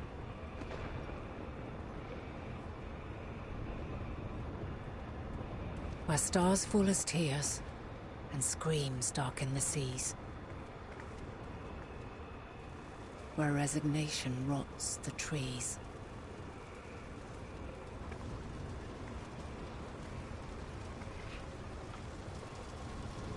Where terror twists magics into abominations. Such is the lament of they who have gone before. The song of they who tried and failed to create a better world. The song of the end.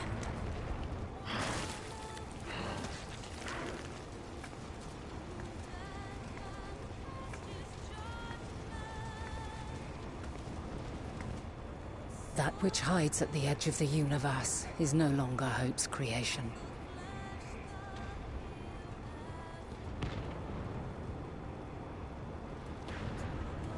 It is hopelessness incarnate.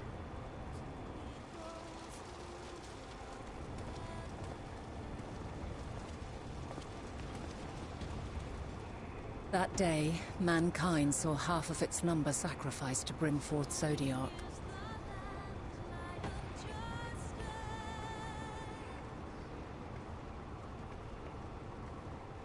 And covering the star in a shroud of ether, we forestalled the final days.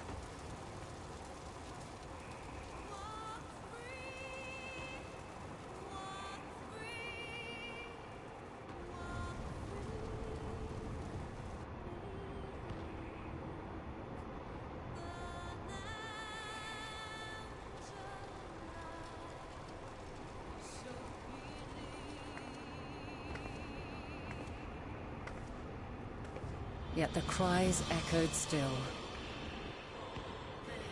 We wept for innocence lost, wailed for death inevitable.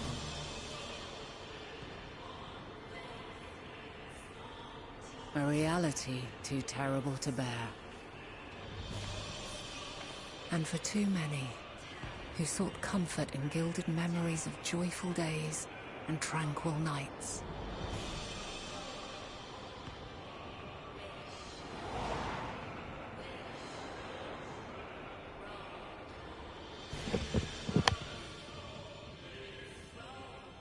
This is all wrong! Why must we suffer so? It needn't be like this. No! There must be a way to restore things to the way they were. To reclaim the perfect paradise we once had. No, my friends. Suffering exists, and we cannot pretend otherwise. No civilization, however great, could eliminate it. If we would live, we must accept it as our constant companion. Let us not seek to forget this tragedy. Let us carry it in our hearts, that we may grow stronger and know true happiness. We can't accept it. We won't accept it. It will be ours again. A world free of sorrow. No, it will not. For there has ever been sorrow. Mankind was but spared its biting sting for a time. So please, open your eyes. To try and reclaim those lives we lost by sacrificing yet more isn't wisdom. It is weakness. No paradise is without its shadows. If we cannot accept this truth and learn from our pain, then our plight shall be repeated.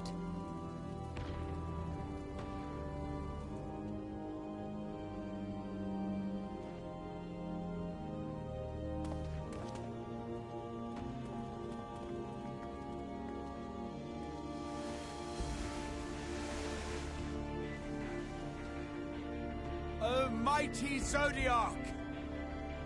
God, born of our boundless faith, we bid you, hear our prayer. Accept this offering of lives, and deliver unto us the lives we once had. Deliver unto us the days of old, the days when the star was a font of love, and we knew naught but bliss.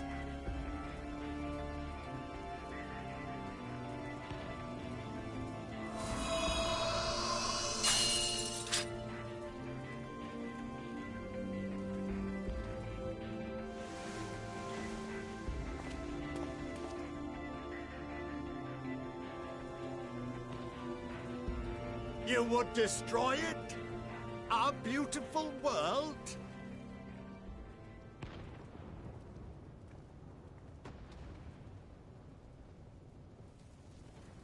Lands that stretched on forever. Skies one could drown in. The heartbeat of nature, silent yet strong. And amidst it all, a people. Beacons of light and life. Laughter that warmed my heart like naught else before.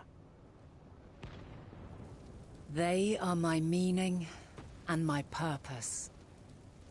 My love.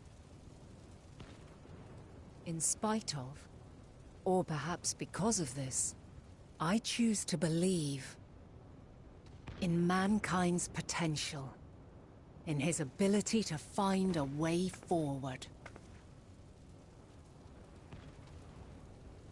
So let there be no way back. From that temptation, I sunder us. No more shall man have wings to bear him to paradise. Henceforth, he shall walk.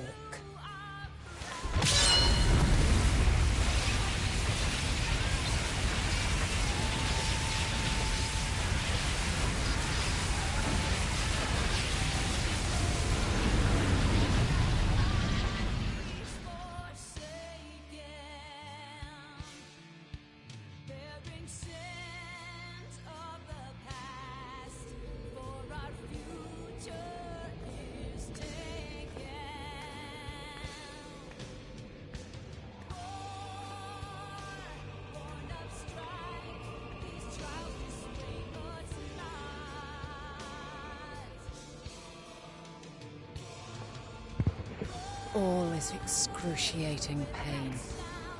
I breathe Vana is such a fire badass. and torment.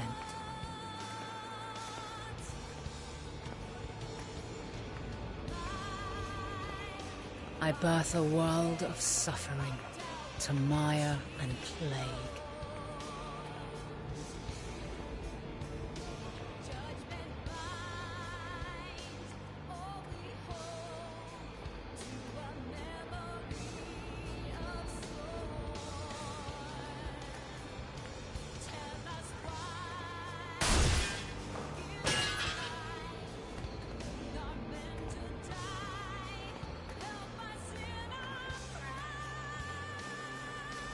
In one fleeting moment, lives come and go, ever moving towards the unknown.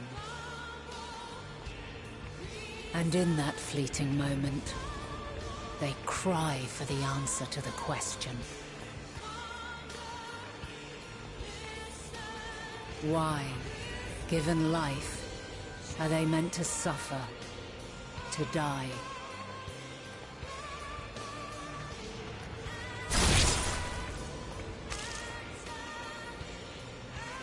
As fragmented, imperfect beings, yours is a never-ending quest.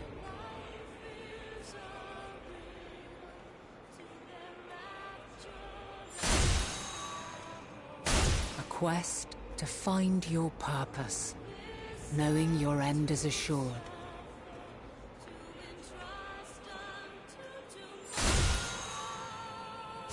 To find the strength to continue when all strength has left you. To find joy, even as darkness descends. And amidst deepest despair, light everlasting.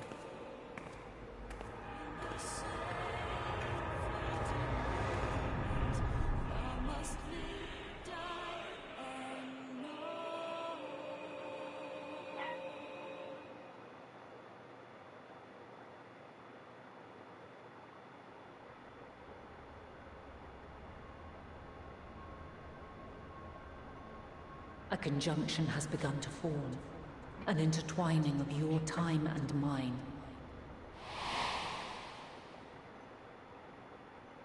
When you truly understand what is at stake, and your journey has prepared you to surmount the insurmountable,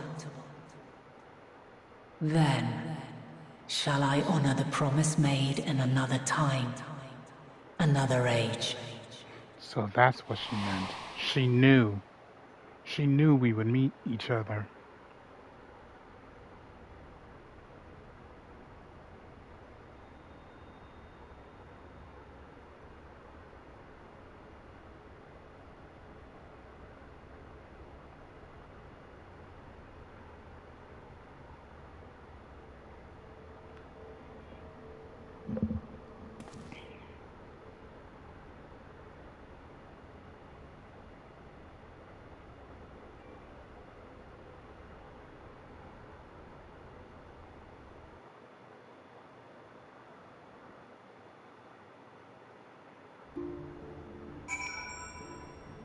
Report to Kral in the main hall of the Baldessian Annex. Alright, we're going back. Back to old Charlian. Wow. That was a ride. I enjoyed that so much.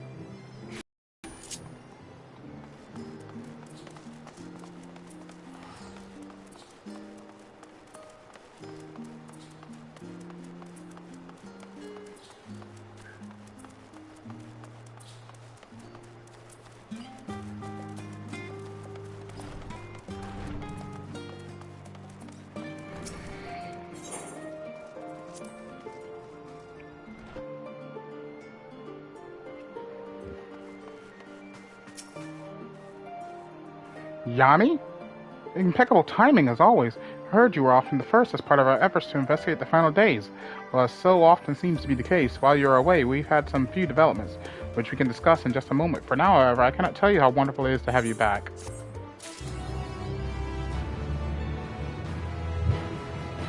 And here I shall end the live stream for today. It's been about 4 hours since we started this, so this is a good stopping point. So, thank you all for watching. If you enjoyed the live stream, please leave a like. Don't forget to subscribe. Don't forget to check out Mother Droids Need Our Trades. Click a link in the description below to achieve a dream and be milk out. But leave the cursor too, you won't be disappointed. And of course, forget to click that little bell button if you wish to be notified whenever I upload a video or a live stream to my channel. And most importantly, if you wish to see Let's Play done, you do so by checking out my playlist section. All my videos are there, archived for your viewing entertainment, so you can watch the Let's Plays like Batman Arkham Knight, Final Fantasy XV, Sword Art Online Lost Song, and many, many more. Thank you all for watching. As always, your host, Tomoya, sing along Z, and I'll see you for the next adventure. Goodbye, everyone!